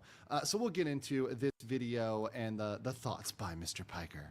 Dude, there's something so funny about people being like, dog, have you seen the legal mindset video about you? Dude, if I were to cover every Rumble lawyer, fake lawyer that it actually is. So let's stop right there. Okay, so Rumble lawyer is very interesting. And I think he may mention Rumble again. While I do have, I guess, still a Rumble account, I haven't uploaded it to years. I don't stream on Rumble. I only stream on YouTube, primarily as a major platform. I've tried the others. I don't like them. Rumble, just as a comment, initially offered a very good package contractually to stream on their platform, good advertising packages. That fell off way back towards the COVID days. So yeah, that's kind of a weird thing. Now, fake lawyer is interesting, and I want to throw out here that that's possibly the most defamatory thing. Now, I want to give Mr. Piker some credit here, because perhaps he knows nothing about me or knows nothing about the law. Well, clearly he knows nothing about the law or what words mean. Lawyer is... No, never be charitable. He is 100% malicious in everything that he says and does. It's so calculated. Like, do not give this guy the benefit of the doubt anytime, you know. Don't leave your vulnerable spots open. Just don't. You really don't want to do it. You didn't realize Rumble still existed? Yeah, isn't that just... Well, I guess the Trump people are mainstream again, right? So they don't need to be. They don't need to be on Rumble anymore. They can come back to YouTube and just say whatever they want. So, you know, they're fine. I don't know, find it entertaining, at least in like a blood sports kind of way. Is anybody with a law degree, whether or not they're licensed and practiced law. So anybody who's gone to law school is indeed a lawyer. Now, attorney is someone above lawyer. You could say that word is perhaps not interchangeable, but similarly related insofar as they are not only a lawyer, not only do they have a law degree, but They set the bar. have to be licensed to practice in their state. I'm licensed to practice in the state of Florida. So I am both a lawyer and an attorney above that. So thinking about that logically as a little bit of education, all attorneys are lawyers, but not all lawyers are attorneys. So there you go. Cats are mammals, but not all mammals are cats. Is indeed Meow. false, right? That I am a quote-unquote fake lawyer because I indeed possess a law degree from the University of Florida. So that statement in the future would be defamatory. And no, I just say I have a JD. I just put JD after my name along with, you know, some other letters I have. Are some pandas cats? I mean, you could definitely make that argument. Put a can of Fancy Feast in front of it, see what happens. You never know. with Mr. Piker, we do have to remember, and with myself and other figures, is that we are all public figures. So we follow the New York Times versus Sullivan standard. We have a higher standard for defamation than the normal private individual. So now that that's been clarified publicly for Mr. Piker, and that he will well know that that information is false. I was like, is Plato a car girl? And I was like, oh, I don't know if they had those back in ancient ye olde. Philosophy cars, philosophy cats. I don't know, possibly. And all cats are liquid, but not all liquids are cats. That's a very, very accurate statement, Joey. That is that's quite profound, actually. Touched me in ways I never thought words could. False and defamatory, to continue to do so would perhaps incur liability on the part of Mr. Piker. But let's continue to see what he has to say about me. Hyperbobia, don't say that. He said all liquids can be cats if you zoom in far enough. Going to jail. At least you didn't say if you put them in a blender. That would have been worse. Now I said it. Now you made me say it. Yeah, I'm blaming you. You incited me to talk about bad stuff. This is fun. Like a fucking right-wing freak that spends most of their time talking about like trans people. So that's very interesting. So I will say this. Most of my time talking about trans people, the issues I have been covering lately have been the Ethan Klein lawsuit, have been Johnny Somali, have been Vitali. Now, unless you are counting something with Somali or Vitali as a trans issue, which I would struggle to understand how that would fit in, then yeah, that's not at all what my content has been about for the past years. So very interesting thing. Also, I keep politics out of my streams, and it was particularly over the last year, 6 months, definitely last 6 months and a year, I have endeavored to keep my streams as objective and educational and make it a environment where everybody is welcome. Even people who like Hassan Piker are welcome in my chat, so long as they are civil, so long. PsyOps complete, Thai racism. Well, people like Hassan always inevitably like out themselves as like low key, like what their opinions of certain ethnicities are. Like Hassan is like openly says like horrific stuff about Polish people. And it's like, well. And one of his exes has a Polish surname, like this porn star he banged. I saw her surname and it looked very Polish, so maybe she did a number on him. I don't know. He's dated a few porn stars apparently. I don't know, but he's got some Slavophobia, so he's got that in common with a certain mustache man, shall we say? As they keep the conversation from violating the terms of service of the platform, because I indeed do care about abiding by the terms of service of the platform. That is, you are welcome in my chat, whether you're right, left, center, whether you're apolitical, whether you don't care about politics, it doesn't matter at all to me. I care about the law and educating people on the law. That's the core of my channel. So let's continue. I would lose my mind. I would have no time to cover anything else. I get it. A lot of you are drama perverts, okay? And you nut when you think about the prospect of drama. But I'm not. I will say, I actually do not like drama. And in fact, on my channel, I try to avoid drama. In fact, even in carrying out my...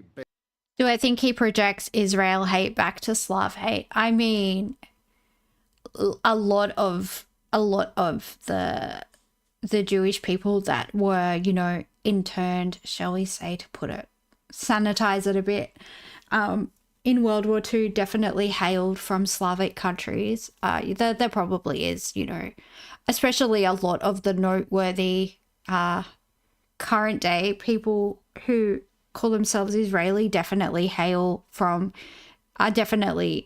Slavic countries. A lot of them, I would say the bulk of them do. So yeah, it could, but I wouldn't give Hassan that much credit. I think he probably just got fucked over by a hot Polish chick and he's still dirty about it.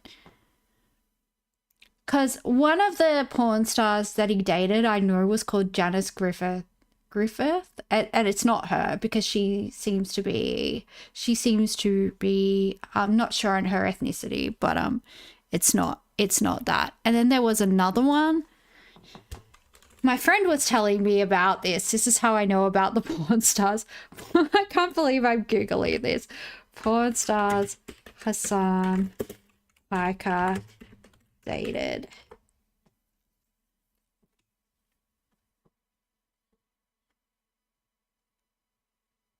I know about that one. What's the other one?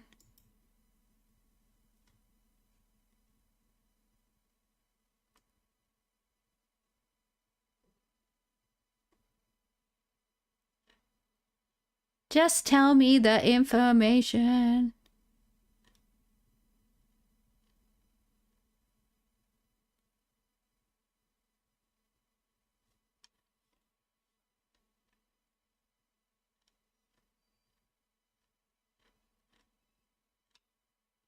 That's one of them. It's not in the article. We have to add the word blonde, maybe. Blonde.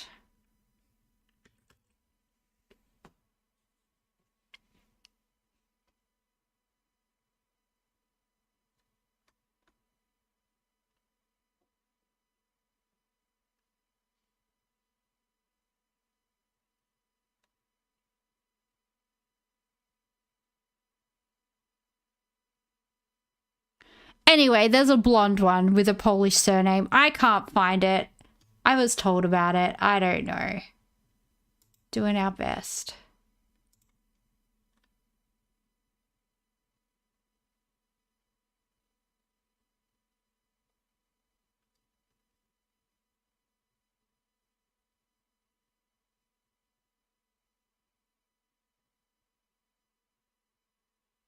What happened? What did I do? Did I do something bad? Did I do something bad? Hyperbovia, did I almost do a bimbo thing? Probably.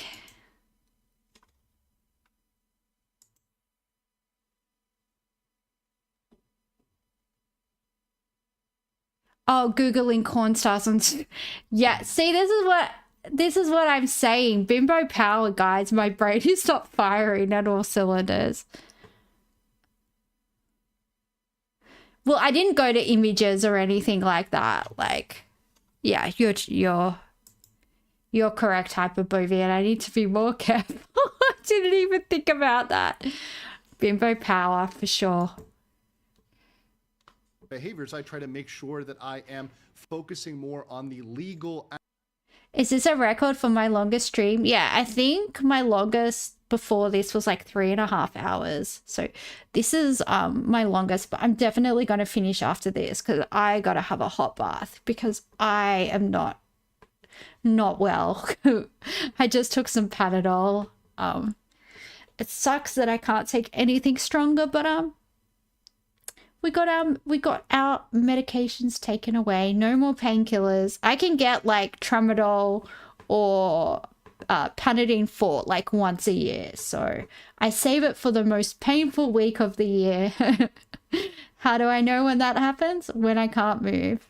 Why am I in pain? Because I have systemic lupus and rheumatoid arthritis, and both of them are my immune system attacking my organs and my joints, and it hurts. It really hurts a lot. So that is why it hurts.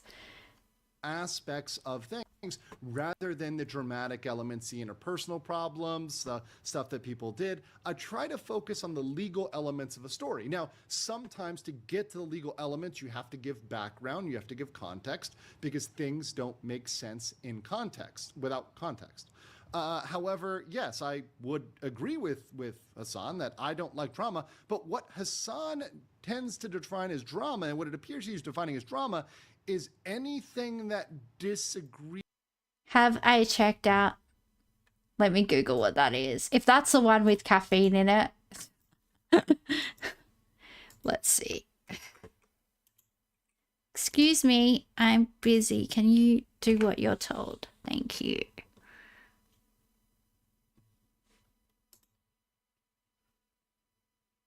Oh, I can't take ibuprofen because I have a stomach ulcer. Yeah, I can't take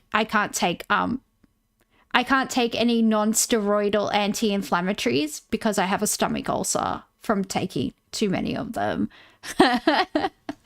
Yeah. So yeah, no, I cannot do that. But I have steroidal anti-inflammatories, so yeah.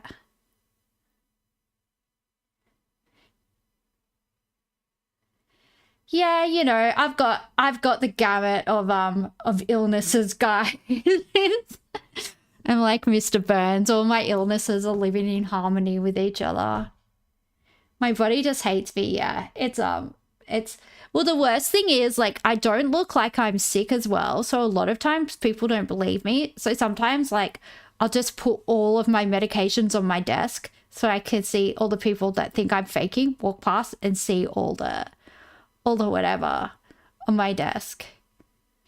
And they're like, if I really want to make a point, I'll be like, oh, I'll somehow work it into conversation that one of the drugs that I take is a leukemia medication, is like a chemotherapy drug to suppress my immune system.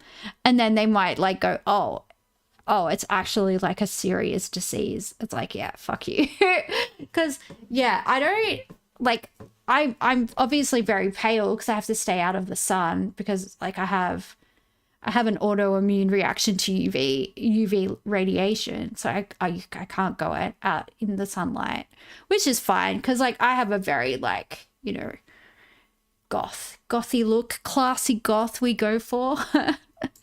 You know, little bit grown up classy goth, but yeah, no, hyperbovian. I have had people in workplaces think that like, you know, I'm bunging it on or something, and yeah. So like, if I have to bring in all my medications, put them on the desk, and show people, like, I'll do it.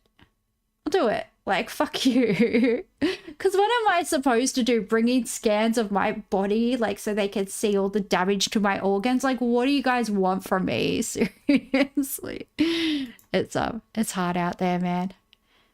Women can be bitchy. With the things he's doing. So by somebody saying what you are doing is objectively risking lawsuits, it's objectively wrong, or for example saying that, hey, your orbiters, Denims and Frogan, they're going to lose under copyright infringement. Here's the explanation of the law. Apparently that's drama, to objectively educate people on the law. That's a new definition of drama to me. And I don't know what you guys think, chat. Going to pay any mind or any attention to some fucking psychotic MAGA lawyer, not a real lawyer, but a passport bro. So, okay, that's really interesting. Once again, he repeats the defamation, saying I'm not a real lawyer, which is indeed wrong. And it's interesting, and MAGA, of course, don't bring up politics. That I've never talked about that at all. I've never heard him say anything about his political leanings. I've only ever heard him talk about like interpretations of the law and just explaining the law to lay people and the way that it works. Like I've never heard him say anything like that. So recently at all. But beyond that, passport bro is interesting. Because the definition of a passport bro is typically someone that would visit a location for a short period purely for sexual purposes. Yep. And for anybody who knows anything about me, I'm a long-term resident of several countries in Asia. I've been a resident of the Republic of South Korea, the Kingdom of Thailand, the Philippines, and Japan. These are all wonderful, amazing countries, and I do help people obtain legal visas and legal residence long-term in these countries because they appreciate the culture, the lifestyle. Of course you're going to be a passport bro, Dimpledore. I would not expect any less from you. It's a family tradition. Well, you go for it. You achieve your dreams, Dimpledore. I believe in you. You go off into the world and you find yourself a lady that's willing to debase herself for your pleasure. Quality of life, the peace, the safety, the tranquility. These are amazing things about living in Asia. And another amazing thing is that unlike America, and this may be surprising to Hassan, are girls allowed to become passport bros? Look, I don't think girls need to do that, right? Because all you have to do as a woman, I don't know if it's like this in other countries, but all you have to do as a woman is go to the supermarket by yourself and you will get hit on. Like, as long as I'm by myself, men will come up to you and be like, oh, I just wanted to tell you that you're really pretty, or nya, nya, nya, nya, nya, nya, nya. If you're just by yourself, men will just hit on you. Because like a few of my close friends in Melbourne are males, so if I'm out with them, like I'll have people like looking at me, but I won't necessarily have people talking to me, right? Because they can't suss out if like one of the guys that you're with might be, you know, your partner or whatever. They can't really suss it out. But if you're by yourself, that's all you have to do as a woman in Australia is just be out in public. Just leave your house. It's like, men are falling from the sky. It really is that easy. Women don't need to try and get some. No, you really don't. It's I don't even know why people like internet date. Just wait for like a guy that's like, you know, your type and not like mentally ill, and just, you know, shack up with them. It's really that easy.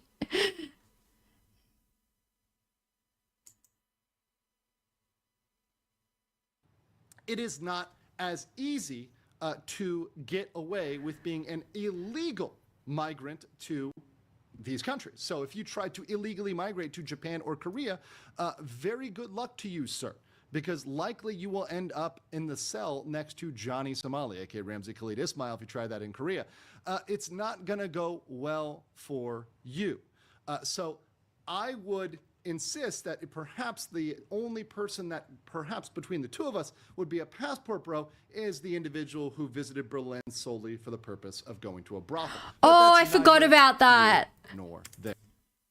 A brothel that Hassan has said that he visited in Berlin was raided for sex trafficking, and there were underage sex workers working there. So he possibly could have, allegedly, for entertainment purposes only, have acquired the services of somebody that perhaps was not, you know, of age to be rendering those services, and perhaps had been transported across jurisdictional lines, perhaps, one could say.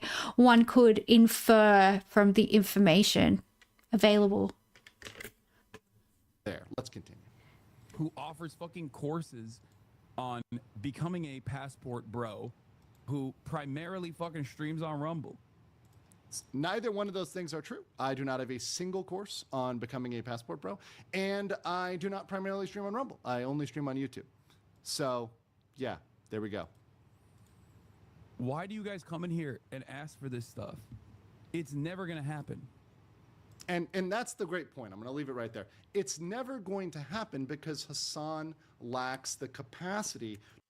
A horrible person. There's footage of him talking about how he went to a brothel called Artemis in Berlin, and then you can find the articles about the German government raiding it and why they raided it and what their investigation found. So you can put those two pieces of the puzzle. Doesn't necessarily mean that Hassan was involved in any nefarious activity. No, but it also does open a very, you know, it does make it probable that he could have, you know, done something along those lines. Like, it does really open up that possibility. And I've heard him say stuff before, like he wouldn't date a woman over the age of 27, but I'm pretty sure he's well into his 30s. So, but yeah, that is a bit weird. That is like, I don't know, that's a really weird thing. Because I've got friends who are in their 40s and they look really good. Like, 40 isn't necessarily like 40 anymore if you take care of yourself. Like, I will aspire to that. To actually address real issues and to actually respond to legal or objective arguments, because he's incapable of doing that. Not only because he's not a lawyer, even a non-lawyer can make an argument, can make a policy position, can say this should be this way for XYZ, but because he needs to discredit others by ad hominem in order to try to win an intellectual argument. And frankly, that's at the lowest level of argumentation. But one thing he really can't argue with is the law.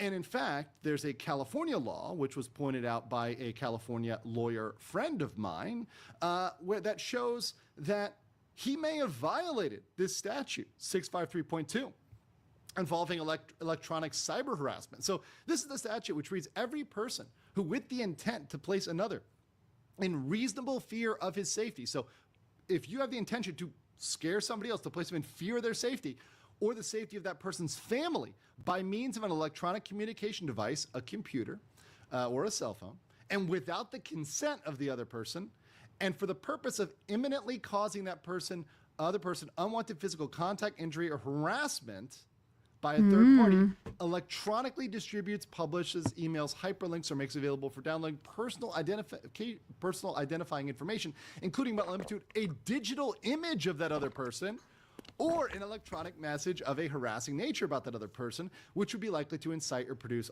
that unlawful action. So he put out that photo and he engaged in those actions with the intent to instill fear in that other individual. So that individual could look into contacting California law enforcement, could look into that pertaining to Hassan, and take action thereby. Very interesting and something for him to worry about, but of course, only if he addresses the real issues. Let me know what you guys think in the comments below, and I'll catch you on the next one. Ooh, scandalous.